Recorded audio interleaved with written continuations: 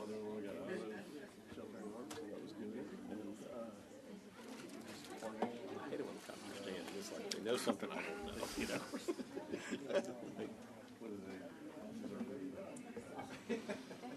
All right.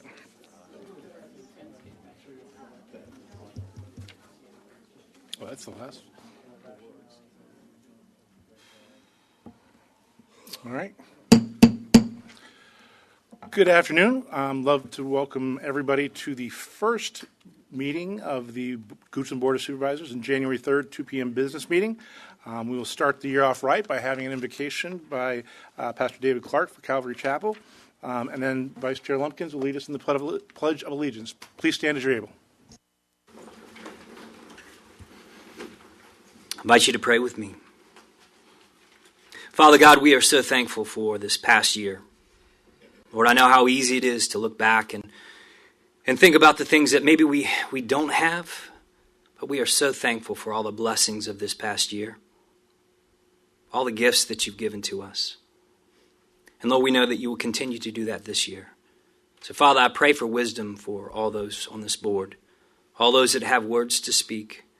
Father, I pray that all the supervisors understand and acknowledge that every voice, behind every voice, there's a person that is struggling, a person that is in need, that every single one of these opportunities to make decisions will affect not only individuals, but this county.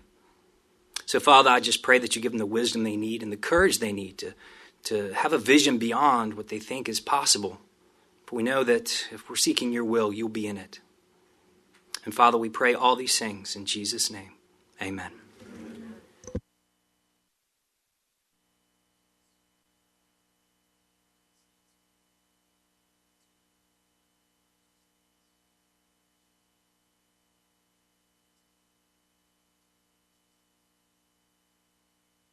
Thank you, Pastor.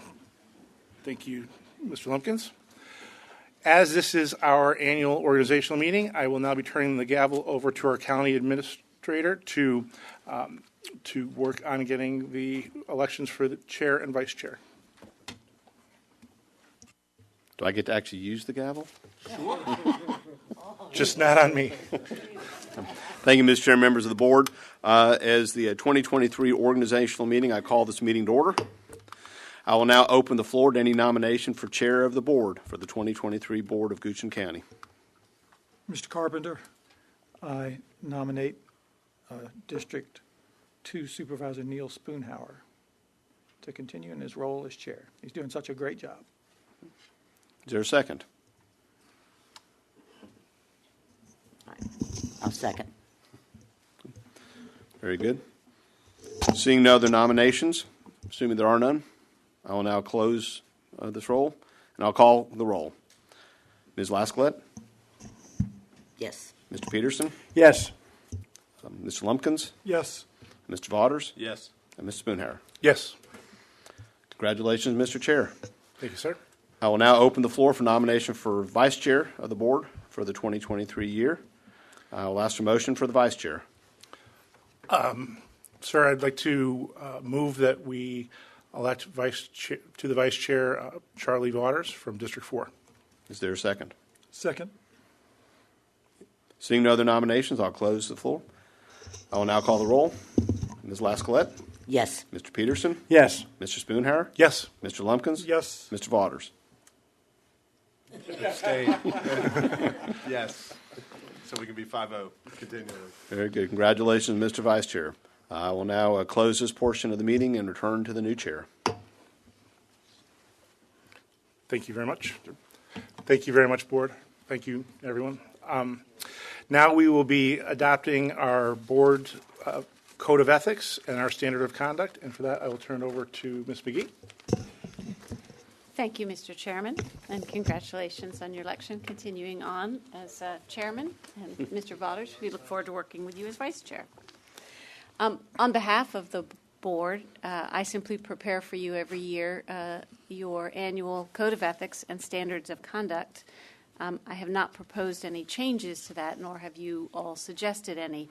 But although this is a in some ways a relatively rote act that the board engages in every year, it's also a very important one because it is a commitment by this board to live and practice on the board and in your personal lives by this code of ethic and standard of conduct. And so at the suggestion of last year's chair and this year's chair, Mr. Spoonhour, upon your approval, should you approve this item for adoption this year, we also have a display copy of it for you to each execute. I'll pass it along for signatures. And it'll be displayed on the back walls of this room so that every person who comes in for business before this board, and so as Mr. Spoonhour says, as you're up here taking your actions, you know, what's visible behind you is that code and standard of ethics that you commit to. So no changes proposed, but I do have for your consideration the 2023 Code of Ethics and Standards of Conduct for the board to consider adopting. Thank you, Ms. McGee. Do I have a motion? Mr. Chairman, I move that we adopt the Code of Ethics and Standards of Conduct as presented. Thank you, Mr. Lumpkins. Second. Thank you, Mr. Peterson. Discussion? I do want to say that what we're doing, the signing, while it may seem ceremonial, and the posting of it is very important, especially to me personally, as this was not my recommendation. This was actually Mr. Sharp's recommendation last year, and we thought it would be a great way not to just honor him, but to have a legacy that hopefully a tradition that will last. That he was such a man of the highest standards and of conduct that we would all be reminded whenever we're sitting out here of what we've committed to. So at that, if there is no other discussion, I will call for a roll call vote. Mr. Waters? Yes. Mr. Peterson? Yes. Mr. Lumpkins? Yes. Ms. Laskeleth? Yes. Mr. Spoonhour? Yes. And if you just bear with us while we go through, Ms. McGee is going to send that down, and I'll sign it.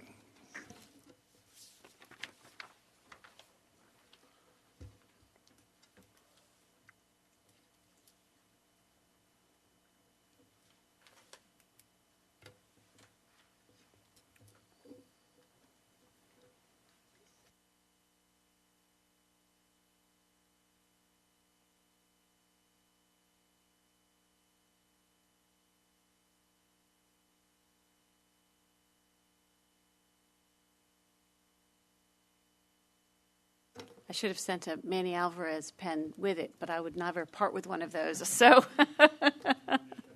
and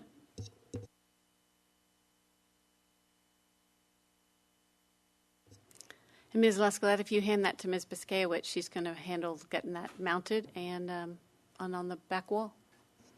Thank you very much. Thank you, Board. Now we will move into adoption of our rules and procedures. Again, Ms. McGee. Mr. Chairman, your rules of procedure, there's only, I made a recommendation of one change for this year's rules having to do with a tie vote. As a governing body, when something comes before you, in order to have action on it, at least a majority of you have to vote on it. But we've never had anything in our rules of procedure about a tie vote, and so I went ahead, thought it would be more clear to everyone if that got put in. In addition, in the case of land use applications, which should they have the unfortunate situation of coming forward when there were only 4 of you voting, if it didn't pass on the first vote, if that was the only thing they could do, they would have to wait a year before they could come back with an application. So at the suggestion of board members, Ms. Laskelette in particular, it makes a specific finding that if, in the case of a tie vote there, someone wants to make a motion to defer action, that would be permissible so that they wouldn't unexpectedly sort of have a tie vote defeat a land use application. So that's just been suggested to put in your rules of procedure to be as clear as the process and the procedure as can be, and I have that for your consideration. Thank you, Ms. McGee. Do I have a motion? I move the board approve the resolution adopting the 2023 Board of Supervisors Rules of Procedure as presented. Second. Thank you, Vice Chair Waters. Thank you, Ms. Lascalette. Any discussion? Roll call vote. Mr. Peterson? Yes. Mr. Lumpkin? Yes. Mr. Vaughers? Yes. Ms. Lascalette? Yes. Mr. Spoonhour? Yes. Now we'll be moving on to the resolution establishing our Board of Supervisors 2023 meeting schedule, which has been posted. Any discussion or motion? I do, Mr. Chair. Yes. The only, we did change a couple things this year. We've got our July meeting is moved to Monday because of July 4th is on a Tuesday. Is that correct? Okay, and then it's not moved. No, I'm sorry. No. No, it's the meeting. Your July meeting is moved to Monday, July 3rd, because Tuesday, July 4th is a county holiday. Right. And it's not moved to Wednesday like some others have been because that's the rain date. In contract. Okay, just want to clarify that. The other item I have is the August 1st meeting. Our meetings have generally been 2 p.m. and 6 p.m. And when we changed, we used to have it at 3 and 7. So when we changed to 2 and 6, we no longer in August can go to the National Night Out. I would like to recommend that we move the August 1st evening meeting from 6 p.m. to 7 p.m. to give us an opportunity to attend that if we wish. The evening start time. The evening start time. Okay, thank you, Ms. Lascalette. So I'll move that we approve the calendar with that one change. Second. Okay, thank you. Any discussion? All those in favor, please signify by saying aye. Aye. Opposed? Motion carries. All right. Now, we will be moving right on to the resolution adopting our 2023 Code of Ethics and Standard of Conduct for county appointees. Ms. McGee? Yes, several years ago, board members, you recognized that you follow a code of ethics and a standard of conduct, that similar requirements are in the county HR policies for employees to follow, but that there are a large number of residents who are appointed to county committees and do represent Goochland County, and you chose to have a similar code of ethics and standards of conduct adopted for all those appointees. And so it's 2 years ago that you initiated that, and it's now become a part of your annual meeting. No changes have been proposed to that document, other than that it be, make sure that it's sent out as people are appointed to your boards so that they're aware of it. And that's before you for consideration. Thank you, Ms. McGee.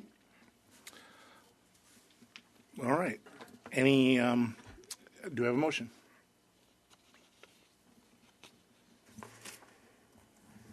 Mr. Chair, I move that the board approve the resolution adopted the 2023 Code of Ethics and Standard of Conduct for county employees, county appointees as presented. Thank you, Mr. Peterson. Second. Thank you, Ms. Lascalette. Any discussion? Mr. Carpenter, roll call vote, please. Mr. Vaughers?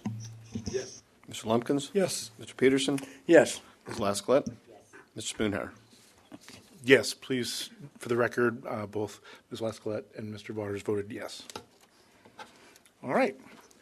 Now we move into my chair's comments. I actually don't have anything really prepared that's pithy and wisdom-like. I just want to say thank you. Like I said last year, this was the best role I've ever had, so I'm honored to be able to serve in this capacity again, and I humbly thank you all for the opportunity.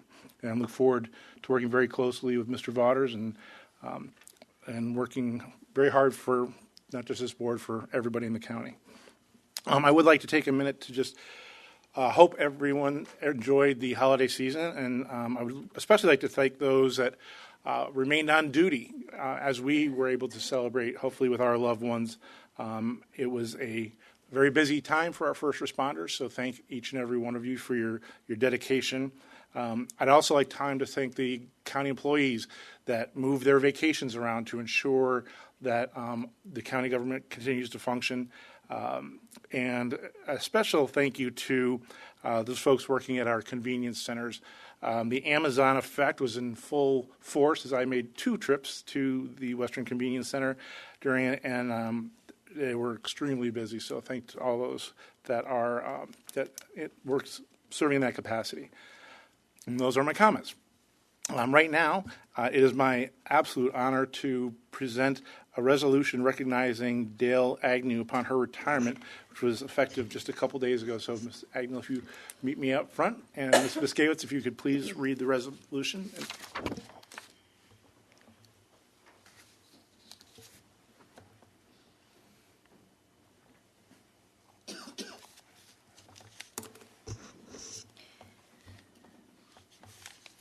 Whereas Dale W. Agnew, a dedicated public servant, retired as Goochland County Clerk of Circuit Court on January 1, 2023, after more than 40 years of exceptional service to the community. And whereas Dale Agnew began working as a deputy clerk in the clerk's office on September 13, 1982, became chief deputy clerk in 1992, appointed clerk in 2014, to fill the unexpired term of Lee Turner, and elected for an 8-year term in 2015. And whereas Dale Agnew enhanced the professionalism and the operational capabilities of the Goochland Clerk's office by upgrading and expanding technology in her office and in the courtroom, and advocating for competitive pay for deputy clerks. And whereas under Dale Agnew's leadership, thousands of dollars in grant funds were obtained to preserve old deed books and plat books. The record room was totally reorganized to save needed space, and her office received an exemplary audit from the Virginia Auditor of Public Accounts every year. Whereas Dale Agnew further served the citizens of Goochland County by volunteering her time and leadership, and now therefore be it resolved by the Goochland County Board of Supervisors that they hereby commend Dale Agnew on the occasion of her retirement as clerk of the Circuit Court of Goochland County, and be it resolved further that the clerk of the Board of Supervisors prepare a copy of this resolution for presentation to Dale Agnew as an expression of the Board of Supervisors for her commitment to serving the residents of Goochland County and best wishes on her well-earned retirement.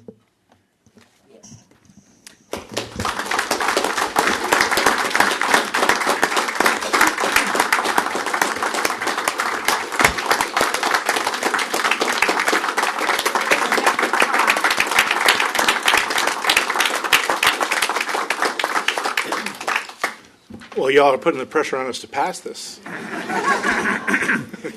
Mr. Chair, I move that we approve the resolution as presented. Second. Thank you, Mr. Peters. All those in favor, please signify by saying aye. Aye. Thank you so much. Thank you very much. Just Please. yeah. Thank you to the board for this recognition today. I really appreciate it. This is sort of bittersweet, leaving the office after 40 years, but mostly sweet. The only bitterness is the fact that I'm leaving my clerk family, which I love so much. I have the best staff that anyone has ever had. That, and I'm going to miss them. However, they invited me back to visit whenever I'd like. So, but I leave with great satisfaction, knowing that the office will be in good hands. The deputy clerks are well trained. They're intelligent. They have a true servant's heart, is what I have found. And I know under Amanda Adams' leadership as clerk that the commitment to excellence will continue. And so your clerk's office is in great hands. Thank you.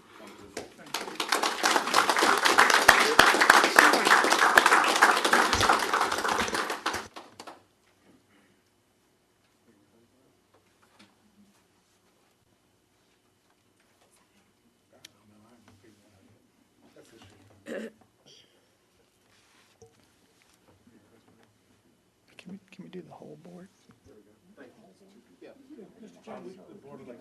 Yes, please. The whole board would join them. Yes. Sure. Thank you. Congratulations.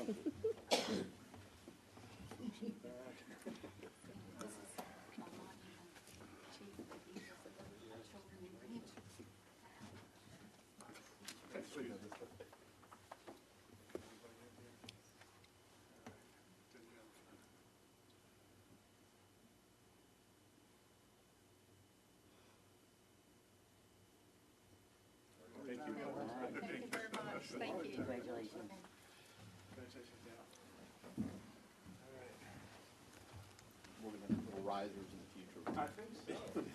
Lights will flash, so you know the picture will be- All right, that's just outstanding. Okay, now we're moving on to a presentation of the FBI Law Enforcement Executive Development Association. Of course, they have an acronym, FBI LEDA, Agency Trilogy Award to Goochland County Sheriff's Office. Welcome, sir. And if you could just press the button to turn the light green. There you go. Can you hear me now? Very well. Thank you, sir. All right. Thank you very much. Good afternoon. I'm retired Sheriff Ira Edwards, Jr. of Clark County in Athens, Georgia. And by the way, go Dogs. I'm sorry. I'm also president and interim executive director for FBI LEDA.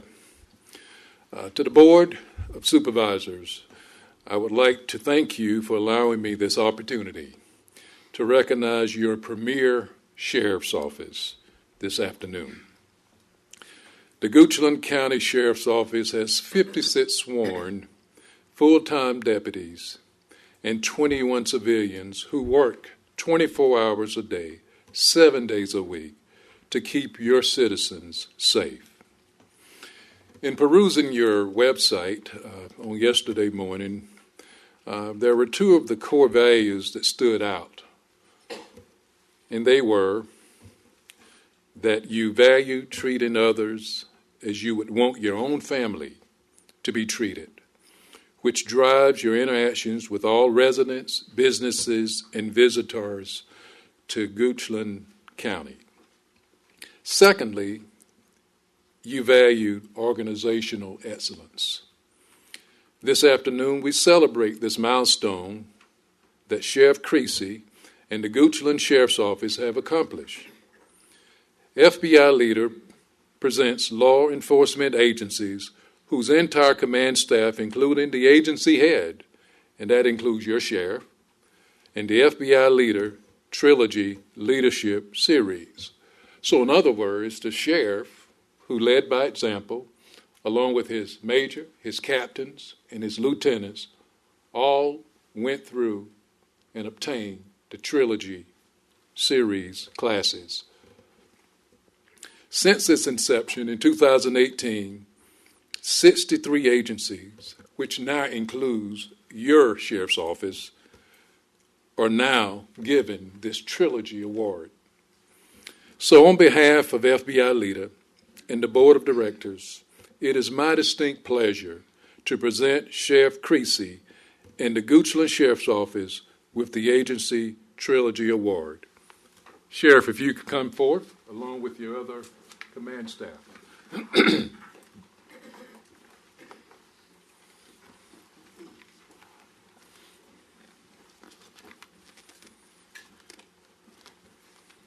Sheriff, this Agency Trilogy Award says the following.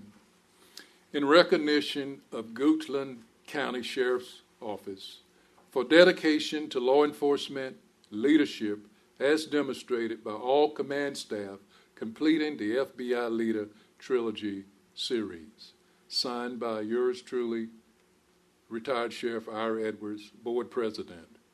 Congratulations, sir. Thank you, sir.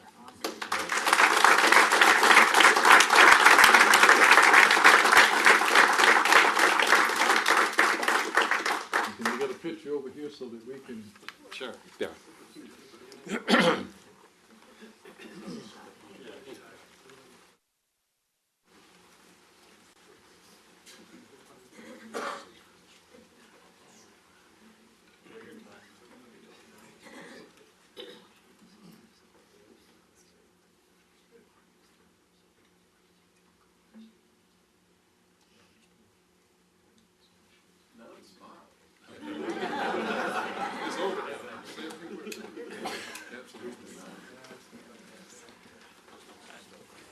Board. Just a couple quick words. I just wanted to thank Sheriff Edwards for coming down here or coming up here today, and just it means a lot that he came up here. He actually flew in from Georgia today, and he's flying out today.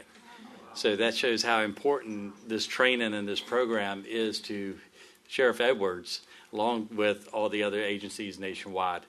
This is, if you remember me talking about one time when we hosted FBI LEDA Internal Affairs just about 2 months ago. This is the program. This is part of the program. And I will tell you, this is a team effort who did this, all of command staff. There's other people in the back room, as even the dispatchers, who are going through this training currently. It's not going to stop with command staff doing it. It's going to go through all the ranks for this training. It is some of the best leadership training I've ever been to, and I believe in it, and it's working. So thank you.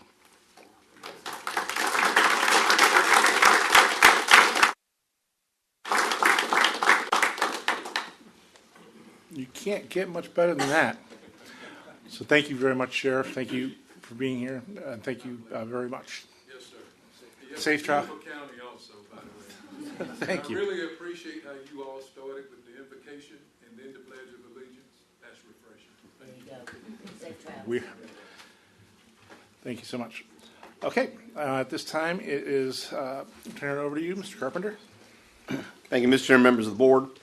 I wanted to make some comments tonight related to some statements that were made at our previous board meeting in December. During the December meeting of the Goochland County Board of Supervisors, concerns were raised about the way Goochland County staff had responded to a project that was initiated by the Humanitarian Ambassadors of America and the ceremonial groundbreaking for the Gardens of Tranquility project, which is located at the site of the former Royal Virginian Golf Club. Though the citizens expressed several different concerns that day, I'm only able to comment on those that were directed at county staff. The first concern stated was the absence of key county staff at the groundbreaking itself. For that, I apologize. I apologize for not being present, and I always try to represent the county whenever I possibly can at events of community importance.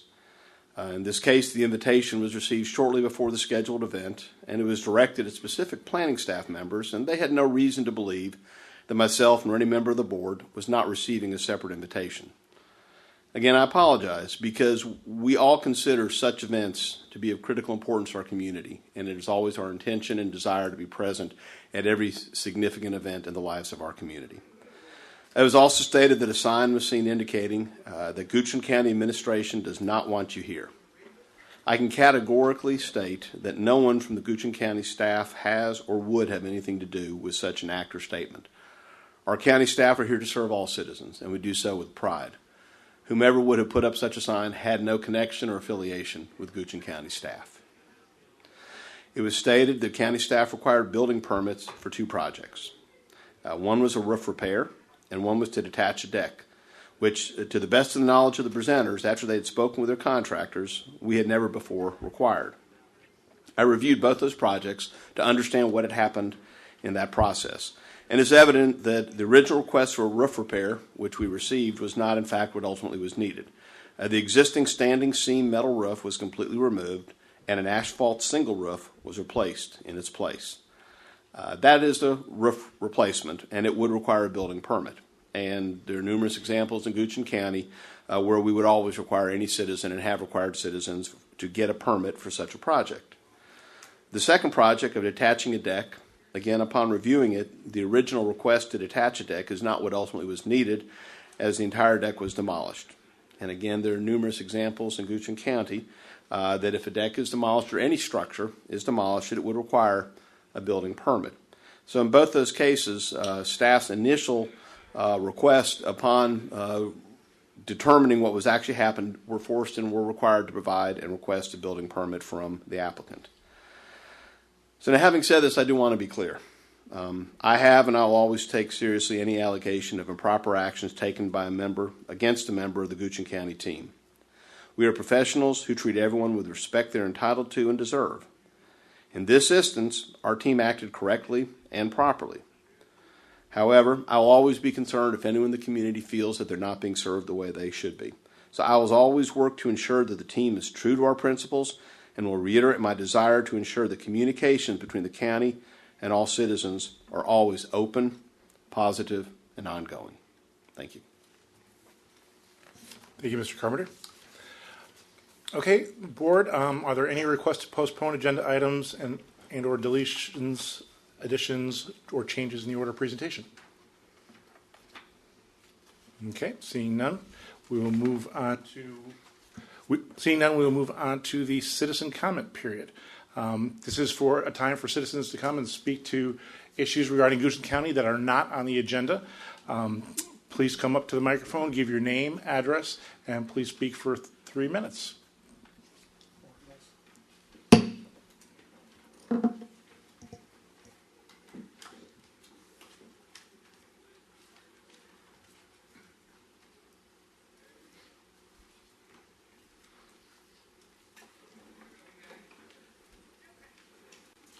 Good afternoon. I'm Wendy Hobbs, and I live in Sandy Hook.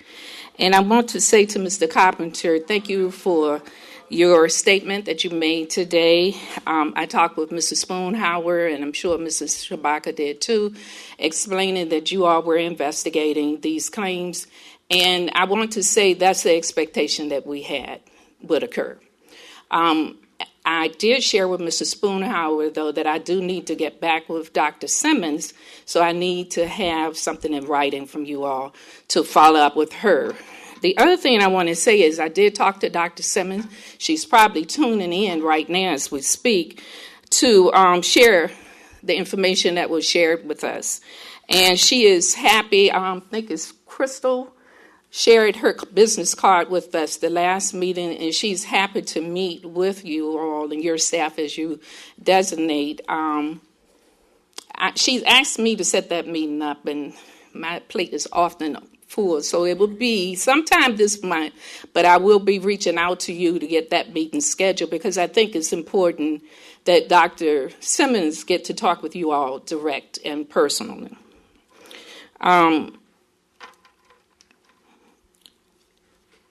The other thing I want to say before I leave the podium is I cannot get back to the 6 o'clock meeting.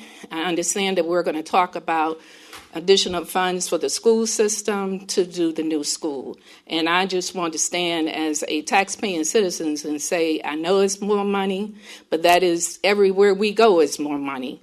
I do support this project and ask that you all support the school and meeting the goals because the Goochland Elementary School needs to be replaced, and there's no question about that.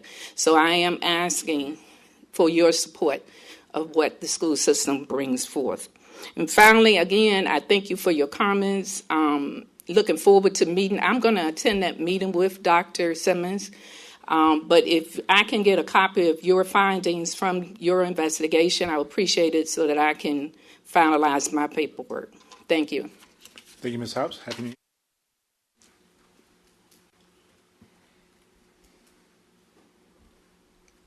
Anyone else for citizen comment?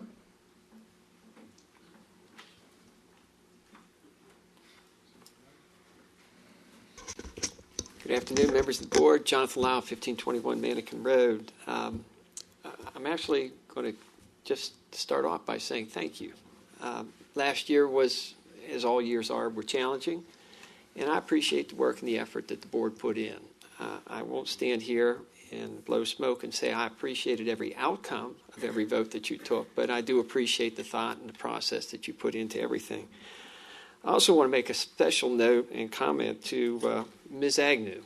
I know she has left the building, but, you know, Goochland County is 280 square miles of area, but the county is really its people. And when you see somebody who has invested 40 years into Goochland County, I think that is commendable. I think it's notable, and I personally have benefited from the effort that she has put in. I also want to make specific comments on last year, maybe as a precursor to this year, to the support the board has given to the agriculture community. We are a agricultural focused or historic rural, I believe, maybe Mr. Lumpkins County, but there's something that is often overlooked just because we don't have the agricultural folks show up to a lot of meetings, and I'm not sure they're always well served when I'm the only voice here. advocating for agriculture. I will mention that the Monacan District did lose to retirement one of our directors, Mr. Ayers, served 12 years. He was an appointed director from Powhatan. We will miss him. I struggled to see him stay on as an associate director, but he's really retired now, and he's taking river cruises and things fun like that. But the good news in some respects is that Sebastian Volker, a Goochland resident, has been appointed to that position. So if anybody's keeping score, Goochland now has 4 directors out of 6 if we count our extension agent. So I don't know that Powhatan should feel threatened, but we certainly have Goochland and Powhatan's interests at heart when it comes to the agricultural community. So thank you again for the support that you've shown the agricultural community, but more broadly, what you're doing on behalf of the county. I made a comment in the Finance Committee. I don't know what other counties do, but I'm very, very appreciative of what you all do here in Goochland. Thanks so much. Thank you, Mr. Lau.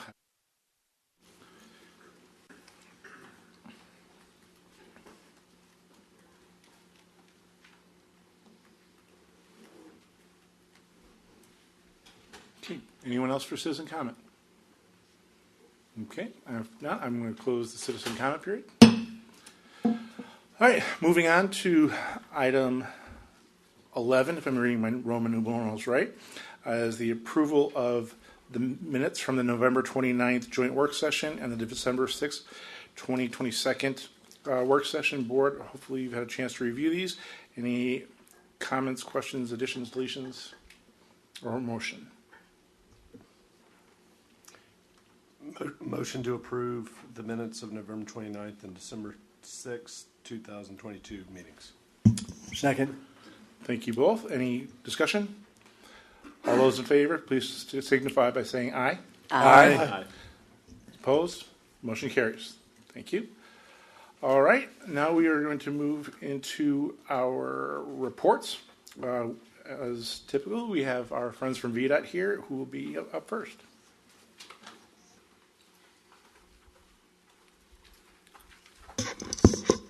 Mr. Chairman, members of the board, Marshall Wynn with VDOT. This past month, we had 166 work orders, completed 199. I had 8 call-outs over the month, doing the same maintenance work, pothole repair, grading on hard surface roads, shoulder repair, pipe installations, ditch work. The big item was December 23rd with the windstorm we had.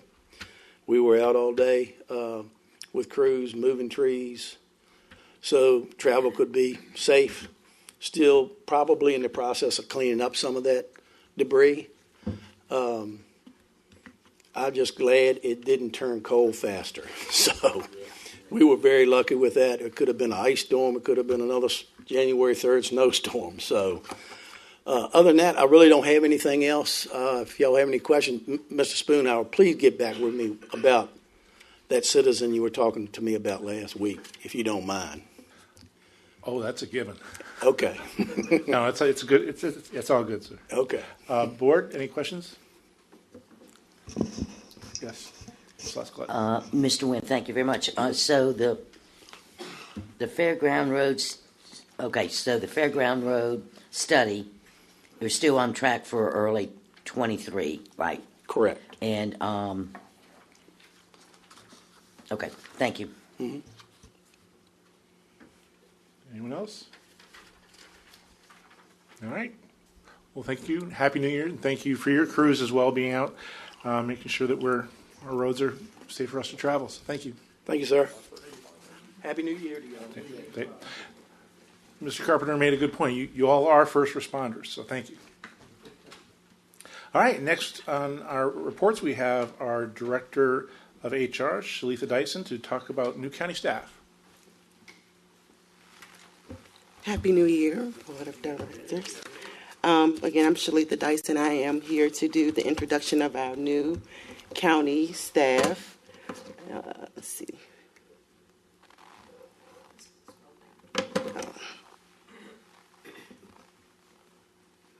Okay, so I bring my glasses this time.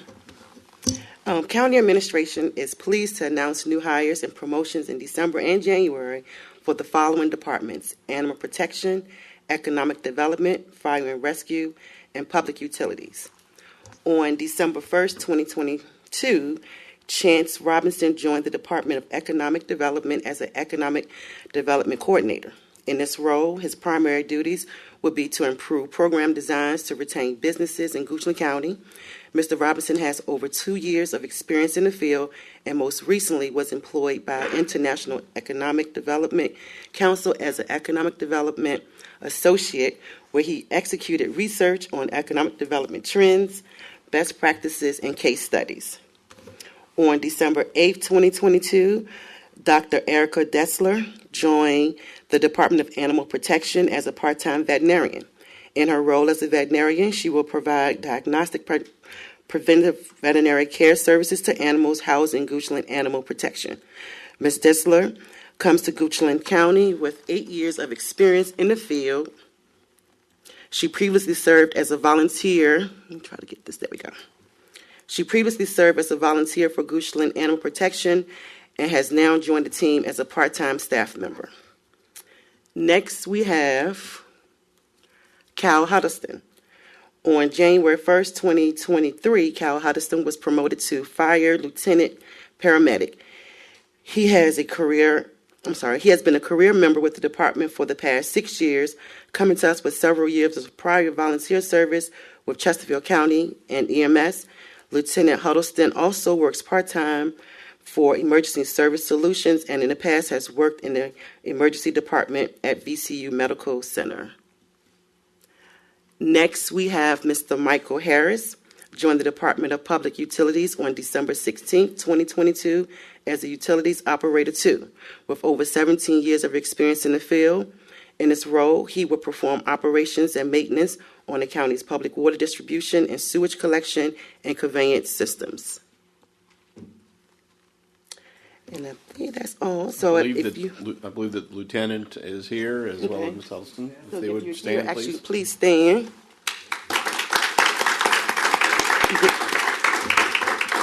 And welcome to the county, everyone.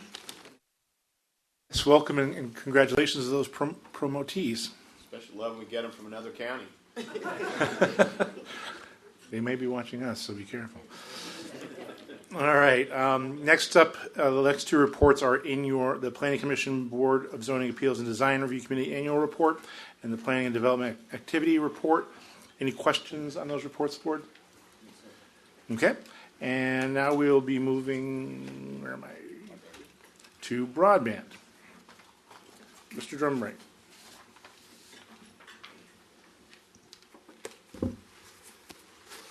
Good afternoon, Mr. Chairman, members of the board.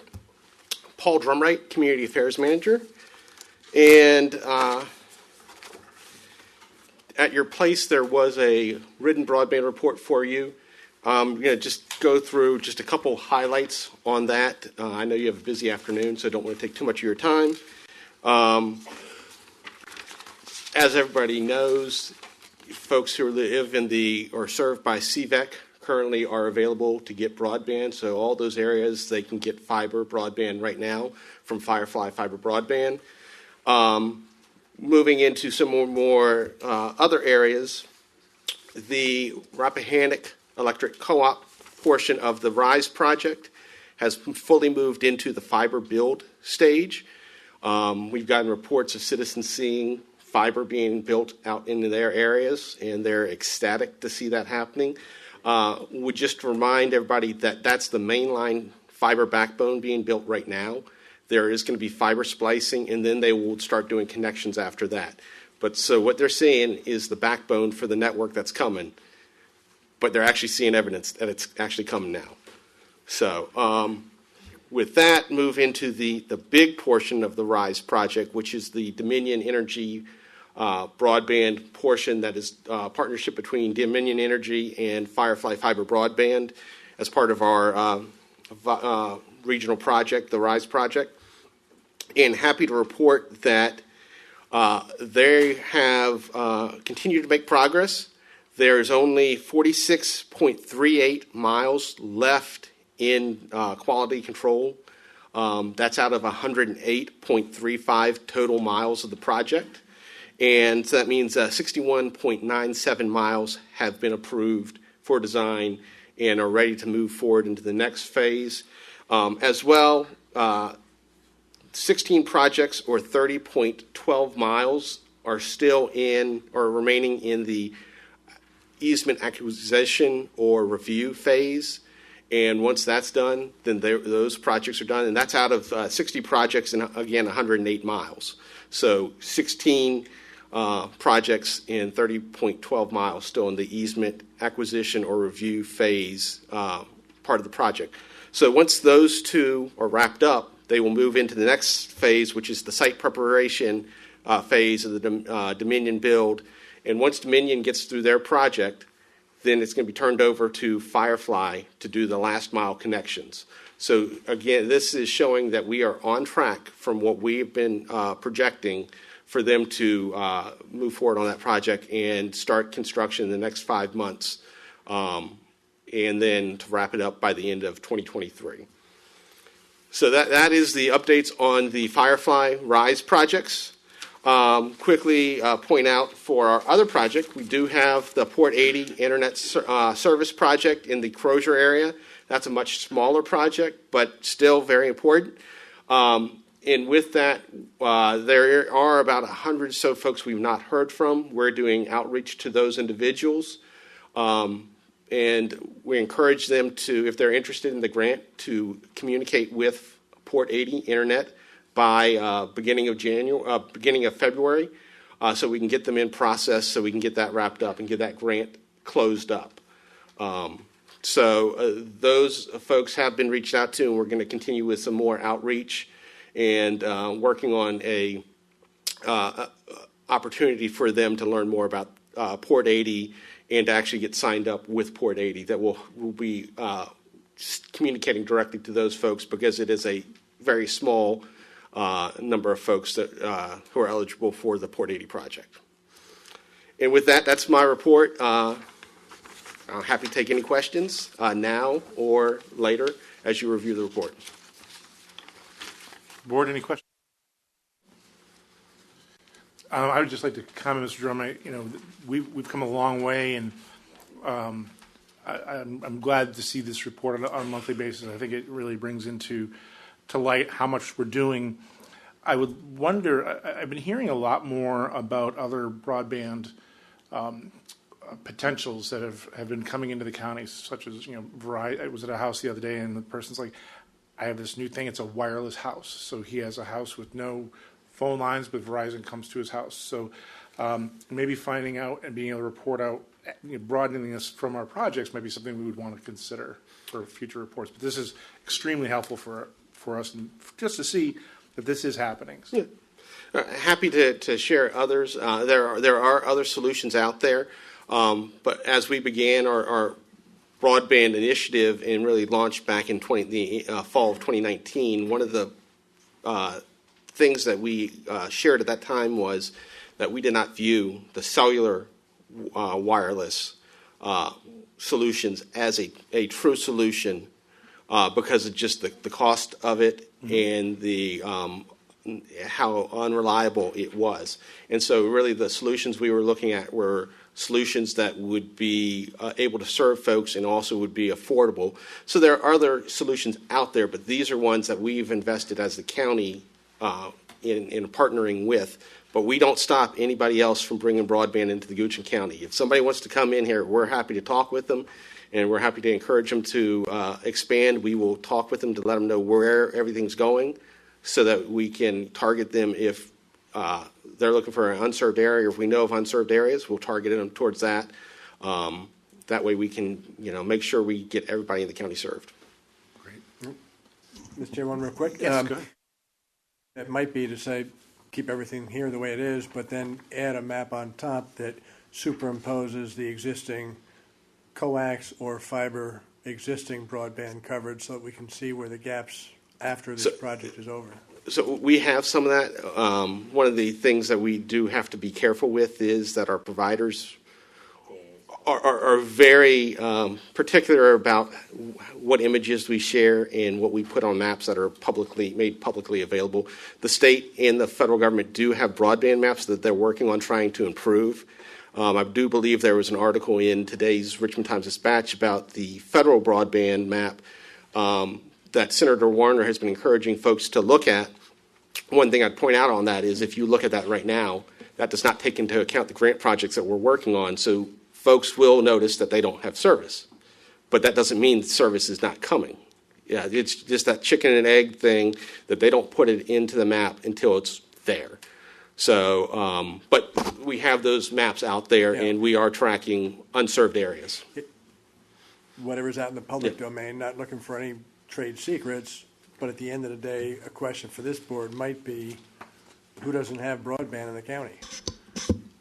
Anyway, so just a thought, again, not proprietary, but public information, but whatever we can do to glean insight to say, okay, 99% has coverage, or 90 or 80, just so we know in trying to serve the needs of the county what the unmet need is at that point. So, but again, Paul, thank you for all your work you're doing this. You're doing an amazing job. It's a very complicated subject, and you just distill it down to its essence for us. So thank you. Yep, stay with it. Thank you. Thank you, Mr. Dermott. Okay, board. Anything from individual board members regarding boards that they are participating in? Mr. Lumpkins? I think everybody's going to want to tune in Thursday to the RRTPO meeting. It's going to be awesome. What channel is that on? Channel, it's on. I have it on multiple calendars so as not to miss it. No, it is. I say that we do have some good topics on the agenda. Some things that have been bubbling for months. We're going to dig into some of the cost overruns, and it is. I hope we have engagement more than usual, because there's more engaging than usual topics planned. But I'll let you know if anything's affecting Goochland, but nothing that I know of yet coming up. But that's this Thursday. Thank you, sir. Mr. Peterson. Mr. Chair, the Finance and Audit Committee met just prior to this meeting, and I believe I'm supposed to confine my comments to things that are not on the agenda for this evening. So since the GES is on the agenda for this evening, maybe I'll weigh in at the appropriate time. But we did have a very spirited discussion and covered a lot of ground, almost exclusively pertaining to the funding and the GES project. And I'll share those thoughts at the appropriate time. Thank you. Appreciate that. Appreciate your work on that. Okay. And from CBTA, not much to report. Approved the timeline plans, working on the projects that are of interest of us to try to get them moved forward in those timelines for funding. But more to come on that in the upcoming months. Seeing no other comments for board reports, move into the consent agenda item. And just as a reminder, board, Mr. Carpenter, it's passing over. Mr. Carpenter will go through the consent agenda items, and then at the end we will take a motion to take them as a slate or to pull individual ones out. So I'll turn it over to Mr. Carpenter. Mr. Chairman, members of the board, we have in front of us today 5 items on the consent agenda. The first item is a rezoning application for 5 acres on Hackett Road, where the county is the applicant, and I will serve as the county's agent. This is the land identified for future Fire Station 7. It is currently zoned M1. The second item refers to the Planning Commission, the amendment to zoning policy that we commonly refer to as the solar ordinance. I'm sorry, it re-refers to the Planning Commission, the solar ordinance.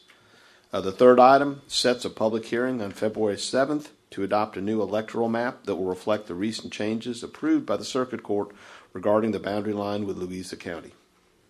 The fourth item authorizes the county administrator to sign a 5-year contract extension with the existing providers of yard waste services as authorized through our contract with the Central Virginia Waste Management Authority, of which we are a member. And the fifth item authorizes the execution of a memorandum of understanding with the Goochland Day Foundation regarding the upcoming event. Those are the items. Thank you, Mr. Carpenter. And board, what's your pleasure? Mr. Peterson. Mr. Chair, I just had a couple of real quick comments on item number 5, the MOU. My read of the MOU, is for one event, this year's event only. It doesn't speak to ongoing, renewable, evergreen, future MOUs. So my assumption in reading it is it's just 1 year, one event, and that's it. If that's my correct reading, that's fine. And then the other thing is, if we do indicate they can and should use the Goochland name and logo with respect to sponsorship, but we don't mention about not using it in respect or in conjunction rather with either the Goochland Day Foundation or Goochland Day Parade, since the name Goochland is in it. I just wanted to caution against using the name and logo in conjunction with the either the foundation or the parade, in that it's not an actual county event. The reason I mention that is some of the citizens have come to me and said, I understand Goochland's putting on an event, and the answer is, well, it's sponsoring an event, but it's not putting on an event. It's a subtle distinction, but I think there is a difference there. So those are my two comments. There was really no mention of making sure that there's not a conflagration or a confusion between the two. And if I may, Mr. Peterson, in the conversations we have had and we will continue to have with the organization, the issue of county's name, likeness, and image has been discussed with them, and the understanding is there with them. We will continue to make sure the understanding is there. The Goochland Day is an independent event, that it is not Goochland County sponsoring, but rather an independent organization, and that the uses of any county name and logo are very limited, and we will make sure that that is continued. And it is for one event, yes, sir.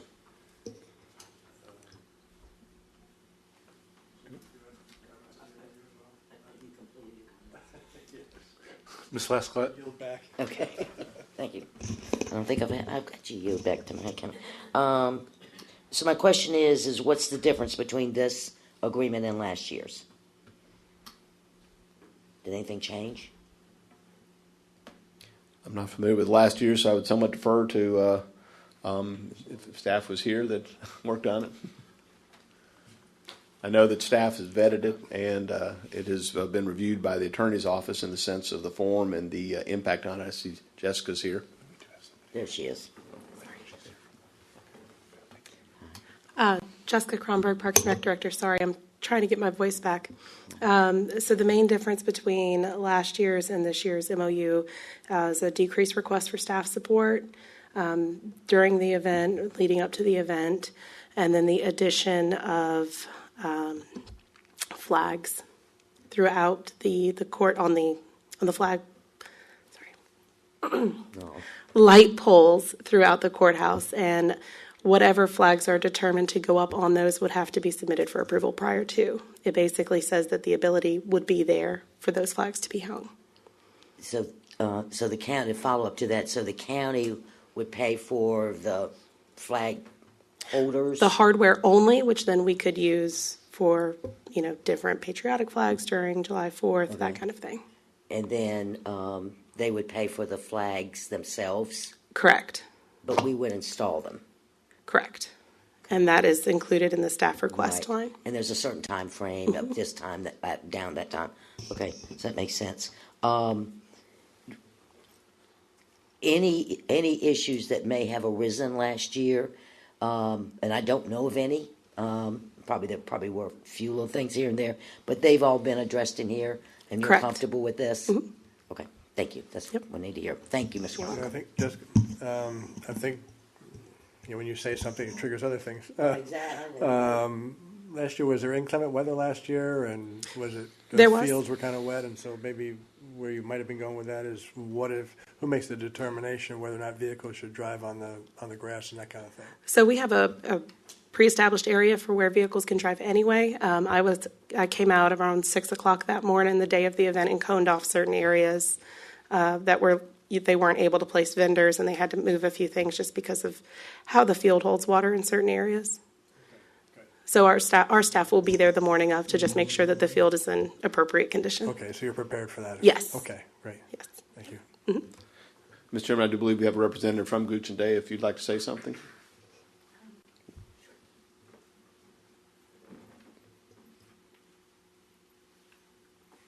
Hello, I'm Carol Cook. I'm Secretary of the Goochland Day Foundation, so I'd like to thank the county for their support for this event, which is resurrecting a historical event, the parade and festival. So again, we are a separate entity. We're a nonprofit, a foundation, supported through donations from all sorts of businesses and entities throughout the county. But again, we do appreciate the county's support because we couldn't do it without you, without the use of your facilities and your staffs. So thank you. Thank you, Ms. Cook. Okay, board, any other questions on the consent agenda items? Mr. Chairman, I move that we approve all the consent agenda items as presented. Second. Thank you very much. Okay, and this is voice vote, right? Yep. All right, all those in favor, please say aye. Aye. Opposed? Nay. Thank you. It's whatever you want. Thank you. All right. Now moving into new business, we will be having a presentation and looking to adopt a tourism strategic plan for the next 5 years, looks like. And we'll have Ms. Sarah Worley. And we're not welcoming to Goochland County here. Let's see if I can get this pulled up.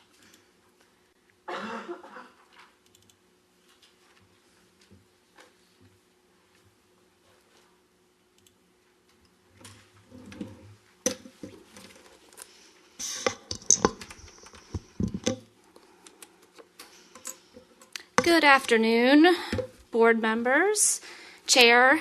Mr. Carpenter, my name is Sarah Worley. I am the Economic Development Director for Goochland County. Today, I want to talk to you about our tourism strategic plan. You have been provided a copy of the plan in your packet, and we are asking for adoption today. As you all know, strategic plans help guide and direct goals and strategies. This plan will help guide our department's efforts on tourism. So where we are, this plan will replace goal number 3 of the 2019 Economic Development Strategic Plan. That goal specifically says to promote, enhance, and expand tourism offerings in Goochland County. So the strategies that we will discuss will then be replacing those in the 2019 plan. We worked with the Community Engagement, Parks and Recreation Department to draft this plan, and the plan has been reviewed by the Virginia Tourism Corporation and the Economic Development Authority. We believe that tourism fits nicely in economic development in our business retention and expansion program. We have lots of tourism-based businesses that could benefit from additional promotion. In fact, there was $44.8 million in direct tourism spending in 2021, and $1.8 million went directly to local taxes from that spending. So we believe increasing our tourism presence will help existing businesses and expand the county's revenue base. The vision statement we drafted for the plan is to become a family-friendly, popular destination for history, craft food and beverage, recreational sports, and outdoor enthusiasts, as well as a source of pride for our residents. We believe that encompasses what staff sees as our existing main tourism assets, as well as it pays tribute to our residents who will also benefit and visit these attractions. The mission statement is to promote, develop, and author authentic visitor and residents' experiences while preserving and protecting Goochland's values, rural character, history, resources, businesses, and agriculture.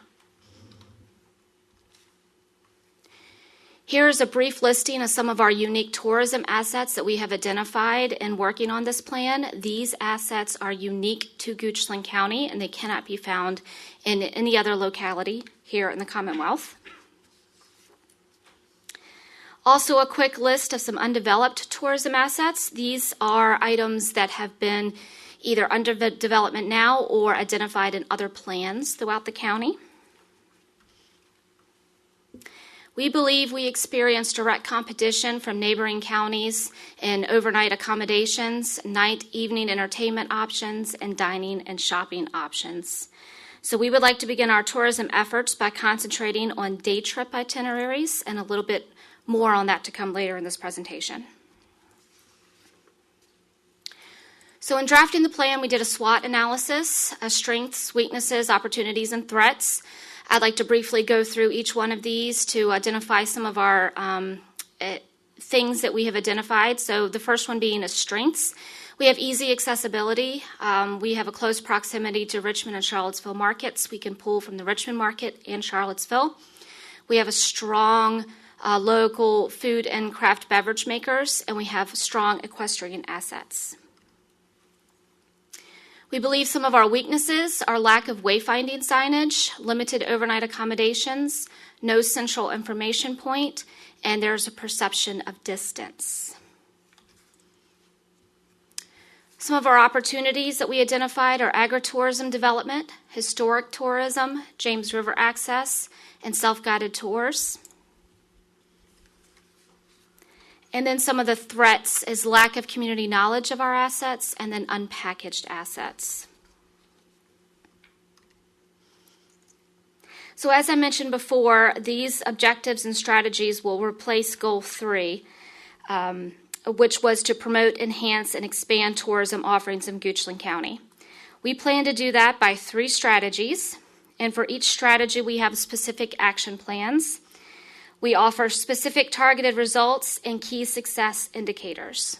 So I did not list out each individual action plan in this presentation, but I do have the strategies, the targeted results, and expected timeline. So I'll just briefly go through some of the strategies. The first one, objective number 3.1, effectively market our tourism assets to increase visitor spending. We plan to do that by utilizing a website and social media. Right now, we do not have a website specifically dedicated to tourism, and we do not have social media dedicated to tourism. We are in the process of launching those. We hope to have them launched by the end of January. And I actually have a little sneak peek of what we've been working on. This would be our new tourism logo. You can see our official county logo there in the middle using our Goochland colors. It's a kind of a pin placed on a map. Our main tagline would be Explore Goochland, and then when we run social media campaigns, especially day trip itineraries, we can use Getaway to Goochland. Next, we want to increase market awareness by hosting media, tourism promoters, and event site selectors here in the county.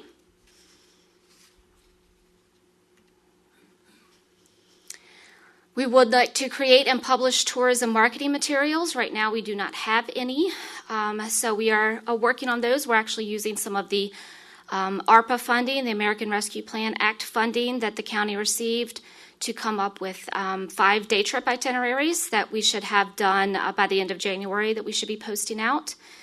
We also want to increase awareness of tourism assets by creating a tourism ambassador program and working closely with the Goochland Chamber of Commerce.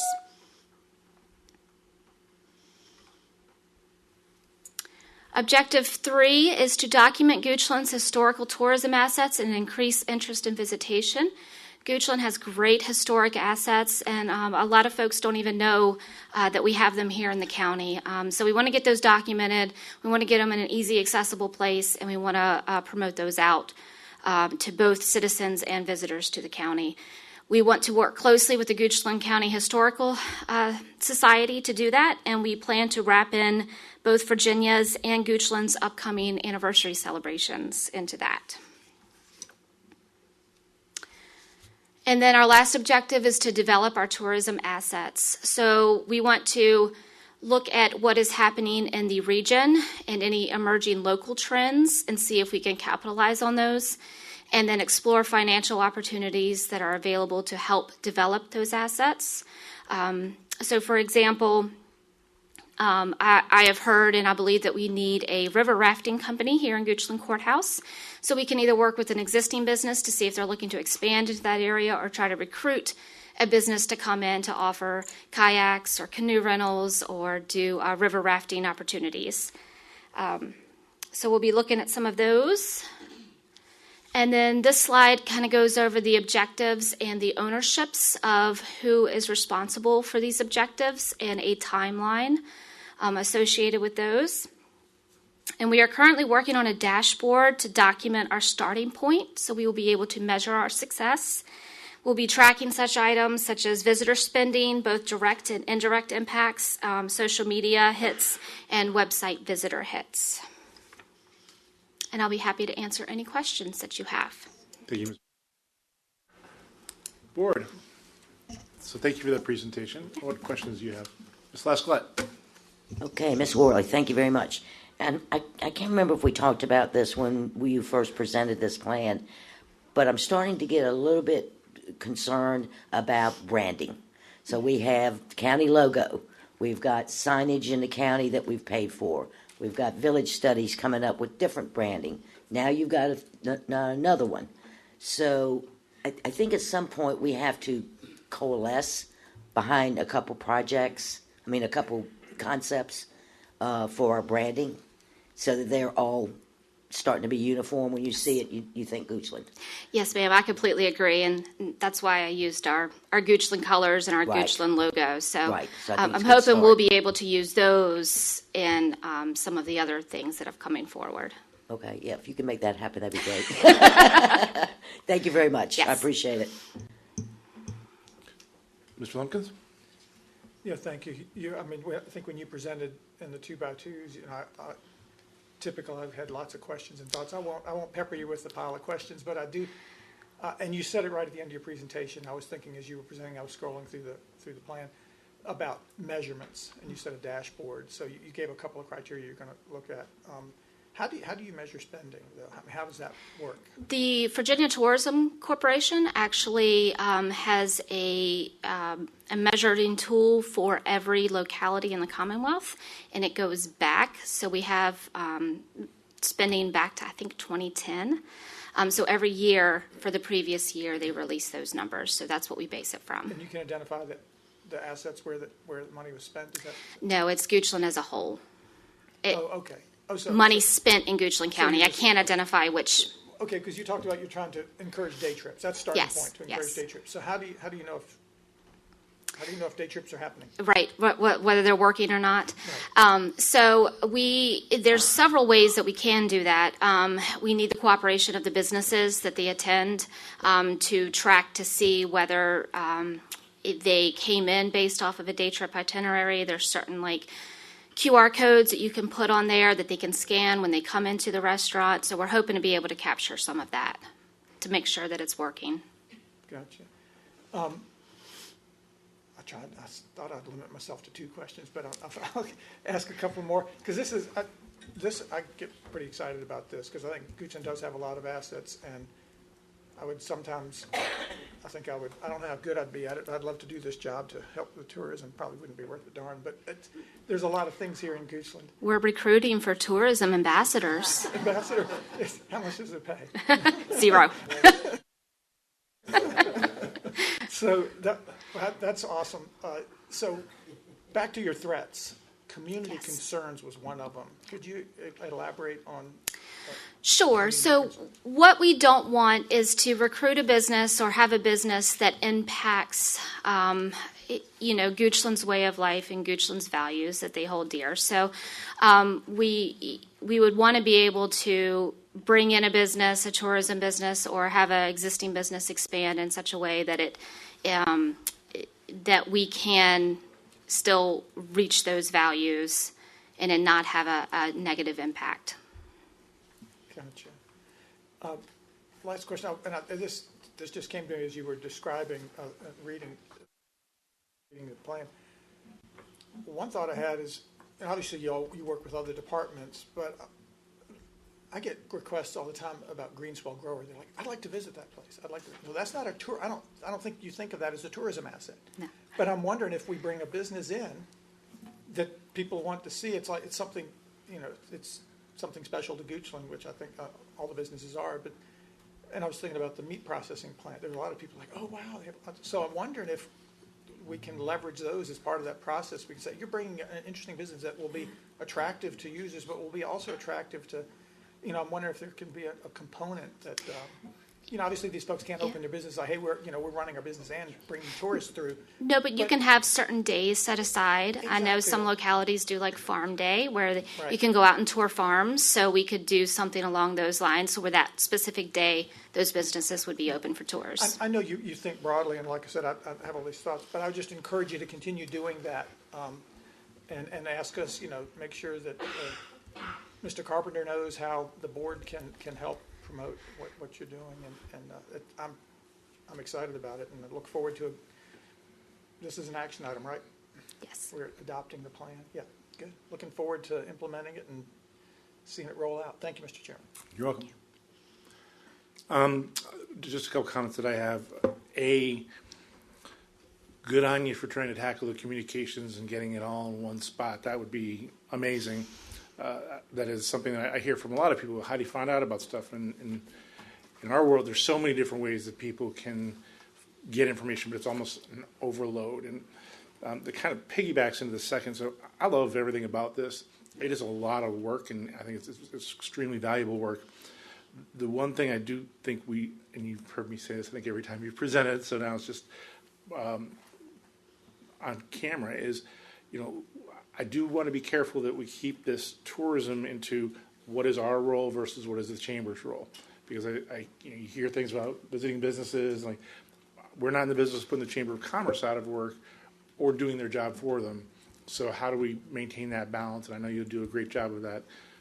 You have the proximity of office to be able to help with that. So that is just something that there's always that healthy tension of, okay, where are we overstepping where they can pick up. So isn't that great? Any other questions? Mr.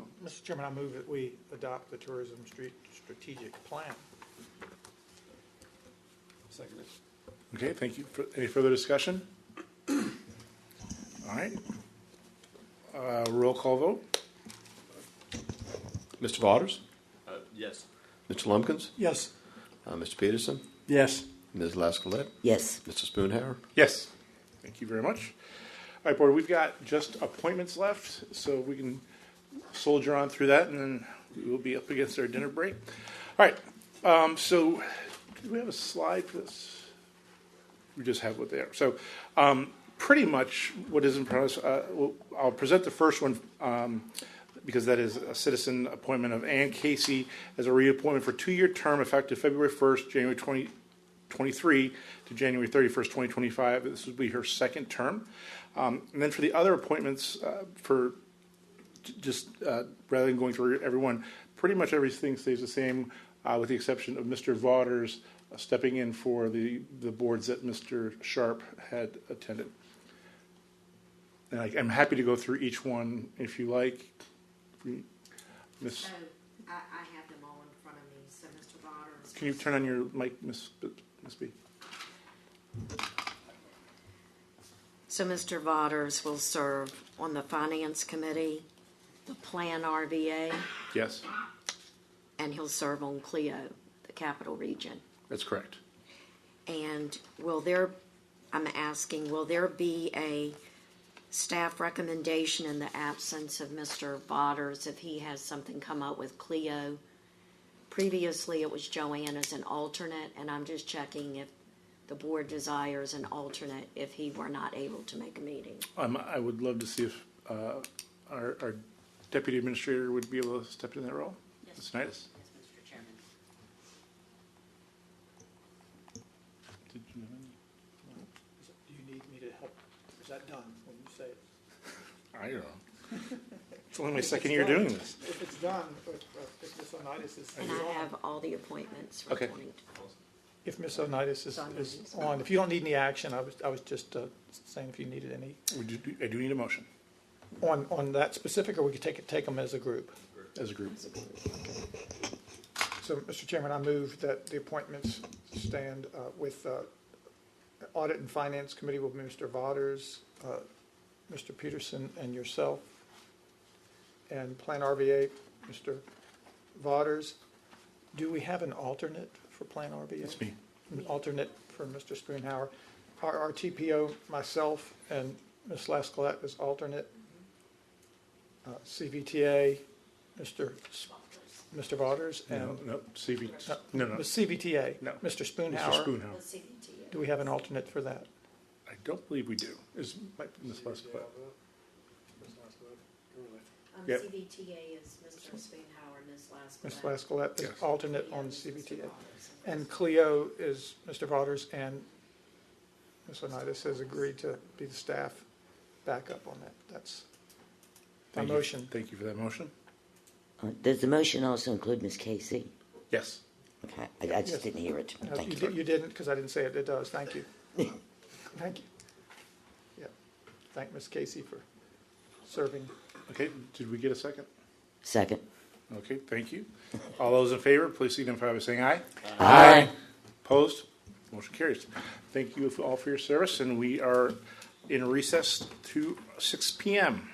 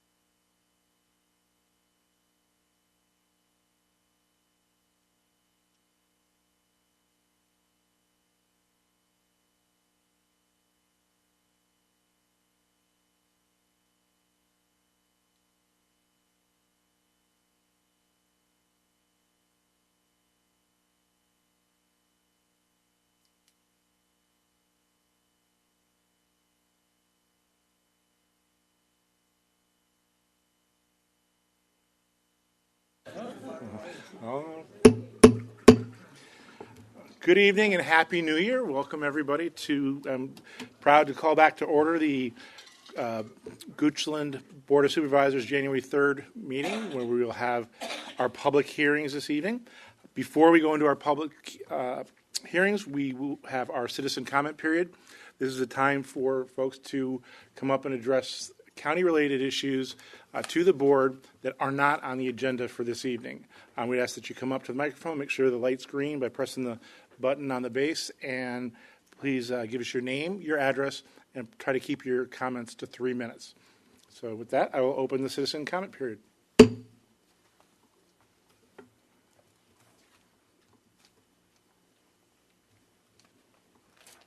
Okay, not seeing anyone once, twice, going forward. All right. All right. Okay, so we will kick this off with our first public hearing, which I know is of a lot of interest to a lot of folks in the room. So with that, I will turn it over to Mr. Carpenter to kick this off. Mr. Chairman, members of the board, we have in front of you tonight for your first action a resolution to amend the fiscal year 2023 Goochland County budget to appropriate additional funding for construction of the new Goochland Elementary School. As you may recall, November 2nd, 2021, the citizens of this community voted overwhelmingly to authorize the board to issue bonds approaching approximately $100 million, a little less, for the for the construction of an elementary school, a fire station, a courthouse, and several other items. Since then, changing economic times have resulted in the estimated cost of the elementary school to increase from what was originally discussed. On November 29th, the County School Board approved a letter asking the Board of Supervisors to appropriate an additional $15.7 million for the proposed new elementary school project. We had already appropriated $40.3 million. Since this appropriation request exceeds 1% of the total budgeted expenditures, the Board is advertised as required and a public hearing is required. Any other questions, then I would suggest or turn over to Dr. Raley if he would like to come and further explain what's in front of you tonight. Thank you, Mr. Carpenter.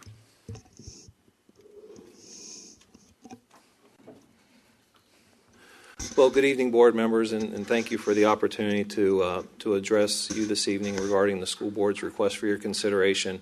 And as I shared earlier in your Budget and Finance Committee meeting earlier today, I'm certainly thankful for the time and effort that you have put into this consideration, the options that have been considered, the work that has been done behind the scenes to get to this point in time tonight. I also want to thank staff behind me who have worked for many years to get us to this point in time, not only school division staff, but ultimately the work of county staff as well. I particularly want to highlight the work of our planning and zoning team and the team that has supported us through building permits and really everybody that has gotten us to this point in time. This is a conversation that's been taking place in our community for many years, as we know. There's no secret to that.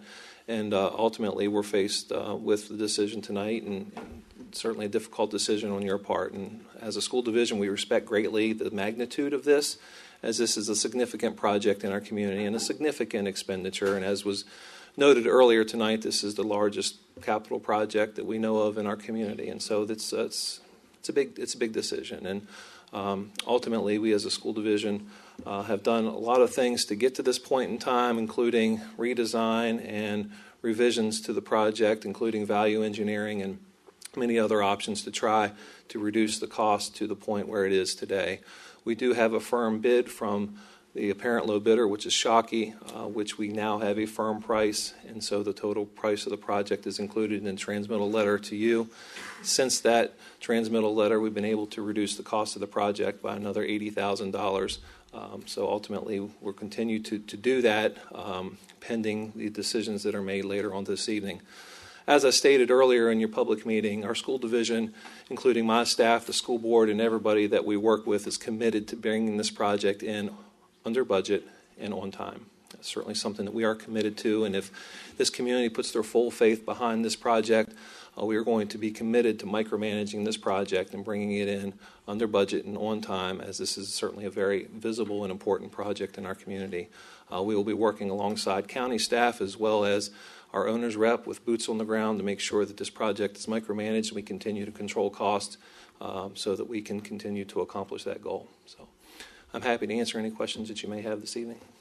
Thank you, Dr. Raley. Questions for Dr. Riley at this time before we open up for the public comment? Don't go anywhere. Okay. All right. Thank you. All right, thanks. Our board, any discussion?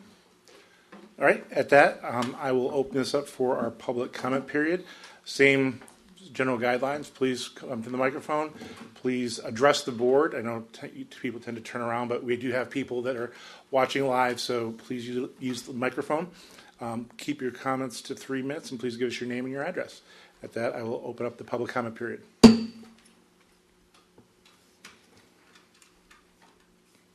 It's always toughest being first.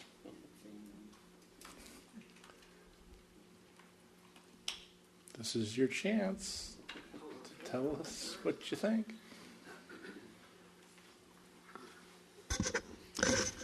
Jonathan Lau, 1521 Mannequin Road.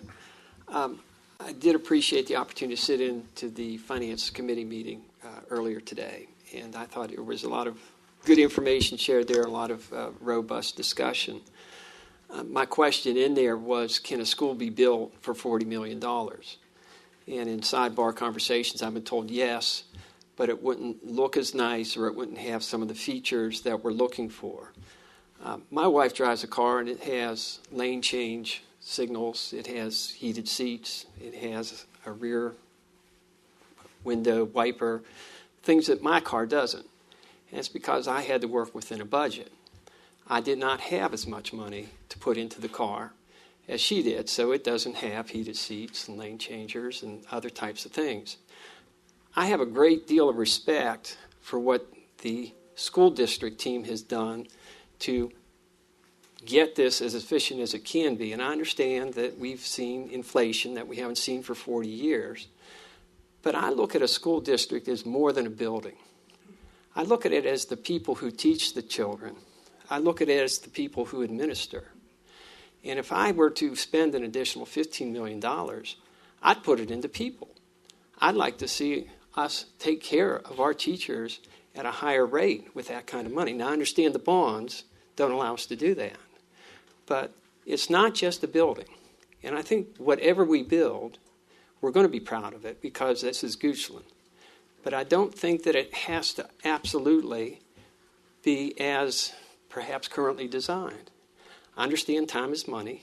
There is a time value to money. The more you wait, inflation, other types of lost opportunity cost. But I'm at the point where I'm trusting you guys. And I do that because I've seen you work over the last 11 years, almost 12. And so, for most of you. And so, I'm going to defer to you because you've gotten into the weeds. But I expect if I were up there casting a vote, I would defer. And I would see if we couldn't come back with something that was a little more economical, maybe not as palatial, if I can use that word, but I think it would address the educational needs of the county. And I would look for a way to invest in people. And my light's up. Thanks. Thank you, Mr. Lau.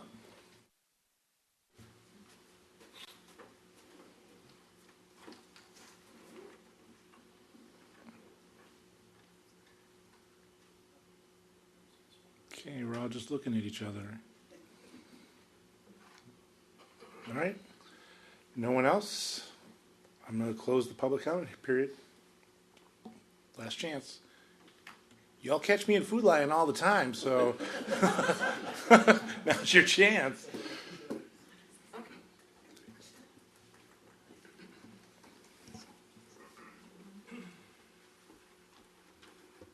It's green, so I'm good. Okay. Good evening. Chrissy Watson. I'm at 2244 Wheatlands Drive in Mannequin Sabbath. And I expressed my opinion in writing earlier today, not only as a parent of this community, someone who's lived here for almost 10 years, but also as a current educator. And so while I applaud and value the comments made preceding me, I also want to keep in mind the forward thinking. I think we need to keep at the forefront, and not only by expanding and allowing the funding of this building, it is a way that you are investing in the teachers. If any of you have walked the halls of any of Goochland schools, whether it's a 20-minute tour or you've spent a lot more time there, you'll see its educators and its staff that fill every role doing the absolute best with what they have. And I think when you adequately provide your educators and more, knowing that our community is growing exponentially, that providing us with the facility and the flex space of collaboration and expanding class sizes and the expanding number of classes that we need, that not only are you supporting the educators in the way that they need, you are serving your community just as well. So, thank you. Thank you very much. Anyone else? Okay. Closing the public comment period. Okay. All right. Anything that, since you're sort of the applicant, and Mr. Riley, anything you want to address that you heard from the public comments, or if not? I will see Mr. Peterson may have some things to say. So, Mr. Peterson. All right, Mr. Chair, if I could, thank you. Well, quickly, just to address one of the comments we heard. We've got annual recurring budgets for annual recurring revenues and expenses, and then we kind of have one-time sources and one-time uses. So examples of one-time would be issue some bonds, raise some cash, build a building.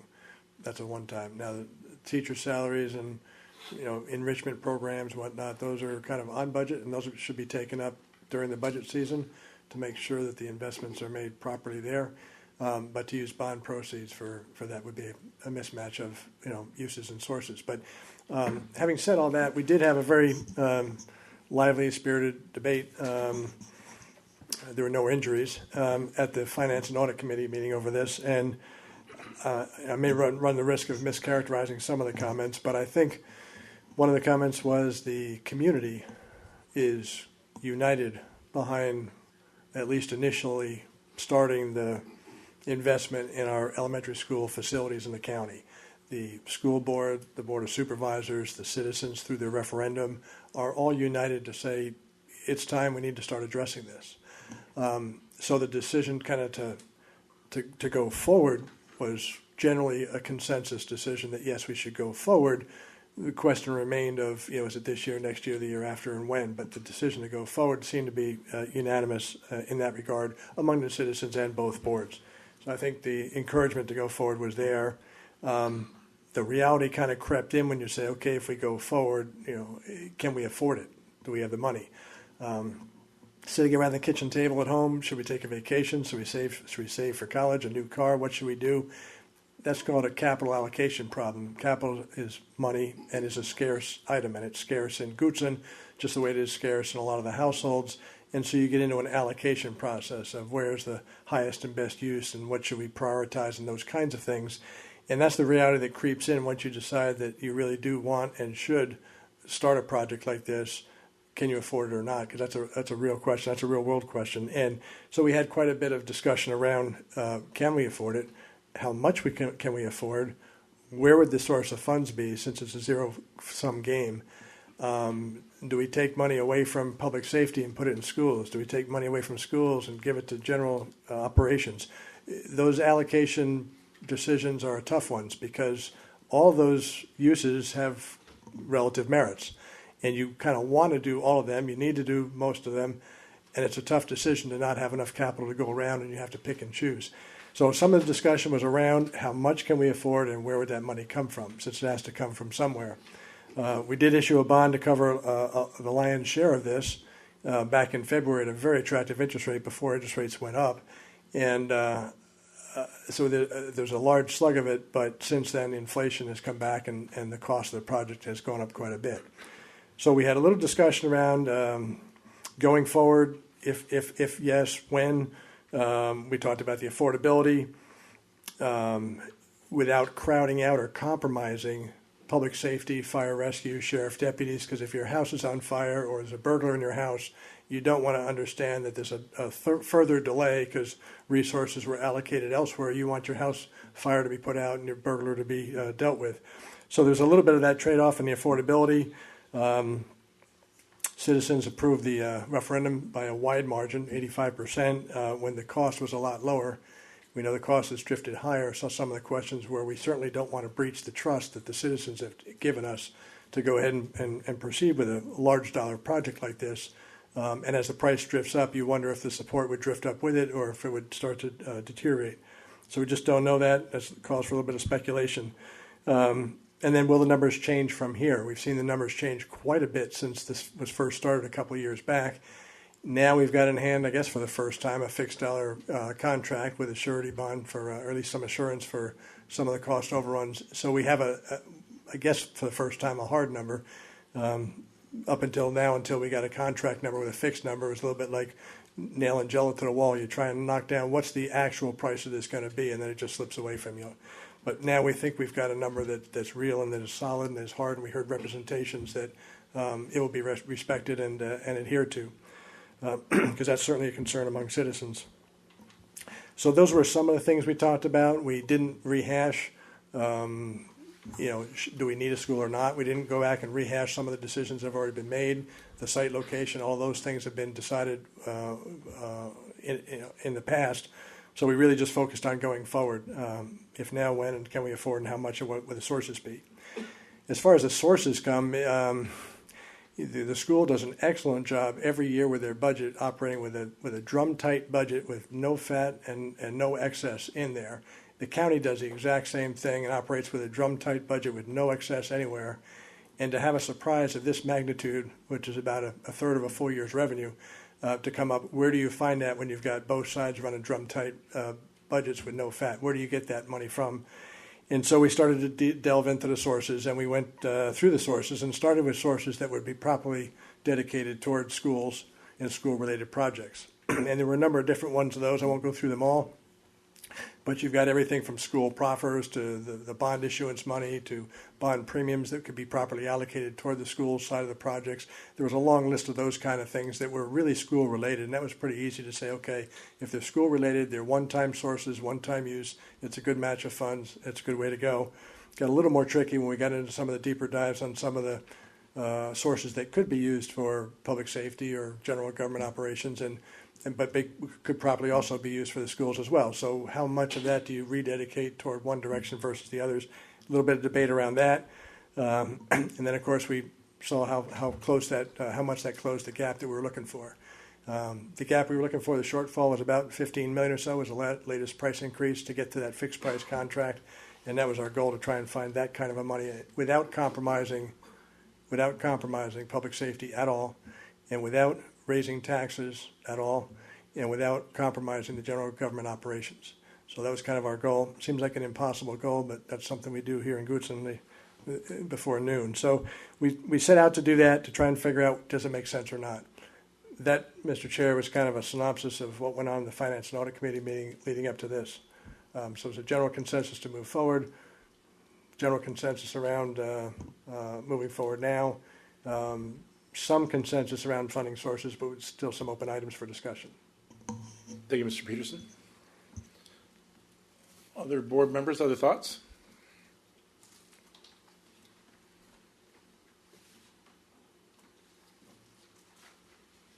Ms. Lascolette? Okay. Yeah, thank you, Mr. Chairman. So I think most of us can agree that this process has been horrendous. It's put everyone in a bad position, both from the school division and the county. Not that it's anyone's fault, or a lot of it's not anyone's fault. It's been the economy or whatever. But I hope we are never in this position again. This is some of the toughest decisions we're going to have to make, I think. And this is one of the toughest votes that I'm going to have to take. I would really like to get to yes on this. The citizens asked for a new school at about 37 or 40 million. That's not what we have. That's not what we're voting on today. That's not what citizens asked for. And to me, I'd personally rather go out on another bond and ask the citizens again, are you willing to pay 55% more for a school that you have already said you wanted? As Mr. Peterson said, we can find the money, which is good. We've worked for 11, 12 years to put this county in good fiscal condition. So when bad times came, we would have resources to deal with it. We didn't know it was going to be a school, to be honest with you. I thought it was going to be the economy turning down or, some major recession or whatever. But here we are. We're trying to figure this out. But the fact that we can find the money, does that mean we should find the money? And that's where I'm stuck. Again, I'd like to get to yes on this, but I do not want to jeopardize all the other things that we do in this county. And I'm just worried about public safety. I'm worried about this money we're not putting aside for our new fire station. The inflation cost. If this school came in at 55% higher, our fire station's probably going to come in at 50% higher. So, and we don't have the money in this plan, at least to address that inflation. So, I still have a lot of questions about this. I'm not sure we're doing the right thing, honestly. And again, we're not going to revisit, is it the right site? Is it the building too big? Should we scale things back? Should we do something different? I guess it's a little late for that now. We're kind of stuck with the contract. It's either that or go completely back out into the market. So that's kind of where I stand. I'm just very concerned about what we're doing to the county, and I just think it's a really horrendous situation that we're in right now. Thank you, Ms. Lasclette. Anybody from the side of the room?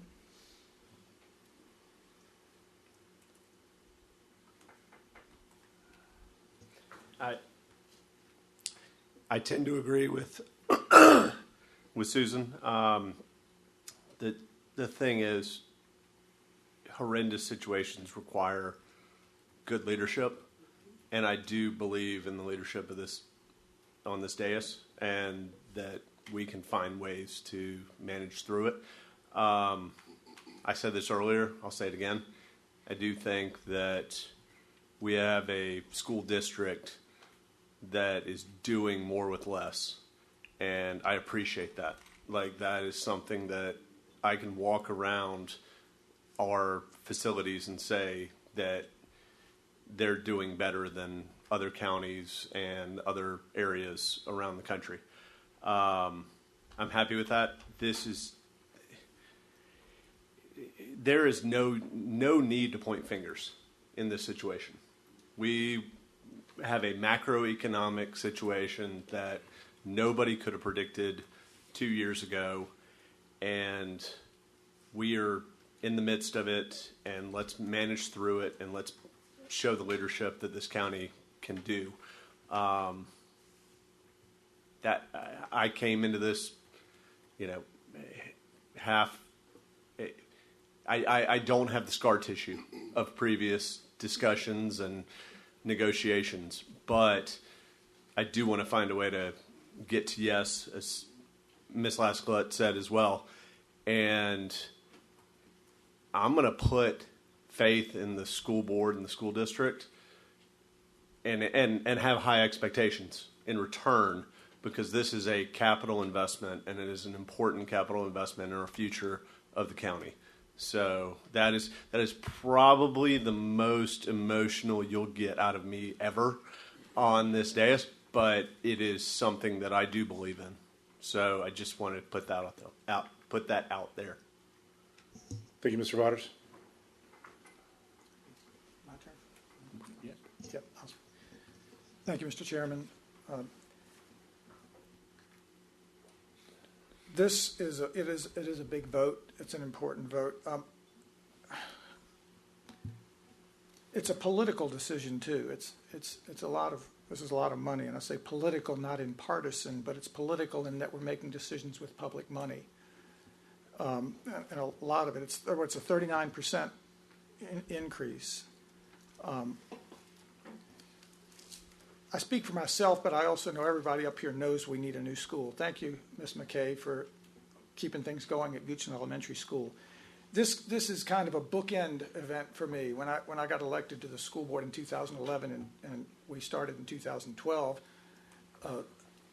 the two other board members that were on the Board of Supervisors at that end went with the new school board, and we toured Goochland Elementary School.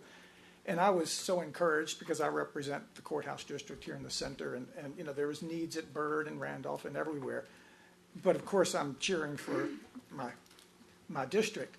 But it wasn't much of a sell because all of us walked in there, the 10 of us, and we toured and this needs to become a priority. So here we are 11 years later. So of course it's disappointing. I'm not frustrated or angry. It is what it is.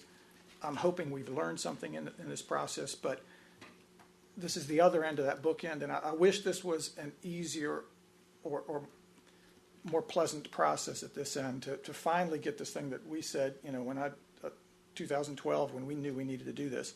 So we all know, Mr. Peterson recounted the sentiment this morning when they said, do we proceed? And the answer is yes. But I hope we've learned something in this process. I'll tell you honestly, I think, again, speaking for myself, I feel cornered. Because either vote, whatever we vote, it's subject to valid attack. We're spending way too much money. The citizens agreed to do a $40 million school, and here we are at $56 million. If we don't do it, then we're even if we just try to adjust and try to get it done, the timing is such that you have until just a few more weeks that we're going to be able to lock in this contract. So anything less than a full appropriation is, we talked about it at the earlier meeting, at the Audit and Finance Committee meeting. I think the question was asked, if we appropriated something less, would the school board proceed? And I think that's again, speaking for myself, that's a complete non-starter. Because once you sign a contract for $56 million, we're on the hook. And so we don't want to set up a further fight between the school board and the Board of Supervisors. So we have to come through and come up with a solution. It's either kick this down the road for a year or just find the money. Ms. Lascalette said we can find the money, and we can. But when we look at the cost, it's additional bond premium funds of $4 million. We already have $5 million in part of this, closing the gap, and that's another $4 million in bond. So that's pretty much that leaves a $900,000 of bond premium. So there's the vast majority of bond premium going to this project. CVTA funds $2 million. That's going to leave $1 million. So there's close to a third of our CVTA funds going into this, and then the $1 million more of the general fund assignment fund balance is going to leave $600,000. And we do have the firehouse and the courthouse, and I'm getting concerned about the timing on the courthouse because when I sat with the judge when Mr. Badesky was here a few years back, the judge was very clear in his expectations, and he's been running a courthouse. He and the sheriff's office have been operating a courthouse that is really, I think we should go tour that again like we did, and I think you'll have the same reaction up here that we had in 2012 when we toured GES. Something, we need to get on this. So this is tough. I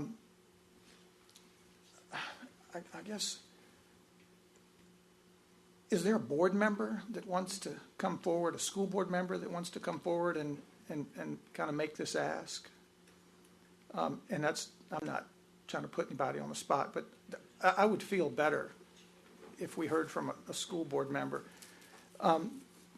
because a reaction that we may have to this is like I said, we feel cornered. And one of the reactions we could have, Dr. Raley, when you were saying at the Audit Finance Committee meeting that you're committed to bringing us in under budget. Well, I want to trust that.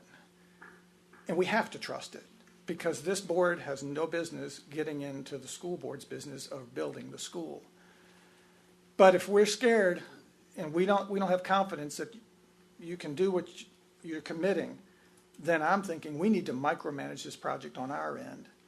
But even today, I had some good discussions with Debbie White about the plans on that end, and that instilled some confidence in me. And also on the grants, we've talked about grants, and every time we've heard from you, Dr. Raley, we don't think we qualify. And I'm wondering, does the school board know that? Well, I've not heard from a school board member that explained that. But today, I looked at the form that is on the VDOE website for school funding, and the tier 3, tier 2, tier 1. We're a tier 1 school. But I was encouraged when Debbie White told me, I asked her if y'all had applied for that. She pulled out a spreadsheet and showed me in great detail how she'd scored everything in that application. So things have happened today that have made me more comfortable. And we want the school board to do the school board's job, but the school board needs to be responsible for this too. We're going to need to be responsible for the courthouse and the fire stations. So, Mr. Newman, you came up. If you don't mind, if you want to speak a little bit more on behalf of the board, it would just make me feel better. I apologize for putting you on the spot. So I have nothing prepared in front of me. I'm just telling you from the heart what I believe.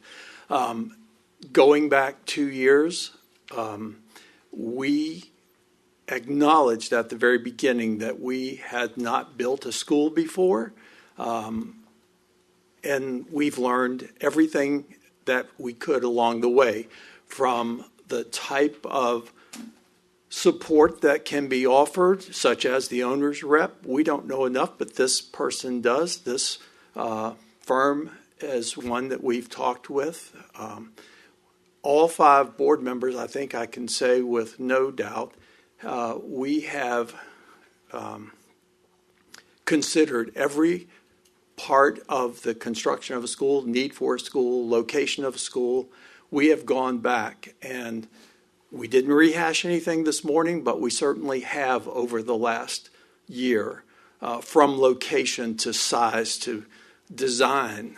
This is not a palace that we're building. It's a learning environment that will be substantially improved over what exists for the students.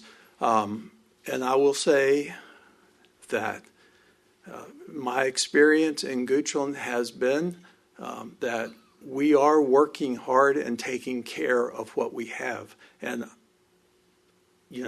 I think everything that I know about school construction now, it's very limited. But I think we have looked at everything that might have confronted anyone trying to do this, and we began at a time where it was all a favorable kind of experience. Things happened, which all of us have acknowledged no one could have predicted or planned for, but it's the result that we have today. And I don't think there's anybody I could have more confidence in than the administrative team for schools, because between the finance and the team that's really analyzing everything that's been presented to you, have absolute confidence in what they've done, what they've learned, what they have redone as a result of what they learned. So I support the plan. I signed the letter that came to you, and I don't regret that. Thank you. So, again, we're trying to get to yes. I think kicking it down out a year is not what really anybody wants. Thank you to Mr. Peterson and our finance team for really combing through the numbers over the last couple of weeks. I think we have something here that I can get behind, but I really would like us. I guess that's a disadvantage of being a small county. If you're in a Loudon where they were building 3 buildings a year, you probably figure these things out and you learn how to manage projects and also work together as co-equal boards, but one with the appropriating and the other with the management. So I hope we can capture some of what we've learned from this and maybe document it for future boards, because we do have 2 other elementary schools that are going to be on tap. Let me ask, in the proposed numbers that we were presented this morning at the audit committee, is there any CIP, any school CIP projects that are being given up that are in our 5-year CIP?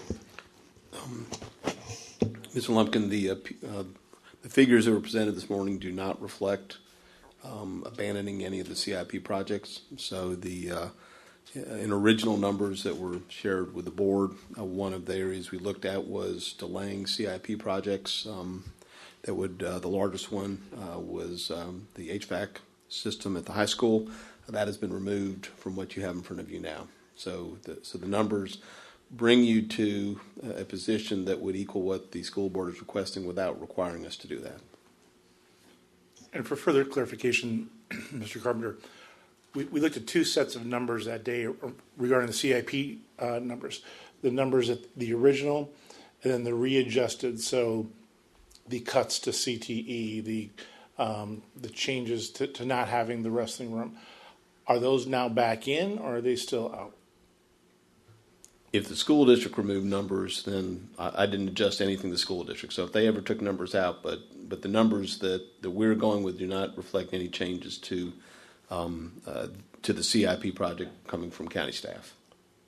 The CIP from county staff. Right. Dr. Riley, maybe you could, because that confused me in the finance meeting today. I knew I'd have a chance to address that. But so there was the list of the, this wasn't just an elementary school we borrowed the money for. There was other projects. What I'm trying to ascertain is that did we have those been cut further from what we saw in our work session a couple weeks ago? Well, on December the 13th, the school board approved the capital improvement plan for future consideration. Those major projects that we talked about are still in the 29-year plan. They have been kicked back at least 1 year, and in some cases more than 1 year. I believe some of the projects have been kicked back to 2033. So there has been an adjustment in the approved capital improvement plan, recognizing the need to delay those future projects, and some may be eliminated in time. They're still there on paper right now, but they have been delayed significantly in that approved CIP. Okay. Don't go anywhere.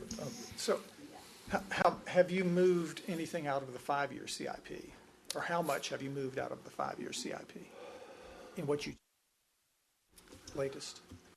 I don't have it exactly in front of me, and I don't want to misspeak. And I didn't bring my laptop with me, but Ms. White, if you wouldn't mind coming forward and helping me answer that question, that'd be helpful. Well, while she's doing that, I can ask, have you exhausted all the grant opportunities that have you sought and exhausted all the grant opportunities that you think might be out there? Yes, we will continue to look for grant opportunities. The grant that you referenced, Mr. Lumpkins, I'm not aware of that application being live. We'll go back and look and see if it is. But if it is live, we'll go ahead and follow through with that application. We are also looking for a federal grant. Right now, the EPA has some funds available for modernization of HVAC equipment. We feel like we have a pretty attractive application for that. Ultimately, if we are awarded that grant, that could be federal funds that could displace local funds and be able to accomplish some of the HVAC needs that have been previously referenced. So we're going to continue to seek opportunities beyond local funds to support our capital projects. This one is a school construction assistance program is the one I referenced. Yes. There's also, I think, some VDOE grants coming to enhance security, so you might be able to find some security components covered in some grants. Yes. But again, see, that's what's happened when we feel cornered. We're like, okay, we got to find these things out, and I want to know that you guys are doing these things. We apply for the security grant every year. We were granted those funds probably 4 or 5 years ago. We applied again this year, and we're not granted anything. Ms. White.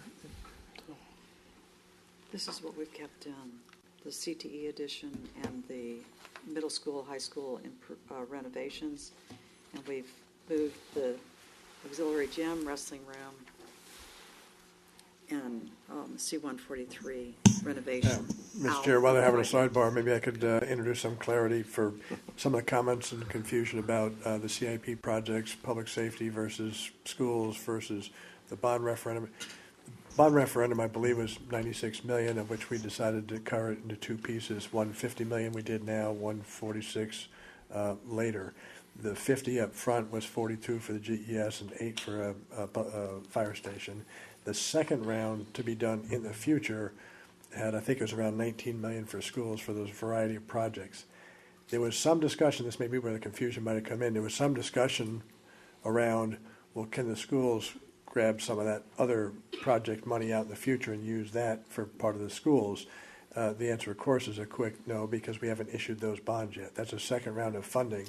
If those funds were available today, they could do that. Funds are not available today because we haven't issued. That's a second round. That was about $19 million or so for the schools in the second round. Second round was also a courthouse, for the new courthouse. Those bonds haven't been issued yet. They've been authorized through the referendum, but haven't been issued yet. The funds are not on deposit with us. Does that help? Well, it does, and I didn't mean to introduce confusion, but No, you but didn't. but 8 million, Mr. Peterson, 8 million then, because you said we issued 42 schools, 8 million. Roughly, round numbers. So we're not moving any of that 8 million in any of the proposed changes. The 8 No, million not at is- all. Right. Not at all. As a matter of fact, some of the bond premium and some of the CIP inflation monies are being held aside to add to that 8 million to cover some cost overruns on that 8 million project as well. And those are numbers But- you see at the very bottom of the. But the that's, matrix. we're taking it from we're giving up 4 million of the premium. Right. And taking it down to less than $1 million for the preservation and. 965, right around $1 million. 965, right. And then below that, there's some additional monies for CIP inflation, and so there's some monies there as well. Those two combined are about $1.5 million. So there is some monies for cost overruns on that 8 million as well, still set aside. The other 4 million and the 5 million would be going on that matrix is dedicated toward this project. But there is monies left over for the other as But I well. think, yes, some money left over, but I think we're giving up most of the premium now to the school. The vast Yes. majority of the premium is going to the school. Beyond their pro rata share, yes. Their pro rata share, 42 out of 50, is a little over 80%. So if you took 80% of the premium, just as a pro rata share, there's no science to that. It's just, but. So you have 60 or you get- 61 million of the total bond issuance was on the school side, and the balance is on the county side. Of the combined? Of the Yeah. combined total bond, 96. Combined, not the 50 that was issued. So aren't we really shifting a whole lot of the premium, where it's no longer balanced, is it, after this shift? Okay, Not at all. the 50 that was issued was 42 and 8, which is roughly 80 some odd % school. Oh, So if you did the premium is pro on rata this issuance, that, never mind, yep. We Thank you. have not issued the second round yet, where there may or We may don't- not be some premium there to Understood. deal with. Okay. I got it. Fair Thank enough. you. There you go. Mr. Reilly, before I go to you, Ms. Lescott, did you want to answer the question about the programs that were moved in and out? Yes, sir. Before the laptop dies or something? Yes, sir. So what was approved by the school board ultimately for the supervisor's consideration was moving the engineering for the CTE addition back to FY25, with construction taking place in FY26. They chose to move back the engineering for the auxiliary gym back to FY29, which is outside of the 5-year window, and then the construction of that back to FY30. What's the number on that? The number for the auxiliary gym? All of it. Well, each item. Okay, so let me go back to the CTE edition. FY25, we're looking at $1,278,830 for engineering and design. FY26, $17,543,945 for construction. The auxiliary gym in FY29, $356,184 for engineering and design. In FY30, $5,845,900 for construction. Wrestling room was postponed to FY29 with $129,883 for engineering and design. Construction in FY30, $1,781,835. We also have, athletic fields was not a part of the bond, but we have postponed that pretty significantly back to FY32 and 33. There were part of the initial bond was discussions about interior renovations to the school, including fine arts spaces and collaborative spaces, and there were some funds associated with that. The school board has asked to leave that in FY25 with engineering design at $196,361 and construction in FY26 at $2,693,823. Part of the project also included renovations to one of our classrooms. It's a large space called Classroom 143. School board is asking to delay that and postpone that to FY29. Engineering costs at $184,906 and construction costs in FY30 at $2,476,178. So many of those projects have been delayed outside of the 5-year window, with the exception of the CTE additions and interior renovations to the school. Thank you, Dr. Reilly. Thank you. Ms. Lescott? Oh, my. Okay, so that got off track from what Mr. Lumpkins was talking about. So, Mr. Peterson, I totally understand we're not going to go out to the market on the second half of the bond for, 3 to 5 years, or whenever the market, well, a couple factors, right? Whenever the market will allow us, and also when we have the capacity to handle some of these projects. But when we do that, we're saying approximately out of the 46 million that we would be going out to market for, 19 of that it was for the schools, rough numbers. Can we? I understand we can't use that money now because we haven't gone to bond. I mean, haven't gone to the market yet. But when we do that, can we take some of that 19 million and make the county whole again? Give 15 million back to the county.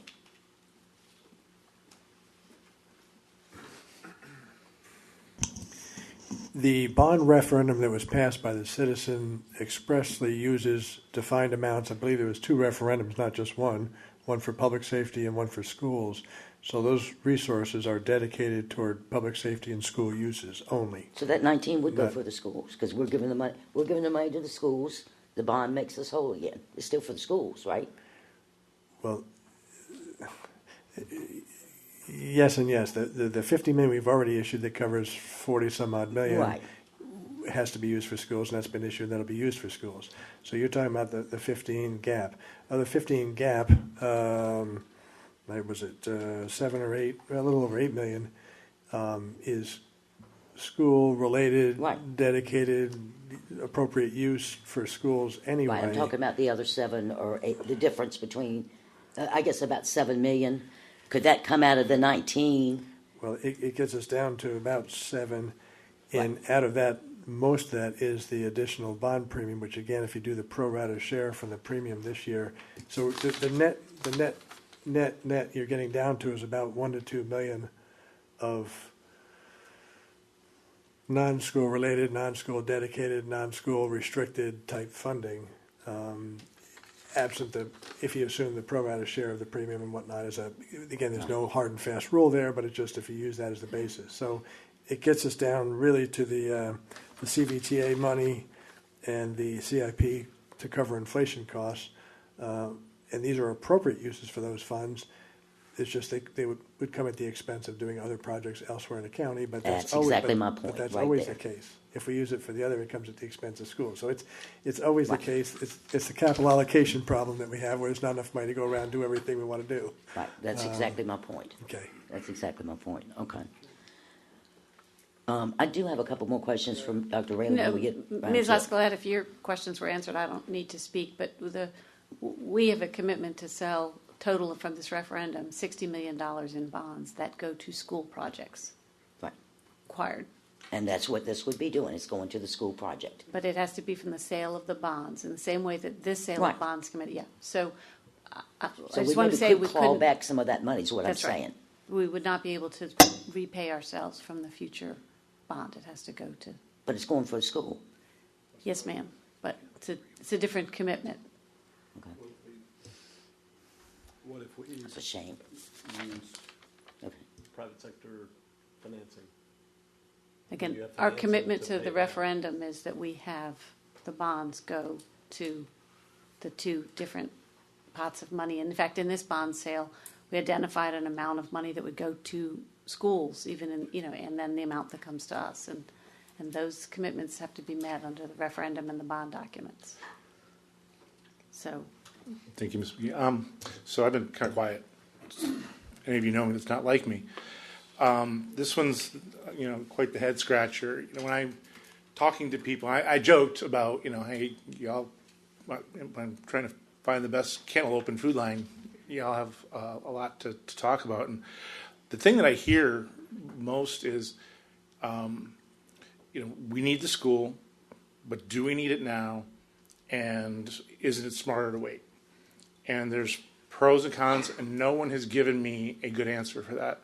So I spent a good part of my holiday vacation learning about the different types of construction, and realizing that, and I talked about this in the finance committee meeting, but that, if you look at everybody says, well, house prices are coming down, so it'll be cheaper. Well, that's not really how it works. Wood is different than steel, and there's different markets, and there's different sources and different impacts and different global impacts on different markets. Well, commercial, things are going to be launching in this area and not this area. Well, commercial is not the same. And apparently, unbeknownst to me a month ago, there's a thing called institutional construction. And institutional construction forecasts that I'm looking at are saying I don't see any relief coming in the next year to 18 months. I see an increase of 5% to 5.5%. That's not enough for me to go, yes, we have to do it now. Like, we have to get this done. But it's enough for me to go, I'm not really sure that it's going to be cheaper, and we're going to be in the same spot and having the same conversation, but with different board makeup. So when I look at this, one of the things that when I ran for this county was not in the same position where most of these people were voted in, and it was a very different situation. And the thing that most people said was, don't screw it up, don't raise my taxes, but bring me a Starbucks and a Publix. One of those things that I'm trying very hard not to do is screw it up. And with what I want people to understand, and you heard Ms. Lesk, Mr. Peterson talk about this, and maybe we'll get into this before or after a motion.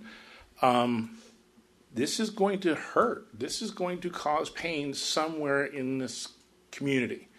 And whether it's for these schools, whether it's for public safety, there is going to be pain that's going to be felt. When COVID hit, and we had to look at our budgets, we had to look at our public safety, we had to look at every position, and we froze it. Why? Because we said, we don't know what it's going to look like, but we want time. Let the first half real estate taxes come in. And the next thing we did, once those taxes came in, we saw how things were doing, we addressed. And we wound up funding almost every position that we had paused.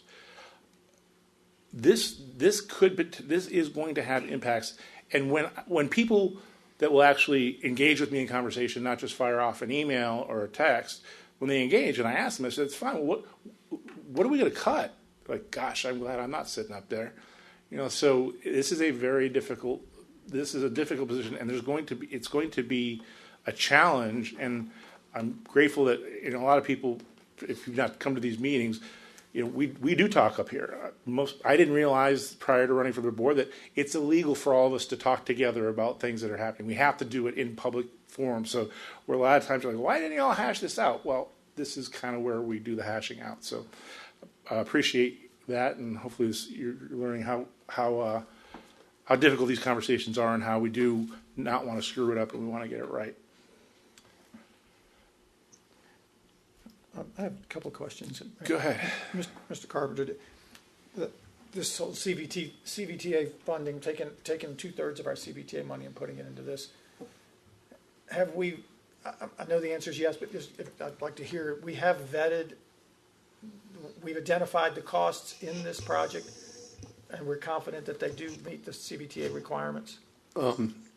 Yes, Ms. Lumpkin, we originally reached out and asked the school district to come up with a list of the components of the project that could be considered transportation.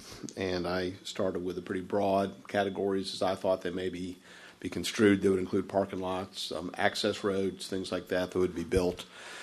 And the original figure they came back with was over $3 million of the total cost could be considered transportation. We then had staff take a look at it, vet it, and compare it to what the policies were. And we removed over $1 million of that for parking lots, things like that we felt would perhaps make it, but we could not be sure they would make it. And we did not want to run the risk of it not being above board in something. So these are focused costs on the road improvements themselves, the Bulldog Way, things that are related to transportation, of which the CVTA local funds are focused on. With the strings are less than other programs, so it gives the board broad leeway in spending this money as long as it is on transportation, moving of vehicles essentially. So I do feel, and I haven't said that, obviously the cost of building the road may be less, it may be more. So that figure is, again, it's our best estimate of what it would cost.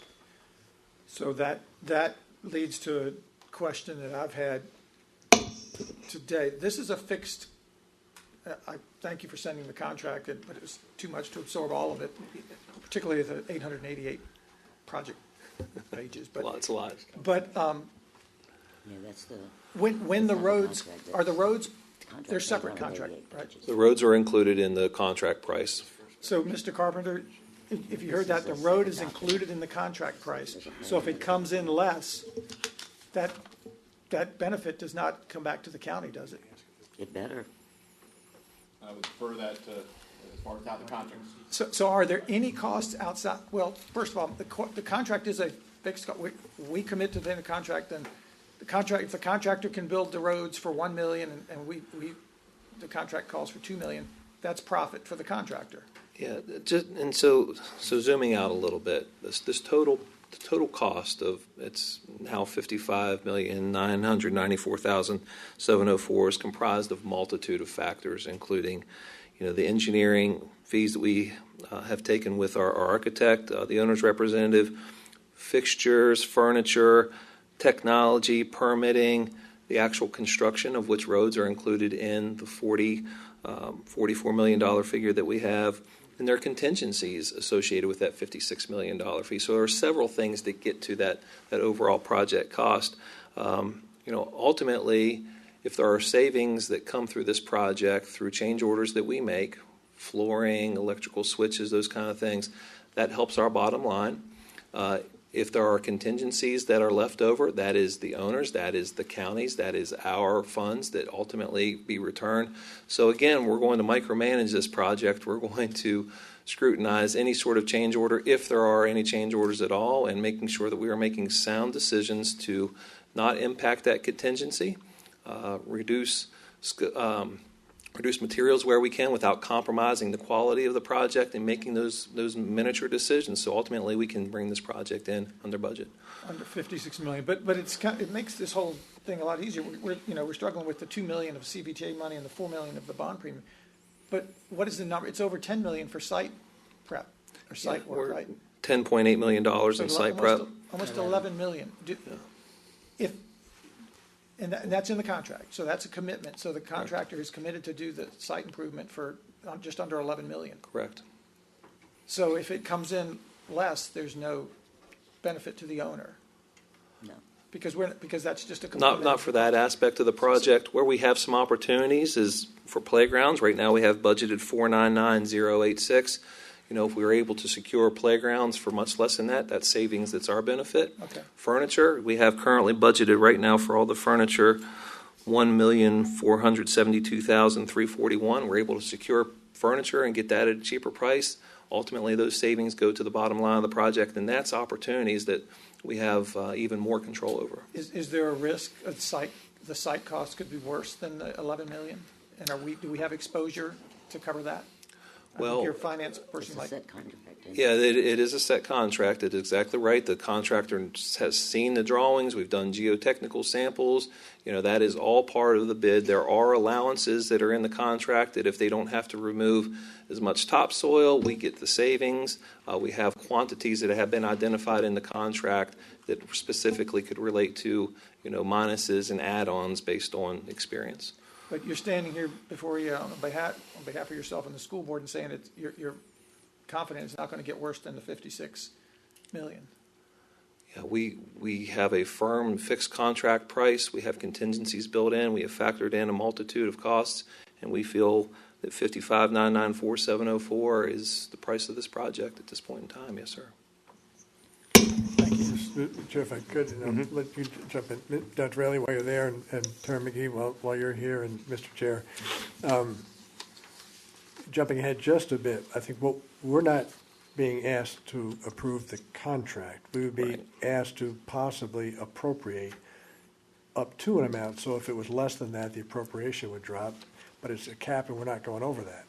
So we'd be appropriating up to a certain amount, if needed, to finish this contract. And presumably it would use school-related monies first and then go into the other monies, in that order.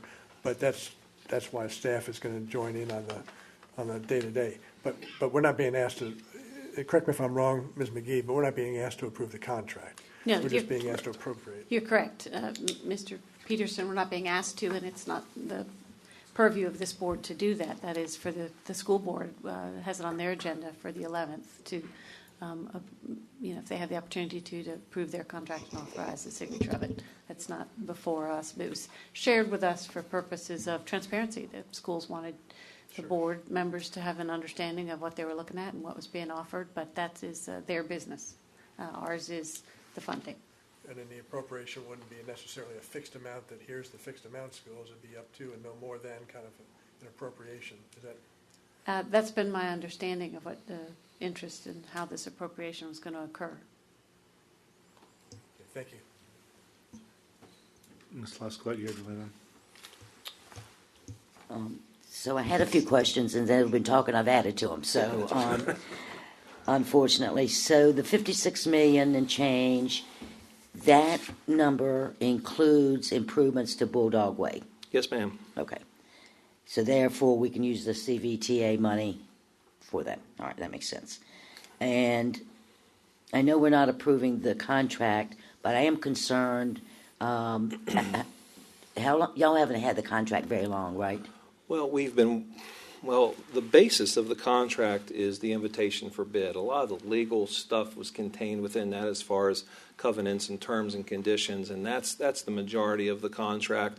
We have the terms and conditions of their submittal to us, and then there are some AIA documents that are included.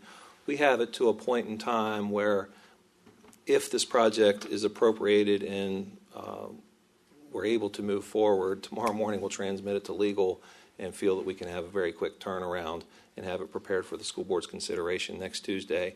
It's been in Shocky's hands for a while now. It's been in our hands for a while. We have it at a place and time where I'm quite optimistic that there will not be any substantial changes that would impact approval next Tuesday. Okay, that's good. Thank you. So I know when we built our new house, we bought some new furniture for the house, but we also took some of our old furniture there. Yep. So is there an opportunity with any equipment or furniture from the existing school to help cut some costs there? Yes, ma'am, there are. Technology and furniture are good opportunities to evaluate what we currently have that is usable, that is something that we will be proud to have in a new building. As I said, we have budget figures that we have a lot of control over those figures, and if we need to reduce that furniture budget and make some choices there, we're certainly able to do that.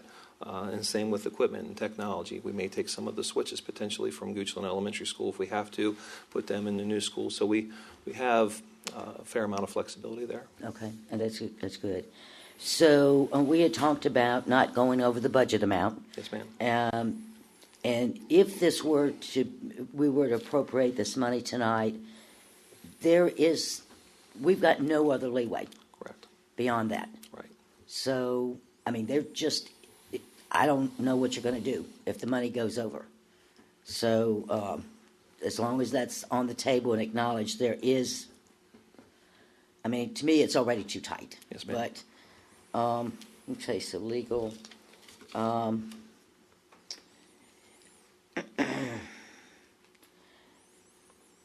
I did want to, okay, so I put legal here twice. Okay, how about, and so we're saying now and you and I had a brief discussion about it. I didn't have a chance to go back and look at my notes, but we're talking about 700 students in the school, right? 700 students preschool through 5, comprised of 650 students kindergarten through 5, and 50 preschool students for a total of 700. Yes, ma'am. 50 preschool. 50 preschool. Okay. Yes, ma'am. And where are those preschool students now? They're currently housed on the second floor of, well, we call it our preschool center, but it's right next door here, what used to be you have our CTE center on the first floor, and then our preschool's on the second floor, so it's right next door here. Okay. So they're in the same building with the elementary school? No, ma'am. No, ma'am. They're not in the same building as the kindergarten through 5th grade students. They are in a separate facility. Oh, okay. Okay, gotcha.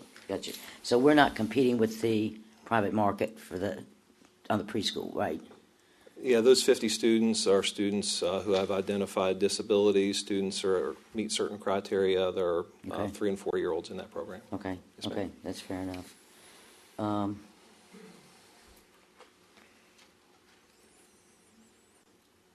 Okay, thank you. Yes, ma'am.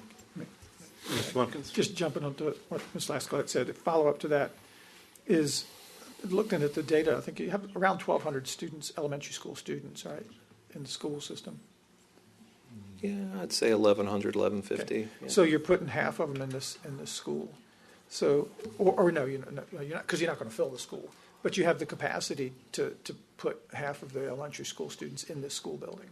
Yes, of course, last year the school division went through a boundary adjustment process, and pending approval, the plan would be to take students from both the Byrd attendance zone and the Randolph attendance zone, about 140 students in total. Take those from those two schools. It would allow us to remove the trailers that are currently on site, and the plan would be to occupy this new facility upon opening at about 75% occupancy. That's what I was going to, 75%? Mm-hmm. Now, again, this is your area. Is that, I guess I know the answer is going to be yes, but I mean, honestly, is that a comfortable number to launch a new school at 75% capacity? I believe it gives us 20% of growth over the course of the next 60 years. Ultimately, you want to operate a school not at 100%, but about 95% capacity. That's when you're really efficient.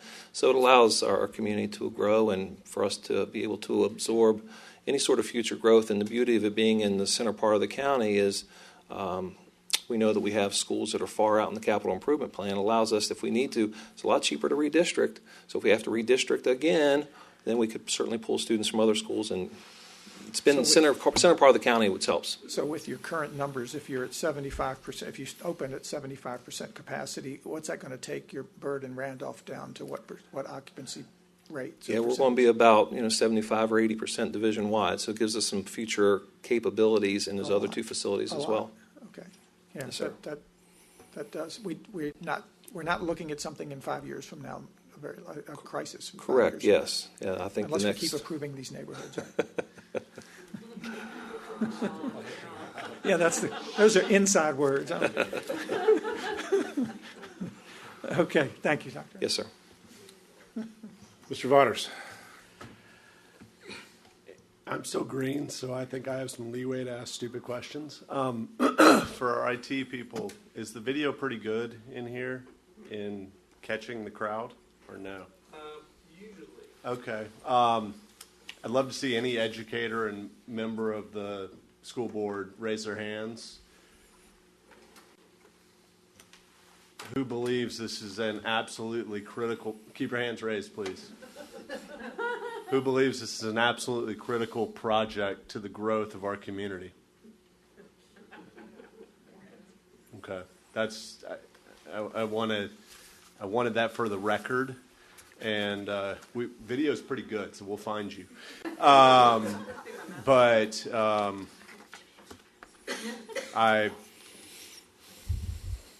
Excuse me for my trying to make a point that way, but thank you very much.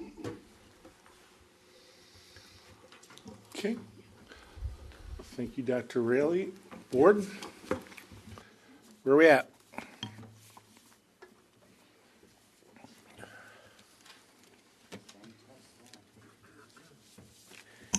Mr. Peterson. Just to again, just kind of clarify where we are, where we stand on all of this. Again, not approving the contract, but approving an appropriation. An appropriation motion may be worded in an amount up to whatever, and we have some idea about the sources, because obviously we don't want to pull the trigger on a project and not have an idea of how we're going to pay for every penny of it. So you want to make sure you at least have some idea. So we have shared numbers around the board of sources where we could go to fund this. But just as with our annual budget that kicks off at the beginning of each year, we have expenses that are reasonably well quantified, and we have expectations about where we might get that revenue from. But again, just to clarify, we're not necessarily wedded to any of the sources that we've come up with to identify. It gives us the comfort that at least you know where it might come from, but we're not wedded to say that's exactly where it needs to come from. And there'd be some flexibility going forward if the schools have some turn-back funds, or if there's surplus here, or if they negotiate better contracts, or just a variety of different sources. We're not committing the use of, for instance, CVTA funds as the first funds used. It may be the last funds used. And if there's ways to find other funds, then maybe we don't need to get tapped there at all. So we're not wedded to the individual amounts that have been shared. That's a long-winded way of asking a question. That's correct, Mr. Peterson. Whereas in many of the transfers that you all do or appropriations during the year, you have a chart in your resolution that says this amount from here. And a chart was put at the bottom of this resolution that simply mirrored what the schools asked for, since we weren't aware of what it might work out. I think the recommendation from the Finance Department and myself is, should a motion be made to approve the resolution, that it be to amend the resolution to strike that chart and simply say up to whatever amount is the board is considering from general fund revenue, and allow those funding to come from sources as they become available, understanding that you've discussed any number of sources that could be available, and that we've discussed this afternoon in particular that additional funding could come. 6 months from now, there could be school turnback money that we don't know of today that could be put to it. And that being said, I think the finance director be committed to, okay, and if we cut the use of that funds and I actually do need them to appropriate it from there to here, she'd be back in front of you taking that action if necessary. But the appropriation up to a certain amount, it would give schools the comfort that it is funded. But we're trying to also give the board and the finance director and schools even some flexibility on where those actual sources are. Even though you have identified here, but this would not be a commitment that these funds exactly are the ones. So we're not doing the transfer from this to that, That's that correct. kind of thing. It's more of just an appropriation like a budget where you're saying this is our general thought. Going on down the road, if there is some adjustments, we do make those, but in this case, it's really just the amount. So you touched on strike the chart. The chart.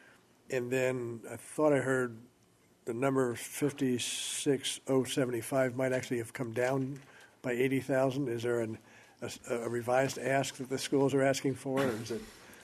Yeah, the current differential, Mr. Peterson, is $15,644,930. Could you slowly, please? Sure.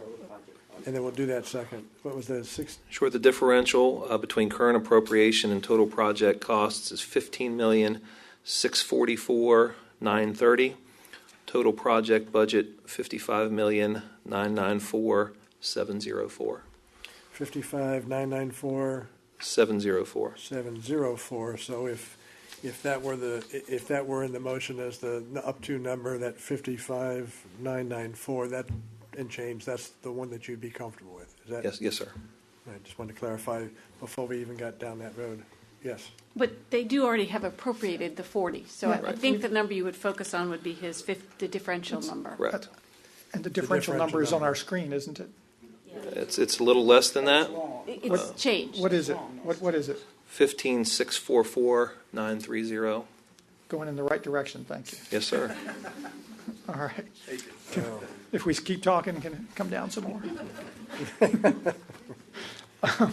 Mr. Peterson, if I may, Mr. Chair, those things, your comments raised some, I think, kind of important points, because that's what I'm sitting here thinking is we've got projects that we need to make some decisions on CVTA. Mr. Carpenter, we have not assigned any we've done a little bit, but we've done very little of our CVTA money has been assigned to projects, right?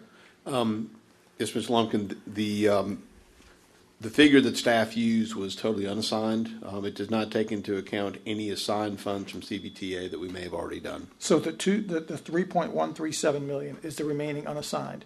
Correct. So, Mr. Peterson, I think you say we're not committing, but I do believe we're going to have to assign these funds after we appropriate. Correct? I mean, I know we're saying we can later. In other words, we can't. That CVTA money goes away after if we approve this. But our it goes away. It goes away in terms of being available to right. Go to a project. It's assigned to this project. Yeah, I mean, I think your comments are spot on in that there's at least 3 different levels. You can restrict, you can commit, you can assign. Assign is available for reassignment, so you can assign it now and then reassign it later if you don't need it or whatever.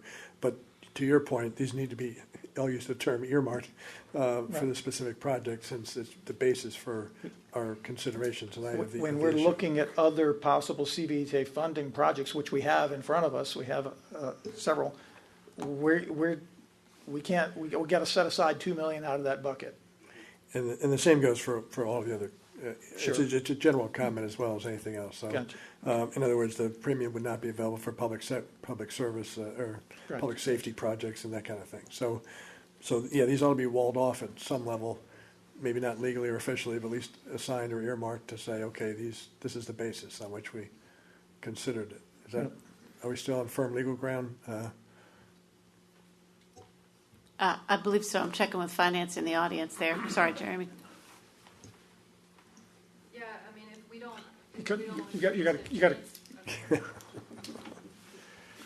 Marks are good. They're not that good. Who said that? That was not me. So typically when you appropriate funds, the next day the money is transferred to that fund.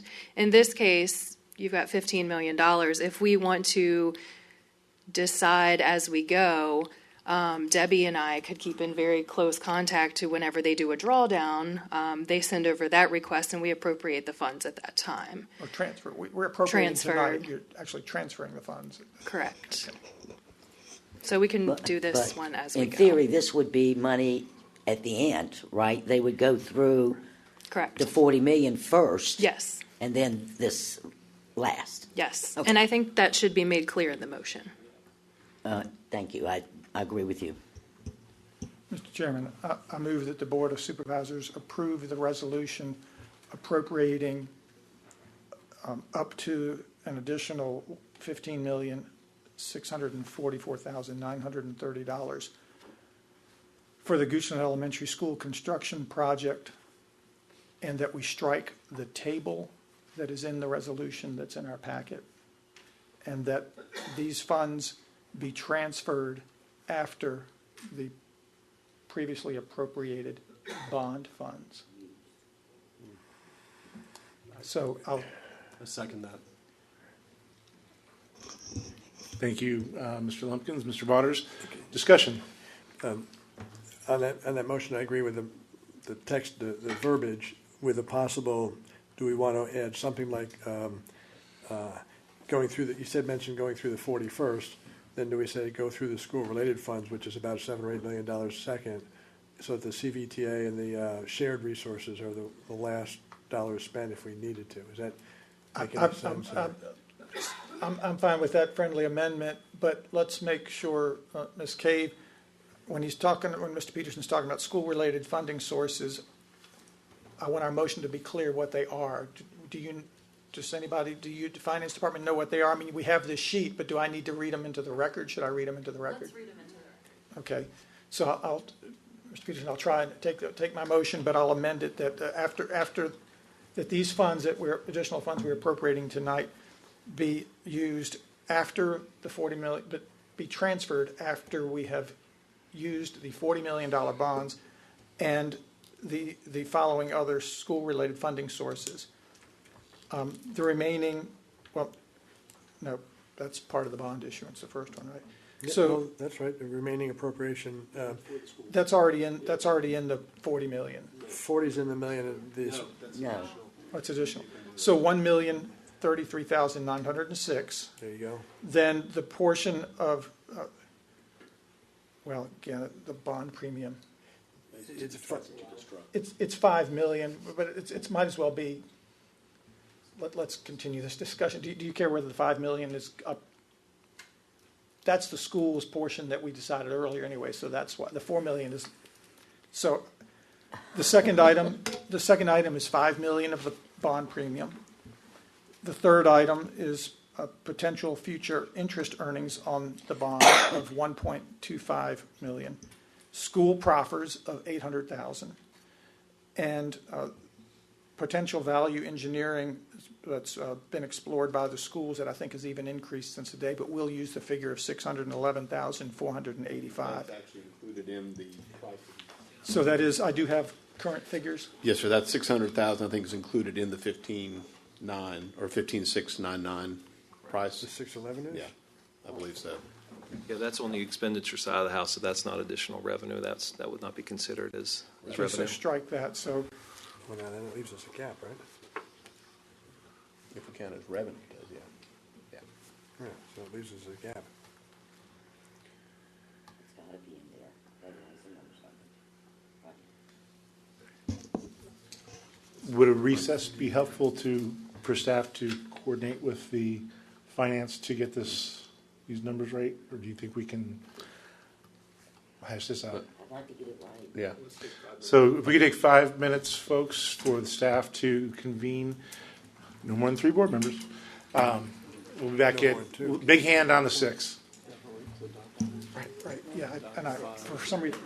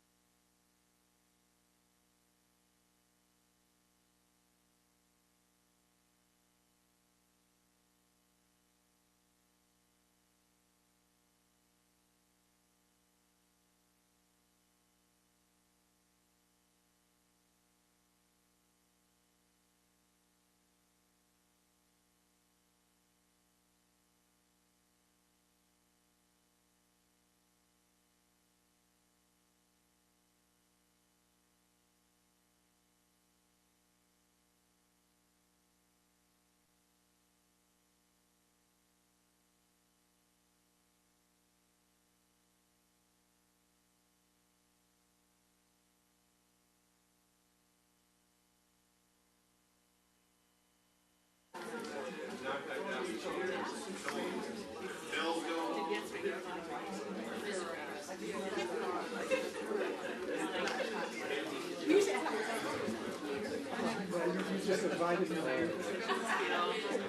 I see we're back live here. Yes. All right.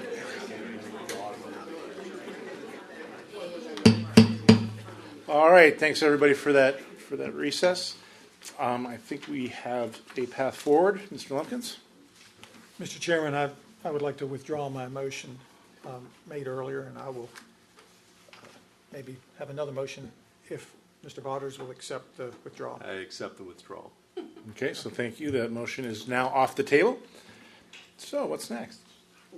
Mr. Chairman, I move that the Board of Supervisors approve the resolution appropriating up to an additional $15 million even for the Goochland Elementary School construction project, with the table that is in the resolution in our packet being stricken, and that the money after the previously appropriated funding be spent generally in the following order: remaining appropriation from 41.8 million bond issuance, an amount of $1,033,906, a portion of the bond premium, an amount of $5 million, potential future interest earnings on the bond in the amount of $1.25 million, school proffers in the amount of $800,000, and then thereafter from the following funding sources: additional bond premium funds of $4 million,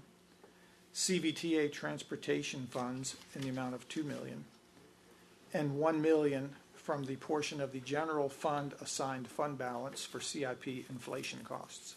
Thank you, Mr. Lumpkins. Do I have a second? A second. All right, thank you. We have a motion and a second. Okay, Board, any further discussion? Mr. Peterson? No, Ms. Lasclat, any discussion? So that leaves a shortage of how much? Mr. Carpenter, Mike? Oh, it was approximately $699,000, more or less, from the request in the letter. Speaking with the school board representatives, they feel they will live within the budget as presented to them, live within their means. Do we have an exact number? Sorry, Mr. C. Yes, Ms. Lascalette.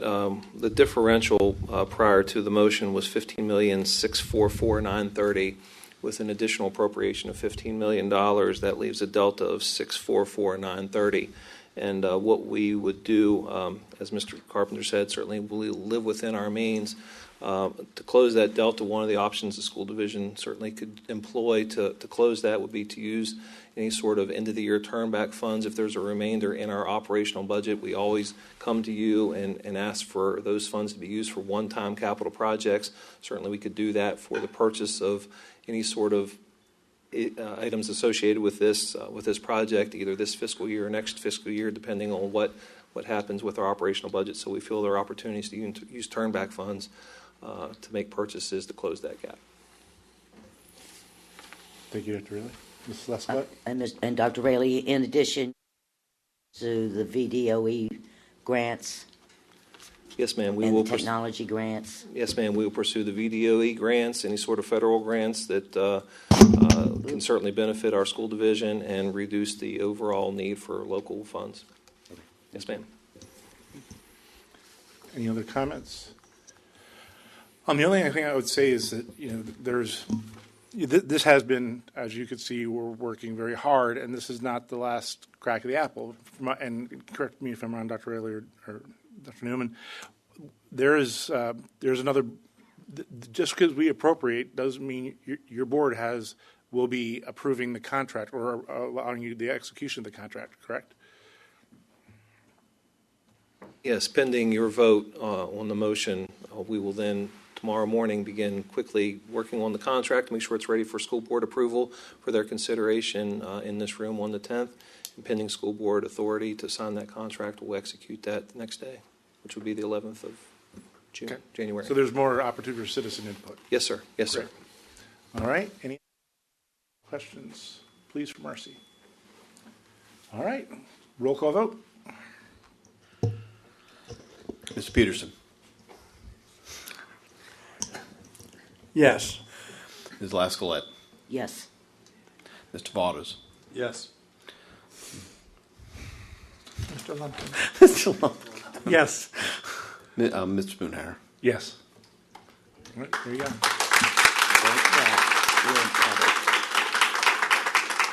Thank you.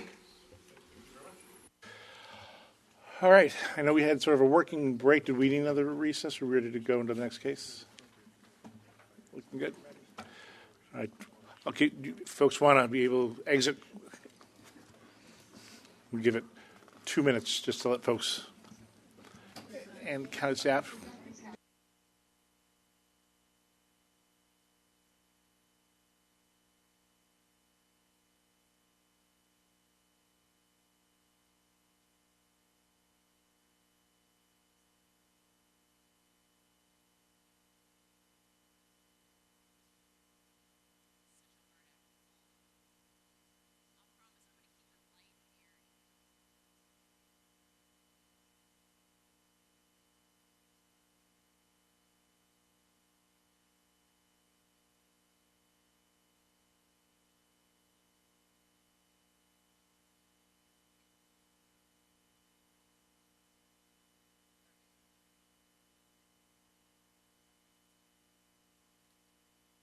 All right, ladies and gentlemen, we are going to get back into this. We have our Deputy County Administrator, Crystal Onitis, who will be going over our second case, amending the zoning ordinance 15-314 for the plan development and subdivision improvements.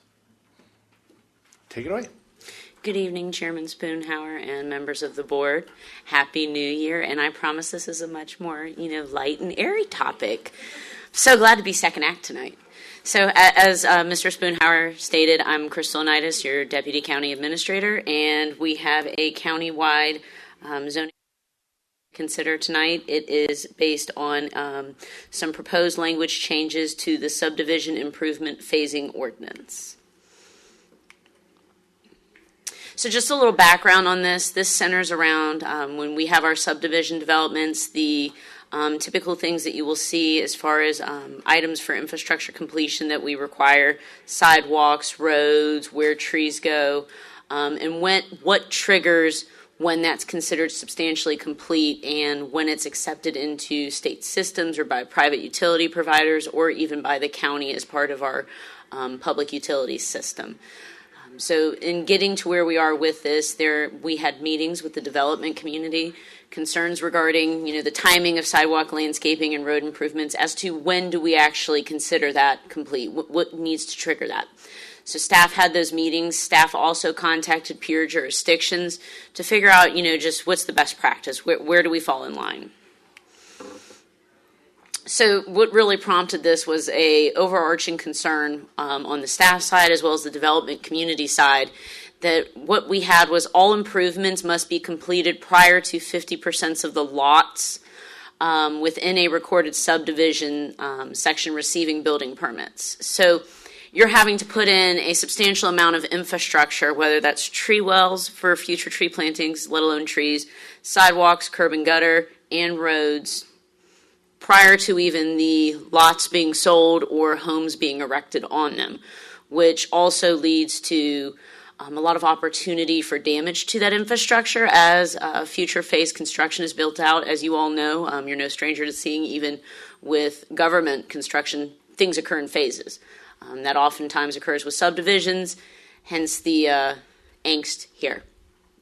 So again, I touched on the reason for concern, but happy to elaborate on that. So there's some major language changes. So we're proposing that instead of it being at a 50% threshold, moving it to 80% of the lots.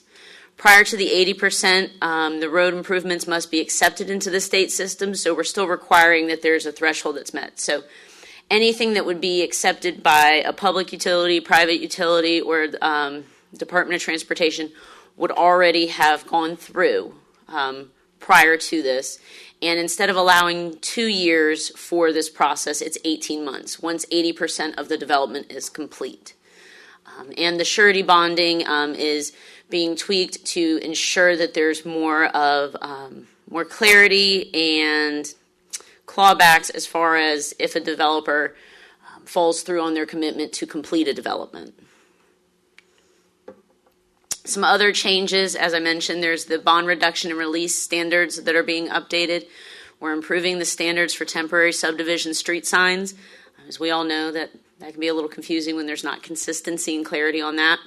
We're clarifying what is lawful and unlawful to proceed with on a PUD.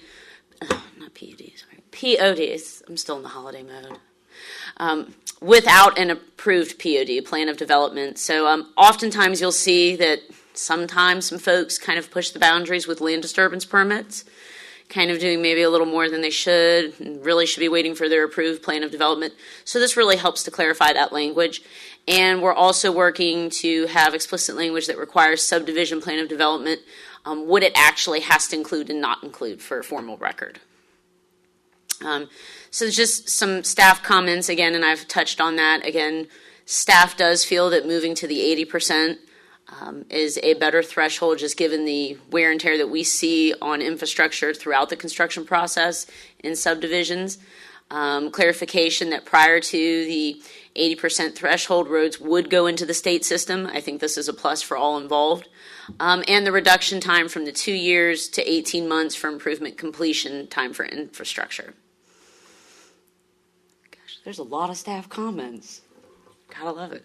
Additional staff comments, again, it centers all on infrastructure and just the improvement upon the bonding and the surety requirements, which are already commonplace, but just strengthening those and clarifying them.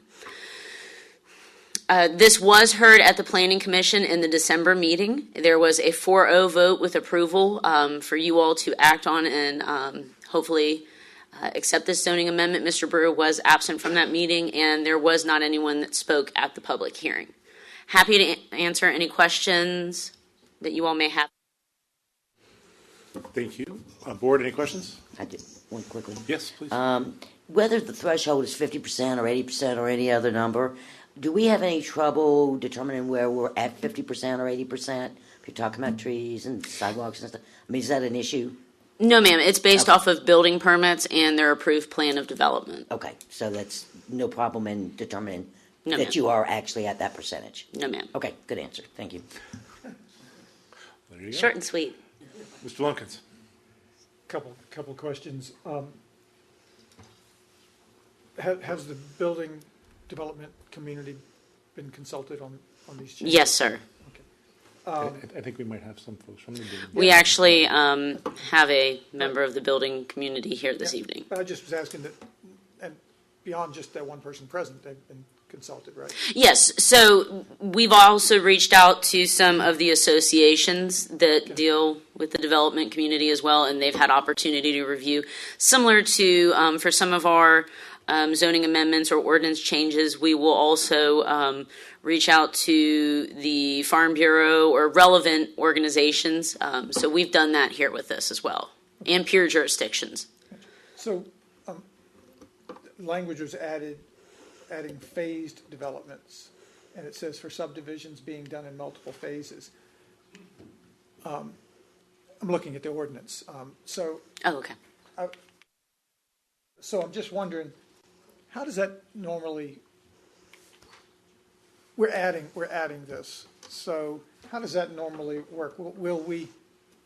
I'm just wondering, is that going? Are we doing something here that's going to encourage or discourage phasing, or does it have any impact?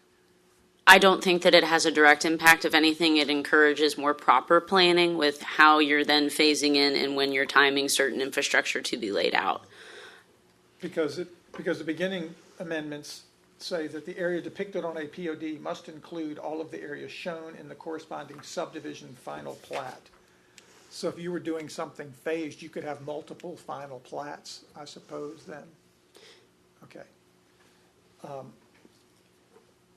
And no additional area may be shown on the plan of development unless the POD administrator determines that the off-site improvements are necessary. If so, then only the additional areas may be included. Can you give me a little sense of the impact of that? I will defer to Ms. Sherry, the Director of Community Development. Thank you. Mr. Lumpkins, that's mostly just a cleanup. We found that that was just for more clarity so that the development community knew what our expectations were, so that when we got a plat, it would be clean. A POD would be clean and it would line up with the next section and not show things that are subject to change because it's not part of that actual section of the plan of development. Okay, all right. So, and last question. You've added by the earlier of issuance of building permits for 80% of the lots on the POD or 18 months from the recordation of the underlying final plat. Is that, where'd you come up? Is that, because if you're doing phases, is that going to have an impact on, say, I was thinking that would encourage phased, just because somebody doesn't want to be under the gun under the 18-month. Correct. And is that a good thing? Because I'm just wondering where the 18 months kind of came from and is. So the 18 months was trying to, one, benchmark us and bring us in line with peers, and two, to create a reasonable time frame so that we're not having permits or plans of development that remain open for prolonged periods of time, and things that then have to stay on the radar of staff that ultimately goes out and conducts field inspections. So it's trying to manage it from that perspective. And I would say, from a phasing standpoint, it's more conducive to have major plans of development done in phases because then you're not overbuilding, underbuilding. You're doing it as the market can absorb based on a suitable rate of absorption. Gotcha. Okay, that's helpful. Thank you, Mr. Chairman. Thank you. Mr. Peterson? Yes, Mr. Chair, thank you. I think we've visited this from time to time in the past. I know there's been some staff turnover, but from time to time there were issues with we put the sidewalks in, then the truck comes over and destroys the sidewalks. We go back and repair them. County goes back out and inspects. If I distill all this down, bottom line, with these changes, if I had to, will this increase or decrease the amount of staff time to complete a development? In other words, is this going to help or hurt staff in terms of how much time and effort and energy it takes to do all the inspections? And This will actually create efficiencies and opportunities for better tracking, namely with being able to better manage caseloads and also better able to track our surety, because now we have EnerGov and we're able to actually manage and release surety through that. So we actually have a much more transparent way. Before, it was a little cumbersome. If we would have changed it, there would have been a lot more tracking on the in-office administrative side. But this will actually allow for more efficiency, and it's actually better for business as well. the efficiency of government and business friendly are both. Anomaly. Did you learn those in school? Great, thank you for that. I appreciate that. We're solving all the world's problems tonight. There you go. World hunger, peace. Sure. Mr. Waters. I move that the board approve the resolution. Sir, we have questions? We have public hearing. Oh, dang it. Sorry. That's okay. I love your enthusiasm. Any other comments before for staff? Any questions? No. All right. If not, thank you, Crystal. I will open the Forget public about the comment public period.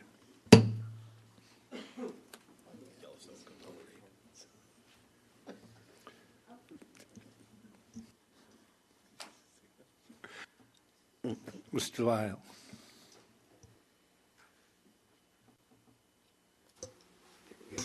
Jonathan Lyle, 1521 Mannequin Road. I spoke in favor of the current version because when that was enacted, staff had come and requested that the 50% level be met. And at that time, as my recollection is, the request for the change had come from a single developer, and it would have affected us countywide. I'm hearing now that current staff would like to bring efficiency and better management to the process. So I will retract my 2.5 year ago opposition to it and support this because, somebody's taking notes.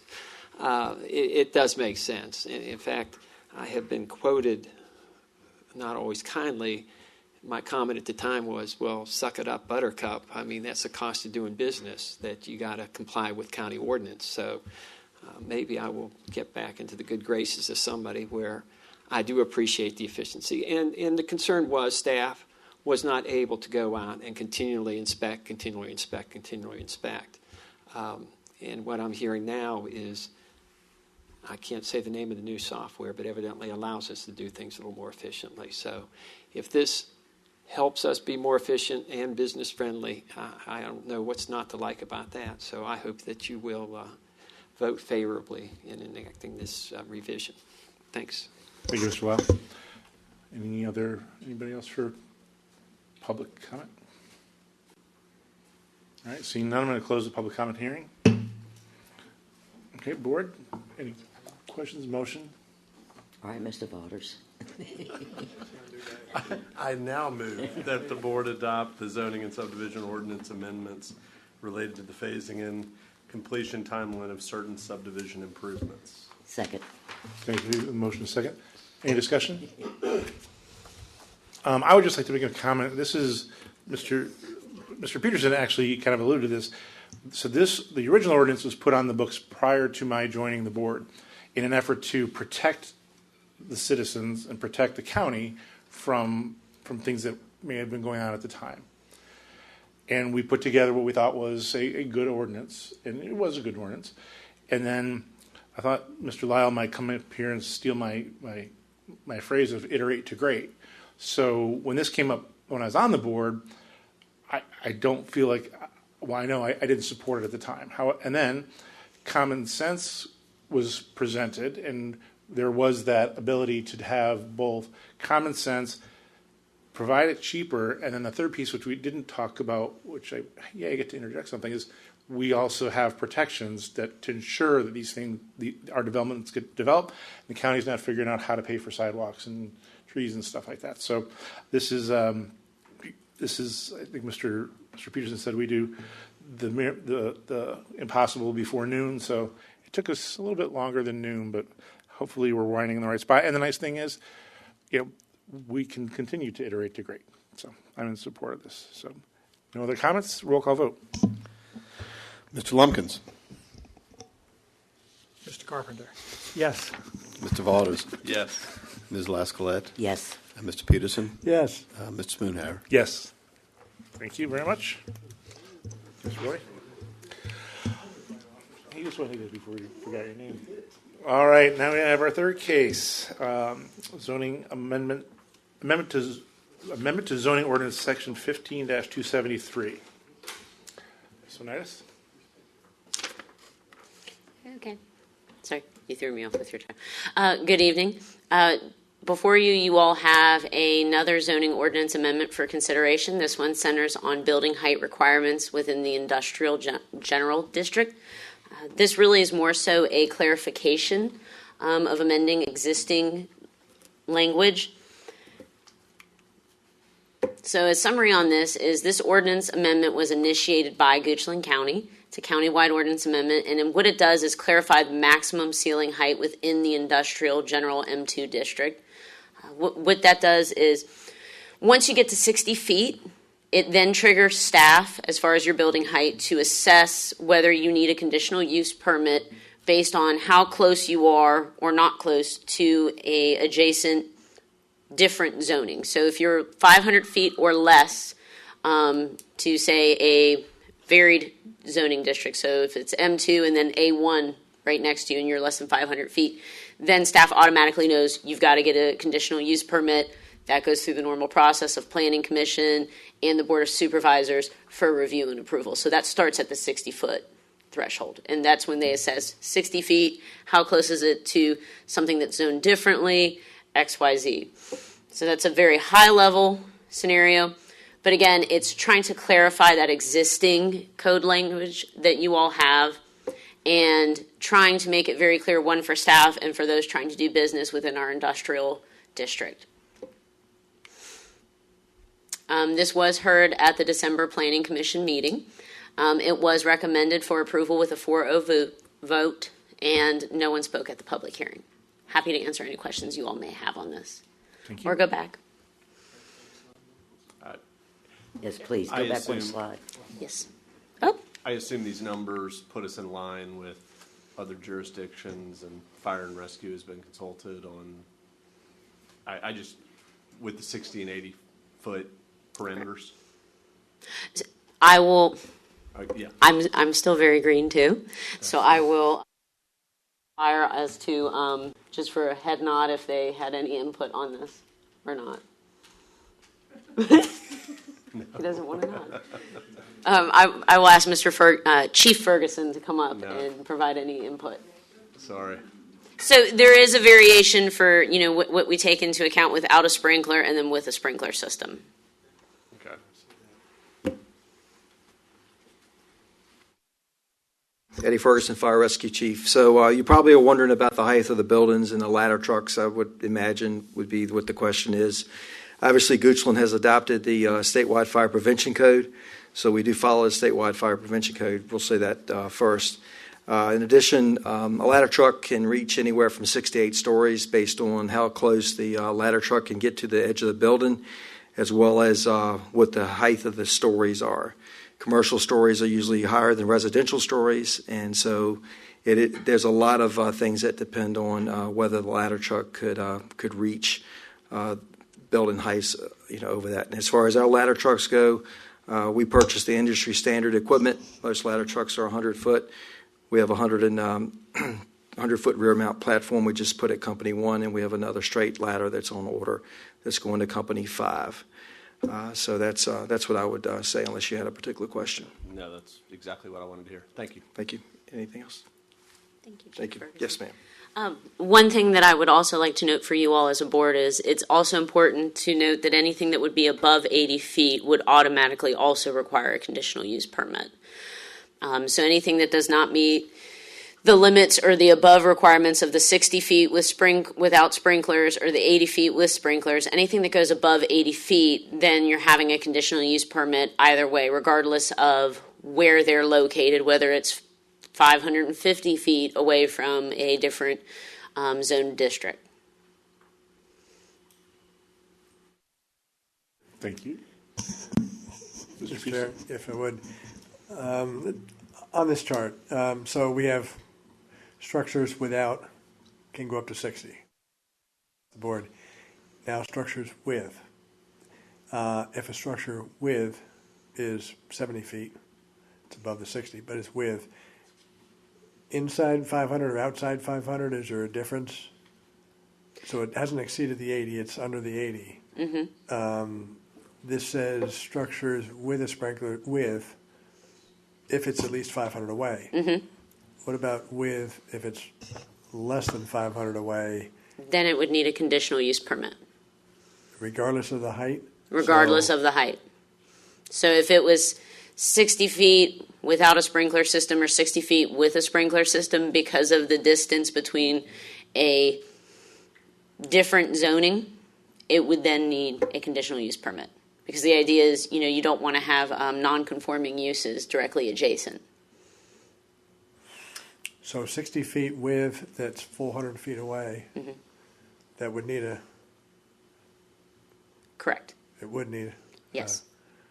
Okay. And then, I think I get all that. So up to 60 without, you're fine. If you go above 60, either way, you got to be 500 feet away, Mm-hmm. with or without. Correct. Because this says structures with, but it's with or without if you're above 60 and Yes, within sir. 500. So maybe that's the piece that was missing for me. It doesn't matter if you have it or not. If you're above 60 and you're within that 500. It looks like that's what we struck out. The design is, if you read the one sentence that we added, structures that either exceed the above limits or do not meet the above requirements. So that's why in the second category, the 80-foot category, you have two requirements. If you don't meet one of those, you're down in the CUP. Does that Okay, help? so those are kind of safe harbor carve-outs, and if you don't meet those, you drop down into the catch-all, and we Yes, got sir. you. All right, fair enough. And then the exceptions, it lists all the different types. What's the process for receiving an exception? Is it administrative process? Is it CUP? What? If I'm a church and I have a tall steeple and it goes above the 80 and it says I can be accepted, process for that? Is there a process? They're automatically accepted? They're automatically accepted because they don't technically count towards true building height. So if I have a tall flagpole on the top of the building or an antenna that's used for TV and reception, okay. Yes, it's the actual physical structure of the building itself. Right. More safe harbors. You sail in there, you're fine. There's no catch-all. It's just automatic. Okay, fair enough. That sounds good. I didn't know if they need to apply and say we exceed the 80 because we have this, and it's one of your listed items. Do we need to be approved? But no, it's just you can go ahead and feel free to build as high as you want if you have one of those things. Okay. Just fair enough. You've answered all my questions. I appreciate that. Thank you. Okay, any other questions before we open the public hearing? Okay, at that, I will open the public hearing. One. All right, seeing no one, I'm going to close the public hearing. All right, board, questions, motion?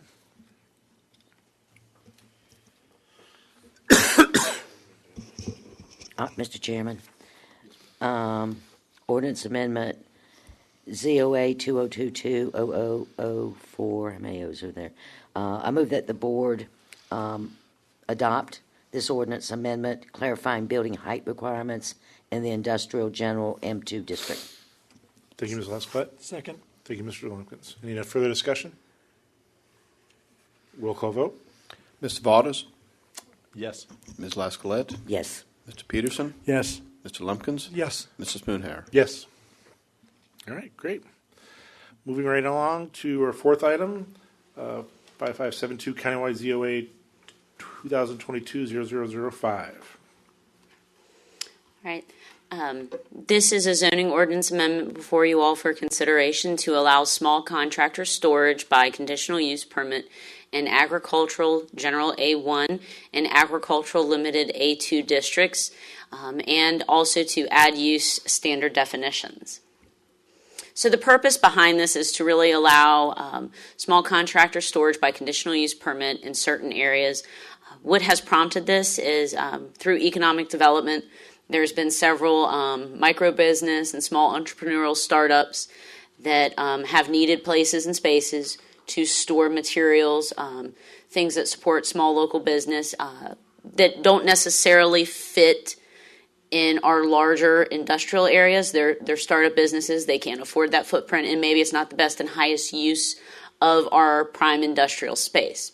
As a result, we've seen a variety of requests that have come into the Department of Community Development for such opportunities to allow small storage space for contractors. So what you have before you all is this proposed ordinance amendment. So there's some ordinance text that's been developed for contractor storage, small storage of contractor supplies, and equipment within a building of not more than 2,500 square feet. I think it's important to note that. And there's some minimum use standards. There's 12 total minimum use standards that we're going to propose as standard terms and conditions for a conditional use permit. If anyone wishes to have small contractor storage in the A1 and limited A2 districts. However, if there's exemptions that are needed to any of these 12 that I'll go through, they would also have to go through, just again, that's something that's hashed out through the conditional use process, goes to the Planning Commission and before you all as a board for review and either acceptance or denial. So the minimum, it would have to be that 2,500 square feet would have to be on a minimum of 3 acres. It could only be one storage building. It could not service any as a base for any actual customers or non-employees. It has to be 100 feet from any property line. There would have to be a storage building and parking area that is screened with dense vegetation or some sort of opaque solid fence or a combination of both. So when we say like an opaque fence, think of vinyl fencing, things that you're not readily seeing through. Outdoor storage, there is no outdoor storage allowed, meaning I can't have materials laying around adjacent to said storage shed, or typically of that size you'd see a small metal prefabricated building. And some more, sorry, it's been a long day. Some additional standard terms that we're proposing are vehicles and trailers, limiting the number of large vehicles and trailers associated with the business to 2 of each. So no more than 2 vehicles and or 2 trailers at a time. No more than 10 vehicles, including employee and contractor vehicles at a time. And the reason it's at 10 is you're thinking if folks are coming there to pick up materials and they're loading things, there's not exactly anything that's allowing overnight parking, no overnight lighting, and I'll get into that further. Business activity, there's no contractor business activity as far as points of sale, including repairing, constructing, fabricating, may occur. It's purely to load and unload materials that are to be used off-site for business purposes. Lighting, again, no outside lighting. Signage, no advertising signs, but we do require in this proposal a sign to be posted with a phone number. So, for instance, if you go past and you see that there's some damage to the property or you want to report a concern, they have to have a phone number for someone to contact. Road requirements, if not directly accessing a public road, written permission and all access easement holders must be provided to the county. So if it's on a private access road, we have to have documentation that proposed small contractor storage, company X or person Y has the ability to actually use private access road. And again, the conditional use permit, if they cannot meet these standard terms, they can request a waiver through the conditional use process, and through that we can always impose additional conditions to ensure that impacts are adequately addressed. This was before the Planning Commission in December. This was recommended for approval with a 4-0 vote, and no one spoke at the public hearing. Happy to answer any questions, because I'm sure you'll. Thanks, Ms. Leonidas. Any questions? Ms. Lasclette? So, Ms. Leonidas, number 7, 10 vehicles, that seems like really excessive for what we're talking about here. You mean 10 vehicles could be parked there during the day, like all day? I will defer to Ms. Sherry for clarification, our Community Development Director. I mean, you only got a small 2,500 square foot building. I mean, why would you have 10 vehicles at a time? Well, 10 vehicles would include, employees, assuming if you had a couple employees, and then a couple of different trucks that also are associated with the business vehicle-wise. It was just a number that we picked that we thought was something that was manageable, something that would allow a small business to have, 5 or 6, 7 employees, plus also have a little bit of equipment. But the employees aren't working there, are they? No, they're just parking their cars and driving. Overnight, there's probably an expectation But there they're won't parking be. their cars and doing what? Getting in those They load vehicles, into the trucks getting in and those other go vehicles, the work vehicles, and then going to the job site. So they're leaving their personal vehicles there and getting, all 10 employees are getting in the 2 vehicles that we're allowing them to have?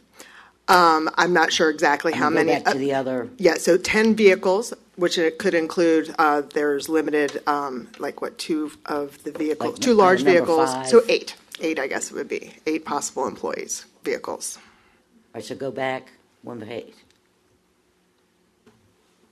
No, it's not screening. Let's see, where is it? Yeah. Number 7. No, 1 page back. No. No, it's like item 4. The page is like 4 and 5. Yeah, there you go. All right, let's see. Minimum acreage, employees only, building setback screening, no storage, no. All right, then what's the next page?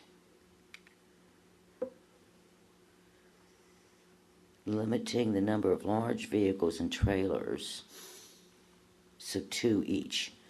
So you can have 10 employee vehicles, and they're all getting into the 2 business vehicles. No, so apologies if I interject, Ms. Lascalette, but to clarify the way that I would encourage staff to interpret this, and I interpret it as Deputy County Administrator, is that there's no more than 10 vehicles total. Out of those 10 vehicles, you may have 2 large vehicles related to the business and potentially 2 trailers that are related to the business. So there's 4 potentially that are business related that are stored there for potential business use, and then there's the others that could be employees parking for the day, riding out on cruise. Does that make sense? So you might have some vehicles No, it that doesn't, stay. because what cruise are they riding out on if they can't have other vehicles there? So they would be riding out on the vehicles that are typically stored at that site. So the two large vehicles and or trailers associated with the business. So There's the 2 of 10 each. This makes no sense to me. So 10 vehicles, 10 employees or more, could be 2 in a vehicle, are coming in and they're leaving in these 2 vehicles. I might be able to Does that help. make any sense? I might be able to help. So if you've got a company, they're carrying trailers that have, carry 4 people per vehicle, and then the trailers may include their tractors or whatever Right. they're using. Then potentially a supervisor comes with another truck that they take home at night, every night. So some are riding with the tractors and some are riding with the other ones. So you can have a crew of 10 to 12 people utilizing 2 trailers worth of equipment, because they use more than just tractors. So they can have a large crew going out. So typically when I used to do construction, we would drive to a place, and we'd all hop into the foreman's vehicle, and maybe somebody was carrying the cement mixer. So it's not uncommon for people to gather in one spot to all get together and get to the different job sites. And Ms. All Lascalette, right, so item 10. sorry, and the 10 you keep referring to, it's not 10 employees. No, it's 10 vehicles, which is But- worse. Right, but 2 of those could be the work trucks and 2 of those could be the trailers, leading now only 6 that come in perhaps on a daily basis. And though people from those 6 can hop in, not only the foreman's, but also in the, Okay, then so can we change no more than 10 vehicles, including large trucks and trailers? I think the language in the actual ordinance on packet page 221 covers that, because it says actually, I know they summarized it on the slide, but no more than 10 vehicles, including employee vehicles, contractor business vehicles, and trailers can be parked on the property at any one time. And that is in the subparagraph D. Right above in A is where we say you can have the 2 contractor business vehicles and 2 trailers. So within that same number 7, you've got A allowing you 2 contractor vehicles, B allowing you 2 contractor business trailers, and then down in D it says your 10 vehicles includes employees and the aforementioned essentially 4 2 vehicles, 2 trailers. And where does it talk about overnight?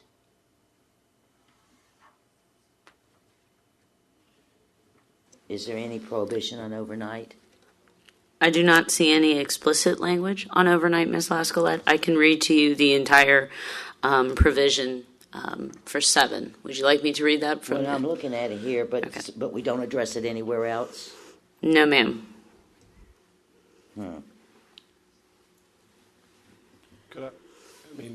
I would just interject, and I'll stress again, the 3-acre minimum, to me, should alleviate concerns about 10 vehicles.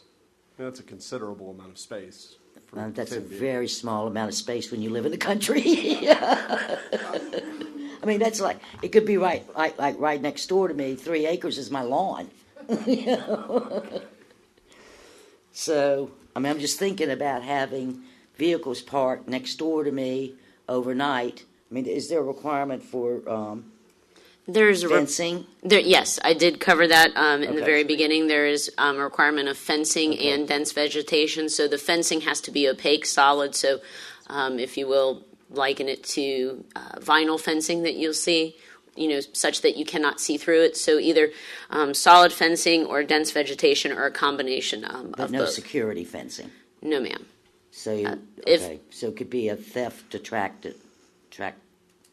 If a contractor door, wishes to put that in on their own investment, they may. But there is no lighting at this facility. It's not designed that it's a specific Okay. point of sale, retail business, or anything. So it's not exactly suited for that. So there's no lighting. There's not the expectation that there's restrooms, any kind of regular monitoring of the site. It's not a 24/7 operation. It's really a storage facility, which is why it's capped at 2,500 feet. Right. impose additional Okay. conditions And for item business 10 is the signage. No signage advertising. The business is allowed, but signage must be posted on the gate with a contact number. Yes. And that would be, why would that be? A contact number of said contractor or business owner in the event that there's a need to contact someone. Because again, we're not requiring someone to be there 24/7. It's not that, Right. like some of our other conditional use permits where there's the need for constant monitoring. There can also be additional conditions imposed through a conditional use permit. Because again, this is setting the standard terms and conditions that we would have for any future conditional use permit for a small contractor storage. And then we would obviously have, if say, business Y comes in and says, I want to do small contractor storage on my 3.5 acre lot, they're going to get a conditional use permit with these conditions and potentially some additional ones that are specific Right. to what they're trying to do. Right, and that's leading into my point. These are all CUPs, right? Yes. So the way our system works is if there's a violation of any of the conditions, Yes, ma'am. then they contact county staff. Yes, ma'am. So the signage doesn't tell them that. Tell them to contact the owner. We would never know about it. We would know if we were contacted directly, and so typically how that works is if the county is contacted about a potential or alleged violation of a conditional use permit, we do then send someone out to Yeah, I understand conduct a site visit. I'm just wondering if the signage shouldn't indicate that. And the But contact that's number fine. on the gate is what's going to allow the county to know who to contact. Correct. Okay, because it's not going to have J&J's contracting on the building. I mean, we know who they are, right? Because we got a CUP. Yes, We but got in an terms application. of Yeah. right, but the staff with a phone number, would use. It's also helpful for our first responders. So if they're responding to a public safety emergency at that site, they have a phone number to call. All right, my last question is, so I'm thinking like lawn contractors, and so maybe they're storing their equipment there overnight, coming back next day, going out on the job, right? So as the lawnmowers and leaf baggers or whatever equipment that they may have, are they allowed to do maintenance on that equipment while under there? Does this contemplate that? That is a good question. In fact, it says that they cannot. Cannot I do believe that. in It does? condition 8. 8, okay. No contractor business activity, including repairing, constructing, or fabricating, May would occur on the property. So I think that would mean no, but I don't know if the staff has a different interpretation as to whether. Yeah, I'm that's- just wondering if they're bringing the lawnmower in and it just needs the oil changed. The belt came off and they have to redo the belt. They'd have to literally take that piece of equipment off premises somewhere and I'm just wondering if we shouldn't think about. That's not the intent. This is really designed to limit any major extensive repair or yeah. fabrication work. No, I see where you're going. I'm just wondering if the guy's just doing like some little. Well, yeah, because anybody that actually does this well, they're constantly maintaining their equipment because Right. it's expensive. So is there a way to? Is there a way just to make that clear? Because Possibly. it doesn't include. It doesn't say you can't do regular maintenance. All right, let's see. Which I would have. And could we maybe have it say something regarding like minor, no Other than repairs or routine fabrication with maintenance or exception of Routine minor maintenance. minor routine maintenance. So that, belt breaks or you're replacing blades on a lawnmower. I mean, those are things that you have to do even with your own home lawnmower. Exactly. Right. That's what I'm thinking. Just So, Ms. McGee, do you believe that the ordinance would allow for regular maintenance, or does it need to be? Do we think it needs to be clarified? Is that staff? I think it could be done either way if you want to be, again, my interpretation may have been different even than what Ms. Sherry would have said. So I'll start with that. That certainly it can be amended, but if again, I spoke and didn't hear from you all as to whether you felt like that minor routine maintenance would be covered under 8. As written, to avoid any ambiguity, I would feel that it would be beneficial to clarify that minor routine maintenance is permitted.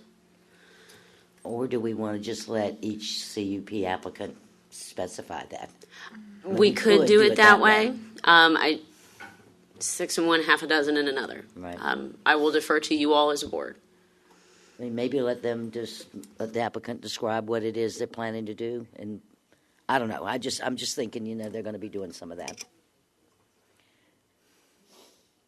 I feel like adding it in there, because whenever you're trying to make an exception, it's always harder to make an exception than to follow. So I'm tracking with, adding it that isn't included. And at that time, if the board doesn't want that type of We can always maintenance, take it out. you can always take it out. Okay, I like it. Should we also add that it's only minor routine maintenance repairs for equipment that is stored at that location potentially, so they're not bringing something from another storage site to that site to work on? Again, oh gosh, I'm going down a wormhole. Owned and stored there. Things that are owned and stored there, so they can perform routine maintenance on items owned and stored there. Or like restrict, like. I know. We're making it to where you can't use. I don't know how to word craft it, but I just think they're going to have that exposure. I'm also just trying to think of the numerous instances of special caveats that staff's going to find themselves in, with potentially complaints we may get then of what constitutes minor maintenance, or if someone then potentially abuses it and is constantly working on something there. You get makeshift repair shop. So Just strike all that. Business activity, just strike that. it could be as simple as just striking the rest of the sentence and just having it that there's no contract or business activity, and then that leaves it open-ended.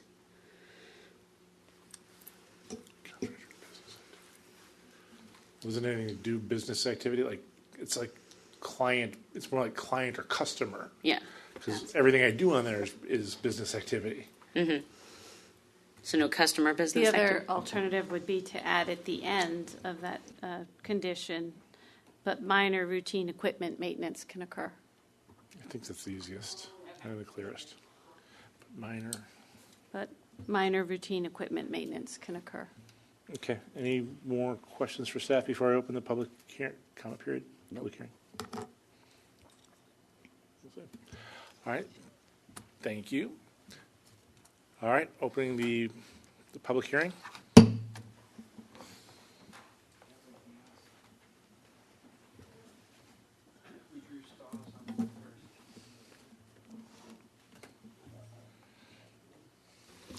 John Falau, 1521 Mannequin Road.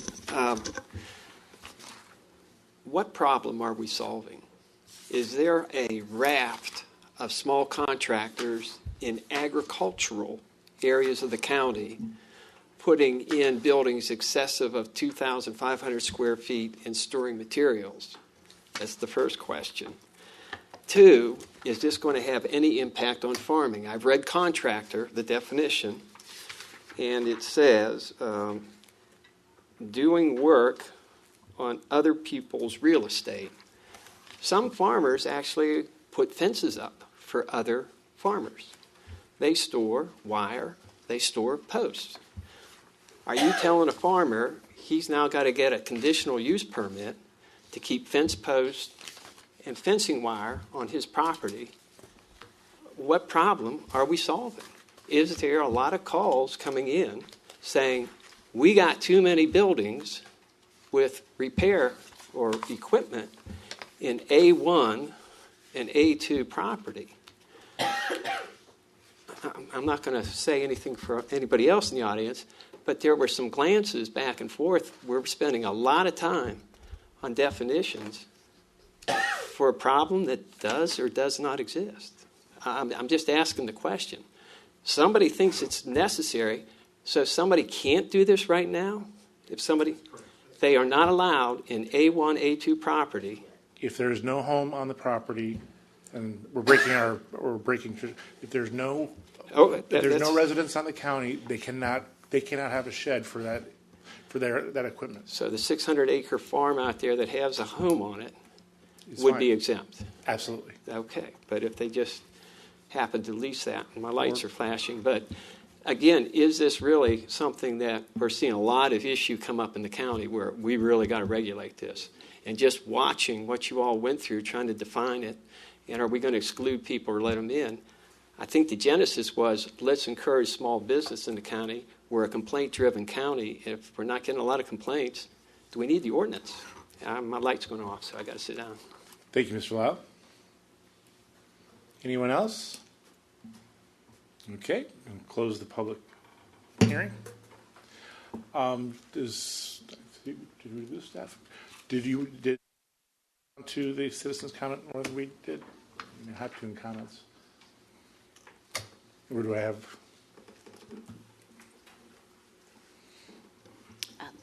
Mr. Chairman, that is correct. In Mr. Lau's statement, the genesis of this proposed zoning ordinance amendment is intended to support our small business community, especially that also supports, Goochland, especially our agricultural community. This is small contractor storage, so you're talking about micro business and potentially do-it-yourself entrepreneurial startups, which has had a great swell during the pandemic of a lot of folks stepping out and starting businesses. And again, it's important to mention that this has been something that economic development has seen a uptick in as far as foot traffic of things that they get inquiries about, and something that they've also worked with community development on as well.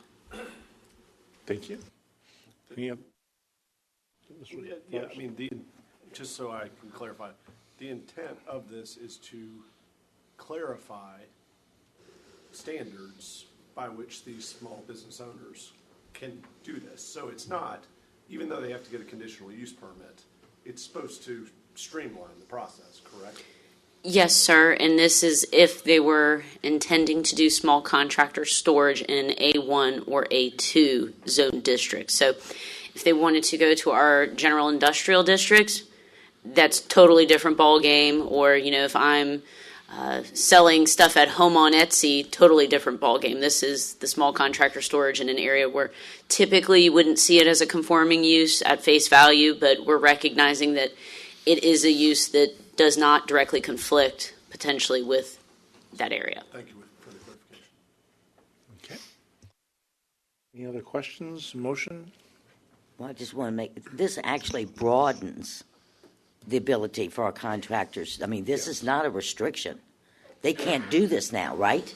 No, ma'am. There's not a mechanism that allows this. So Right. what it's doing is creating an opportunity This is broadening. for them to have a legal means by which to have storage. You oftentimes also have some folks that, because of whatever means, it's not practical to have all of your things in one location, and that's even for small businesses. There's a yard company that has 2 locations here in Goochland, and they're a fairly large outfit. So again, I think that this will also allow us to better know what we have as far as businesses, where they're operating, where folks are storing things, and it also helps our first responders to know. Right. Thank you. Chairman? Yes, sir. I move that the board adopt as amended to equipment maintenance this zoning ordinance amendment allowing small contractor storage by conditional use permit in the agricultural general A1 and agricultural limited A2 zoning districts. Second. Thank you. Any further discussion? All right, roll call vote. Ms. Lasclette? Yes. Mr. Peterson? Yes. Mr. Lumpkins? Yes. Mr. Waters? Yes. Mr. Spoonhour? Yes. Okay, thank you. All right, how are we doing? Do we need sorry. Should we take a 10-minute recess? Big hand on the 9?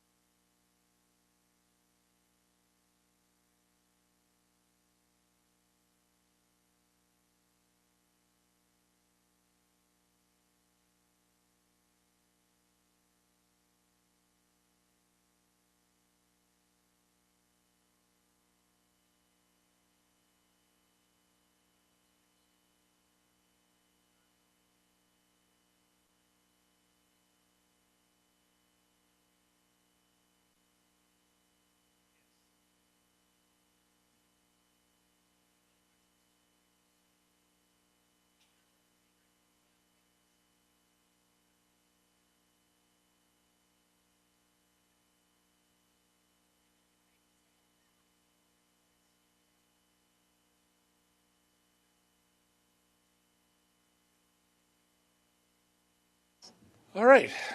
We are back in session. I see we are live. And now we have our Director of Finance, Carla Cave. Thank you. Whoop, whoop. All right, I will try to get through this very quickly. It's a long night. I'm bringing before you 5 changes to the purchasing ordinance, and the main goal behind this is to just adjust our thresholds to the current economy. It's been over 10 years since this ordinance has been updated, and I'll go into it later, but 10 years ago was upped from a $2,500 limit to a $5,000 limit to require competition and quotes. And the second goal of this is just to cut back on staff time spent on very small purchases. So I've got each of the changes on one slide, each. Okay. But before I begin, I just wanted to, this might be news and it might be a review, depending on how much you know about our local purchasing, but right now there's 2 categories. There's our goods and non-professional services, and anywhere between $5,000 and $150,000, we're required currently to get 3 written quotes from vendors. At $150,000 and up, that's where the formal competitive negotiations would start with the RFP process. A different category is the professional services. That would be like your engineering, architects, the ones that serve in those professional capacities in large projects. That limit is $80,000, so it's a much smaller threshold. None of these changes tonight would affect anything with professional services, so I just wanted to point that out. I don't think I made that very clear when I brought this up before. Okay, ordinance change number 1, we are looking to remove a reference to a bidders list. This change will bring our ordinance up to current practice, which is using the state's website EVA, which is also termed Virginia's Marketplace. It's a state website, and it is our go-to bidders list. We will continue to forward departments the information of bidders who do contact us for future projects. But those cold calls and emails are steadily dwindling as more and more companies register with EVA, as has become a much more common practice. So right now, we are still making no direct reference to EVA, but we are removing a manually kept bidders list, because that's not really, while we keep it, we'd love to not be required to keep it, because everyone goes to EVA as is. Change number 2, we want to change the monthly reporting requirement of emergency purchases from 1,000 to 10,000. These emergency purchases are very rare, and they are typically over 10,000 anyway. This change is in an effort to keep up with inflation and reduce administrative time. Change number 3, we want to increase the small purchase threshold for requiring 3 vendor quotes from 5,000 to 10,000. So again, those are the goods and non-professional services. This change is ultimately to keep up with the rising cost of items and services happening due to inflation. The threshold was last raised from $2,500 to $5,000 in 2012, which is over 10 years ago. Another thing this change accomplishes is that it saves staff time and gains us efficiency in placing and receiving orders. During last fiscal year, 90 purchase orders were issued between $5,000, our current limit, and $10,000, what we're proposing. And on average, this would save an approximately 400 hours per year of staff time in obtaining quotes, creating purchase orders in the accounting system, and having those purchase orders approved on multiple administrative levels. Change number 4, we'd like to remove the county website posting of small purchases over $30,000. With the increasing use of EVA by both localities as well as vendors, this practice has shown to receive very low views from vendors seeking projects and or sales. Instead, vendors look to EVA for projects and needs rather than to a locality's website. And lastly, we would like to increase the small purchase limit and capital projects contract amount needing board approval from $150,000 to $200,000. This change would bring our small purchase limit in line with state code, and it reduces the number of small purchases being brought before the board that can ultimately be handled easily administratively. Please note that this $200,000 change covers goods and services other than professional services, while our professional services project limit will remain at our current amount, which is $80,000. And those are all we've got for changes, but I'll take any questions. And I also have our Director of Purchasing here for any detailed questions, because she does this day to day. Yes. None at this point. All right. We will go ahead and open the public hearing.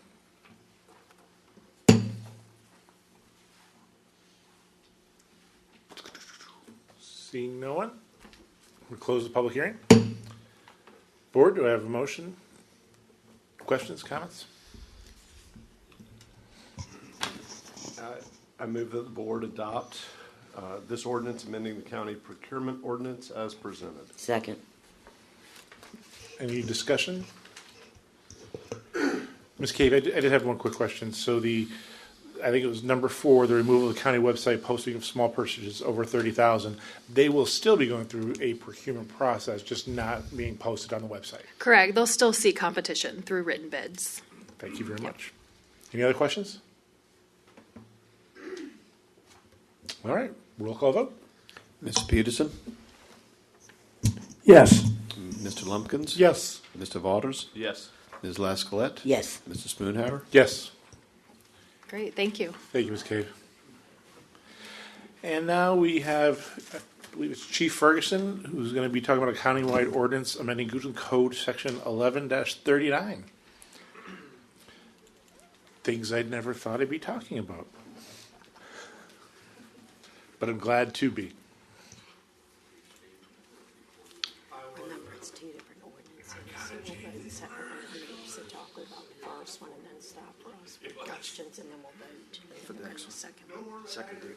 Okay. Thank you.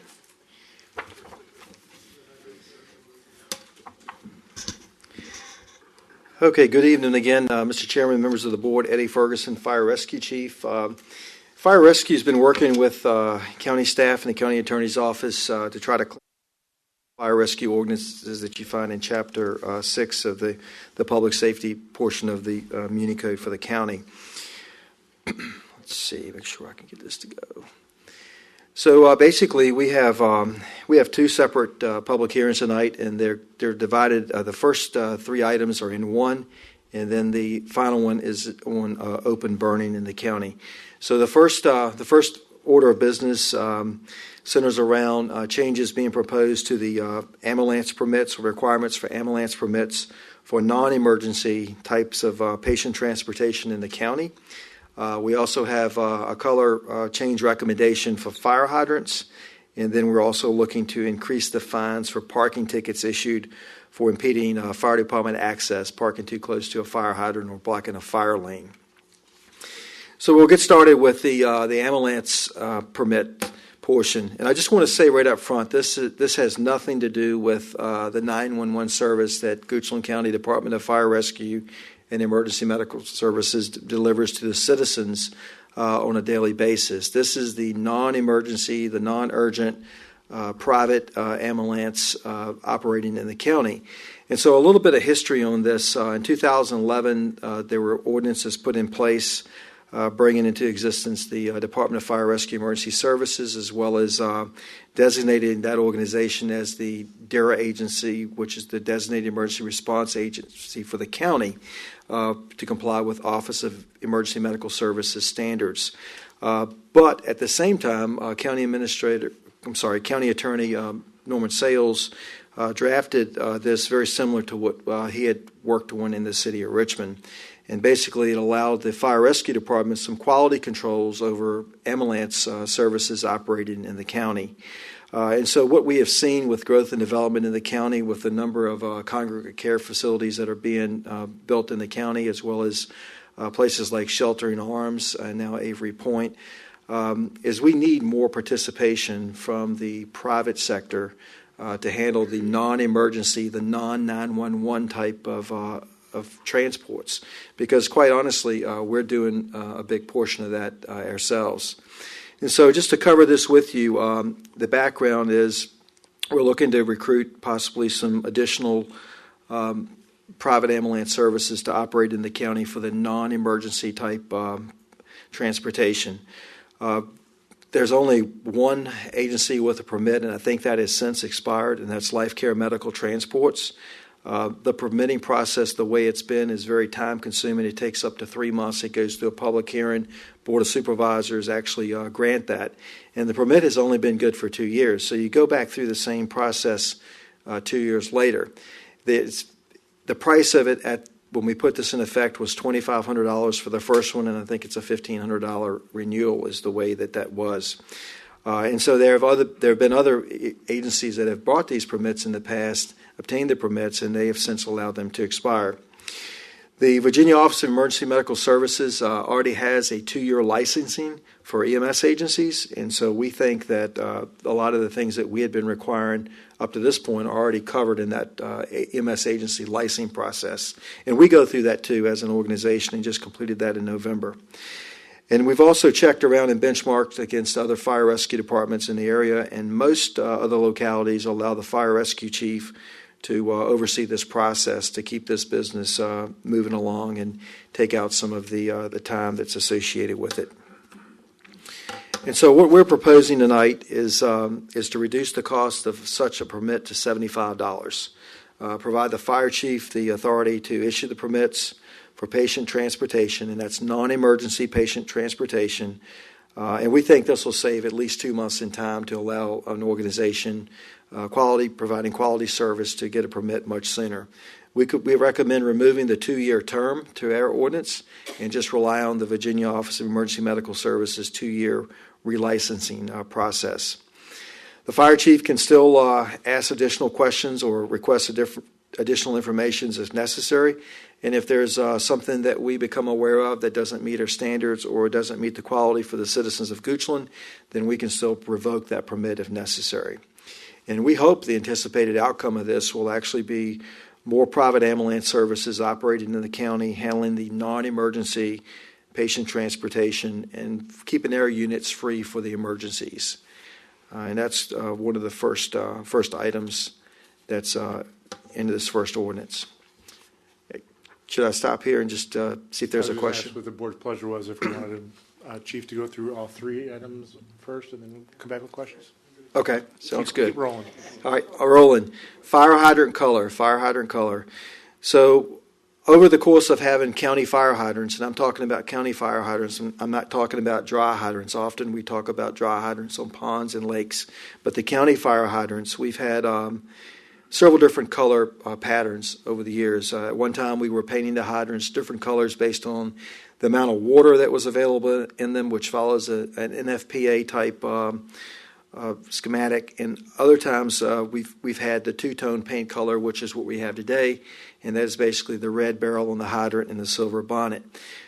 We have found out as we get more and more hydrants in the county, and according to Public Utilities, we have over 600 hydrants in the county, about 638 county fire hydrants, that there is more of a need to have these hydrants visible so that we can find them at night.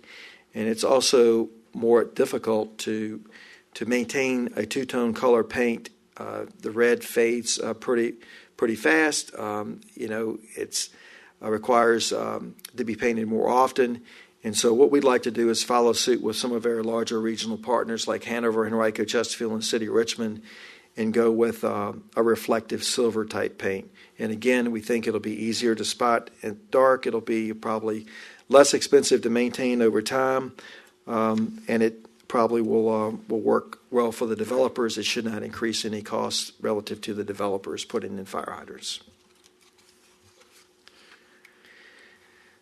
Okay, the next thing is fire parking ticket fines. Now, I just want to tell you up front that we try not to issue tickets for these violations. Our first approach is always education. We take time to try to explain to the folks that are in violation, why they are and why it's important to maintain fire department access, which many times isn't for the fire truck. It could be for the ambulance or it could be for law enforcement. Fire access promotes all types of public safety access.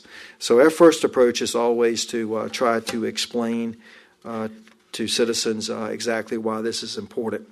We've taken a look at this, and we're getting more fire lanes in the county. There are more subdivisions that have no parking on one side of the street or both sides of the streets.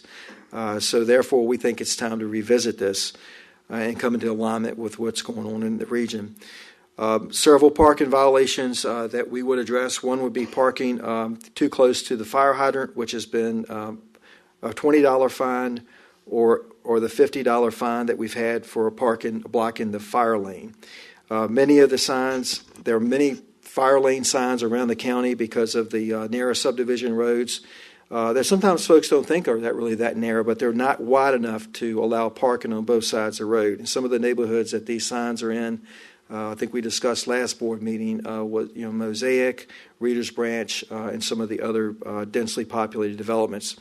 The fines are not sufficient to really deter anyone from doing that, and honestly, sometimes it ties up the court and unnecessarily for such a small amount of fine.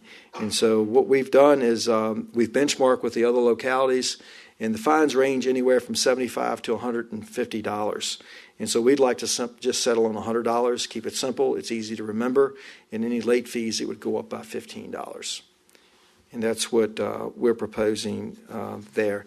And in case you were wondering, I talked to the fire marshal, and certainly this is no indication that we don't enforce this. But again, it promotes the fact that we try to educate first. I think he may have issued about 10 tickets last year altogether. Keep in mind, we have one fire marshal, and education is always our first approach. So for every summons he wrote, he probably educated another 10 or 15 people that complied and understood. So, any questions on those three? Ms. Lesclette? Okay, thank you. Thanks, Chief. That say, I'm not sure exactly what they say, no parking fire lane? Or, yes, ma'am. Okay. Are those signs that the developer puts up? Do we put them up? Right. The developer is required to put those up, and if the roadway is less than 20 foot wide, right, then you can't park on either side. But if it's between 20 and 26 foot wide, you can park on one side. So that side of the road has to be right. Signs. And then if it gets up to, did I say that wrong? I did say that wrong? Is it backwards? Yeah, it's getting late. Yeah. 26 to 32 feet. 26 feet. Yeah. So if it's over 32 feet, signs aren't required. But the developer puts those signs up, and Fire Marshal Davies makes sure that the signs are put up. And I'm wondering, and I don't know if those are standard signs that they literally the developer pulls off the shelf kind of thing, but I'm wondering if we said fire lane, no parking, whatever it says, $100 fine, might get someone's attention. Just throwing it out there. If we pass this. Fire Marshal Davies, you'd like to comment? The signs that have been put up have been with language approved by the fire marshal, both the location and the language. So he could, in the future, as new ones are being put up, require that. But I'm just suggesting maybe just let people know, and they may look at it and go, $100 might be a little steep. Maybe I don't park here. Yeah, I don't know. This way, the signs read no stopping, standing, parking, fire lane. And we could easily have them just add a sign to the existing, just some at the bottom that says $100 fine. Some jurisdictions have that. I've seen those in some jurisdictions. Right. I'm just doing it. If you feel like it's, would be helpful, great. I mean, I'm not, you're the expert in this and not me, but I'm just saying it may get someone's attention a little bit more. It may, but if I could just interject, just what I would say about that is I think considering where we were and where we've come to with some of the developers, I think that could, I think if we had them go back and add that, it could create some disturbance possibly with some of the developers. Yeah, that's a good point. Just a thought, do them. Yeah, everyone has worked well with us to this point, all the developers, and it's certainly been with a lot of understanding and cooperation. So I'm thinking, if we went that way in the future, possibly, but I wouldn't go back going forward. Right, I'd grandfather everyone that came in if we did that. I don't know if we'd want to go back and kind of stuff. I'm just throwing it out. That's a good idea, though. Mr. Waters? I just wanted to go on record to thank Fire and Rescue for thinking of ways to decrease regulation and make it more streamlined on some of these policies. So thank you. Thank you.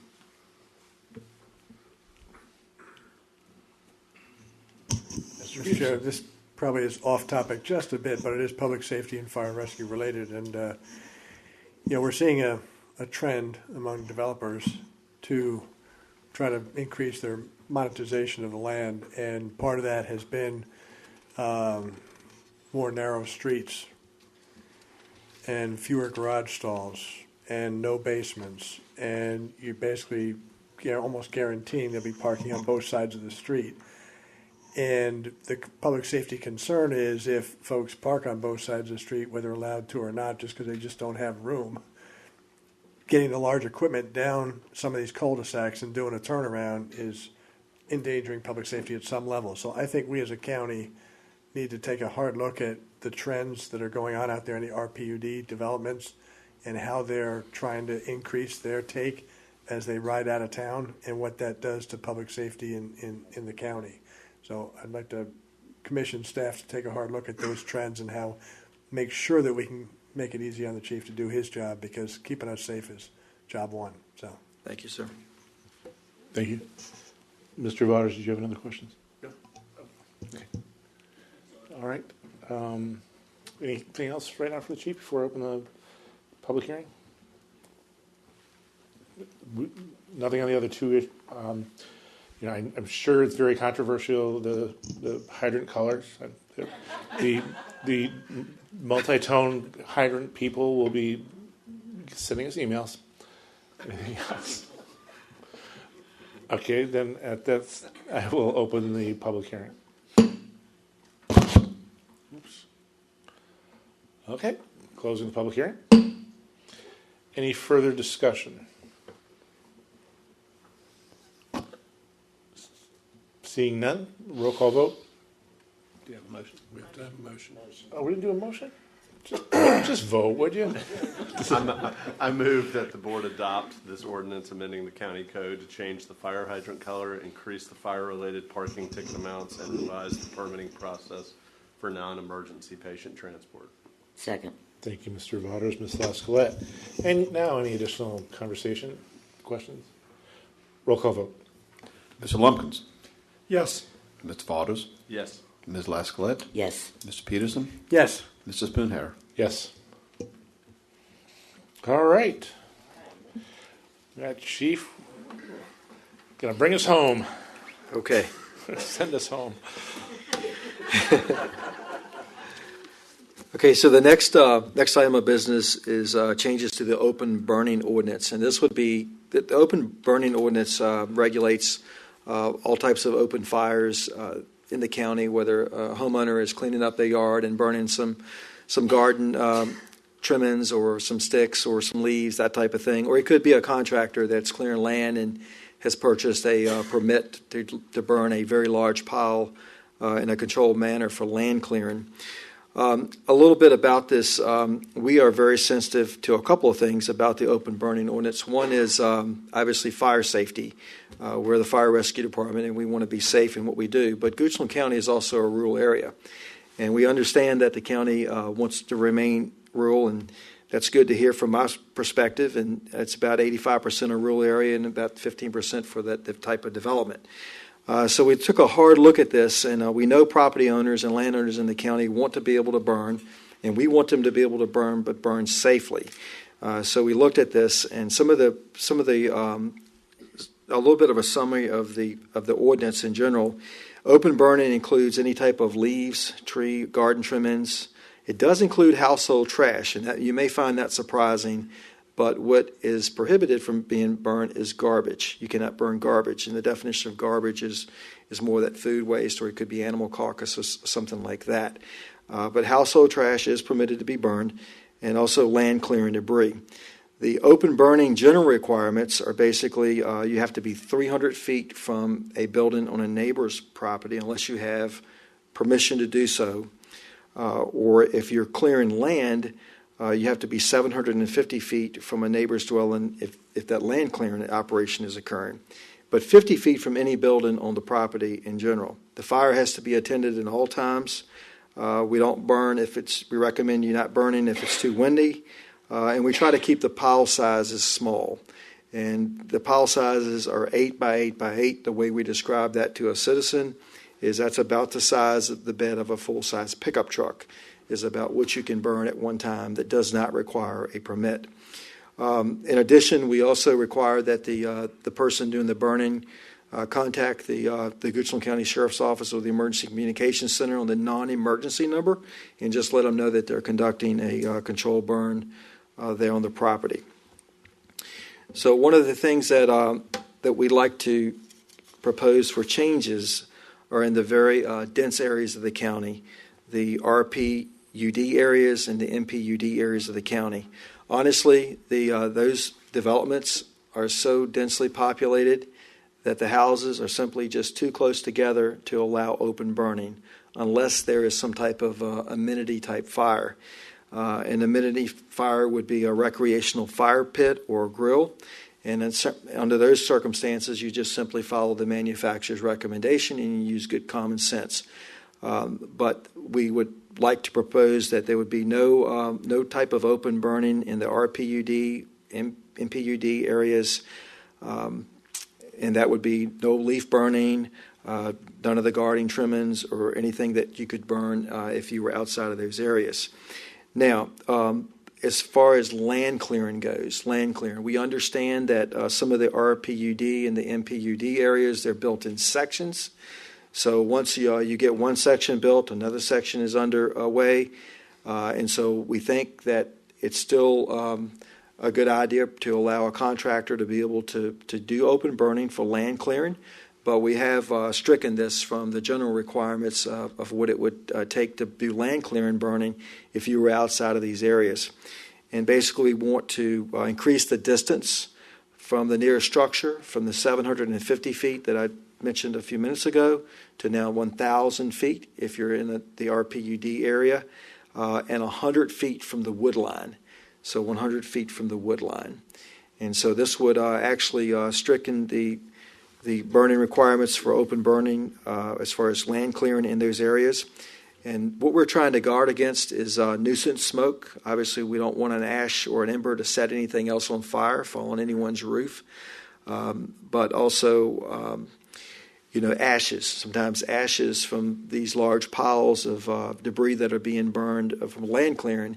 The wind can carry those, and they fall on people's cars, and we get complaints, and we go out and take a look. We have the authority to have a fire extinguished if it's becoming a nuisance fire and affecting neighbors and that type of thing. But the proposed changes that we're looking at tonight are primarily to the RPUD and the MPUD areas for open burning. There's one law that comes in every year that actually gets our attention, and that's the statewide burning law that's in effect from February the 15th through April the 30th, and many people know that as the 4 p.m. law, and you have to follow that when it's in effect as well. And that basically says that you can only have open burning between the hours of 4 p.m. and midnight, because usually in the spring, it's the windier times of the year, the vegetation is still dry, and we see an increase in brush fires and forest fires throughout the state during that time frame. And so that's not mentioned in your slides, but it is mentioned in the county ordinance or our one-pager that explains open burning laws in the county, the state law. Is that it, Chief? Yes, sir. That's it. Questions? I don't do social cues well, so you gotta. All right. Any questions for Chief Ferguson on this one? Okay. Not any questions? I'll open the public hearing. All right. Don't see anybody, so I'm going to close the public hearing. Board, do I have discussion, a motion? Mr. Chair, I just had one real quick one for the chief, if you don't mind. This is very quick. And you may or may not remember. The majority of the calls that I've received on this type of thing go back a couple of years to when Kinloch was clearing one of their phases. Okay, some bobbleheads. Yes, sir. Would this have addressed that at all, or was it, would this have either lessened the number of phone calls I got, or? I'm going to let the fire marshal, he handled that directly, so I'm going to let him speak to it. Okay, thank you. The Yes, burning sir. that you were talking about was a land clearing, and it Burn was pit. on the other side of the body of water in Kinlock when they were clearing that. So they had the distances, but the wind was carrying the ash across the water and onto the houses and the cars on the other side of the pond there. And that's where we had all the complaints from, and people were calling me saying, who's going to come power wash my house and my cars? And They were calling you too? oh, Okay. yes, sir. Yes, sir, they were. But it doesn't sound like this would have lessened those calls, just because of the circumstances. Is that RPUD considered? It is RPUD. Yeah, that's considered RPUD. So yes, it would, because it would extend it to 1,000 feet. Okay. And so that would help with that. Okay. And plus it says you're not going to be able to just burn unless it is a land clearing operation. So that was a land clearing operation. That was a burn land clearing pit. It was- operation, but yeah. after that, we kind of tried to discourage. We let people know, if you want to burn here, even though you meet the criteria, we get complaints, and we get enough complaints, we're going to revoke your permit. So. All right, well, I think we have a car in the county now. So Yes. hand out Works very well. Tommy's, yes.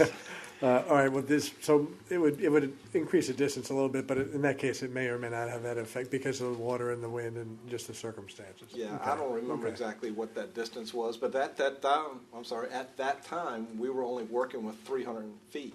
300 back feet. Then we've had one increase since the 10 years I've been here. That was from 300 to 750 And this goes for to land 1,000. clearing. So now this, we're going to go from 750 to 1,000. So I'm hoping this would take care of that situation going Yeah. forward. Yeah, the intent is to try to get that distance, and there, according to my records, there are 11 RPUD developments in the county right now. There's Parkside Village, Tucko Bridge, Park at Saddle Creek, Park at Centerville, Reeders Branch, Tucko Creek, Kinlock, Mosaic, Park at Mannequin Woods, West Oak, and Randolph Square. I may have missed one, but I think that's the majority of them. And I don't believe there's a MPUD, but I think there's one, Not yet, up in one going to Centerville. be built Yeah. there in Centerville. So. Okay, good. Well, thank you for that. I'll yield back, Mr. Chair. Mr. Chair, I move that the board adopt this ordinance amending the county code to add open burning restrictions in the residential planned unit development and mixed planned unit development zoning districts and clarify open burning notice and permit requirements. Second. Thank you, Mr. Lumpkins, Mr. Peterson. Any further discussion? Roll call vote. Mr. Waters? Yes. Ms. Lascalette? Yes. Mr. Peterson? Yes. Mr. Lumpkins? Yes. Mr. Spoonhour? Yes. All right, good work tonight, board. Mr. Chairman, if I may, just to close on that open burning, if any citizens ever have any questions, we take the open burning extremely seriously. Obviously, there's a hazard associated with it, so I just would like to part on this by just saying if there's ever a time that a citizen has a question about open burning, we're happy to answer those questions. We're happy to come out and look at the area they want to burn in advance if that's what they'd like. So please have them call us. We'd be happy to do that, and we do take this very seriously. And thank you for the approval on those items. Thank you, Chief. Thanks for everything you guys do. All right, board, we are adjourned to our Wednesday 11th 9 a.m. joint work session with the Board of Supervisors and the School Board, our Wednesday 11th 1 p.m. joint work session with the Board of Supervisors and the Planning Commission, and Tuesday, February 7th Audit and Finance Committee meeting, and a Tuesday, February 7th Board of Supervisors 2 p.m. regular meeting with the 6 p.m. public hearings. Thank you, and we are adjourned.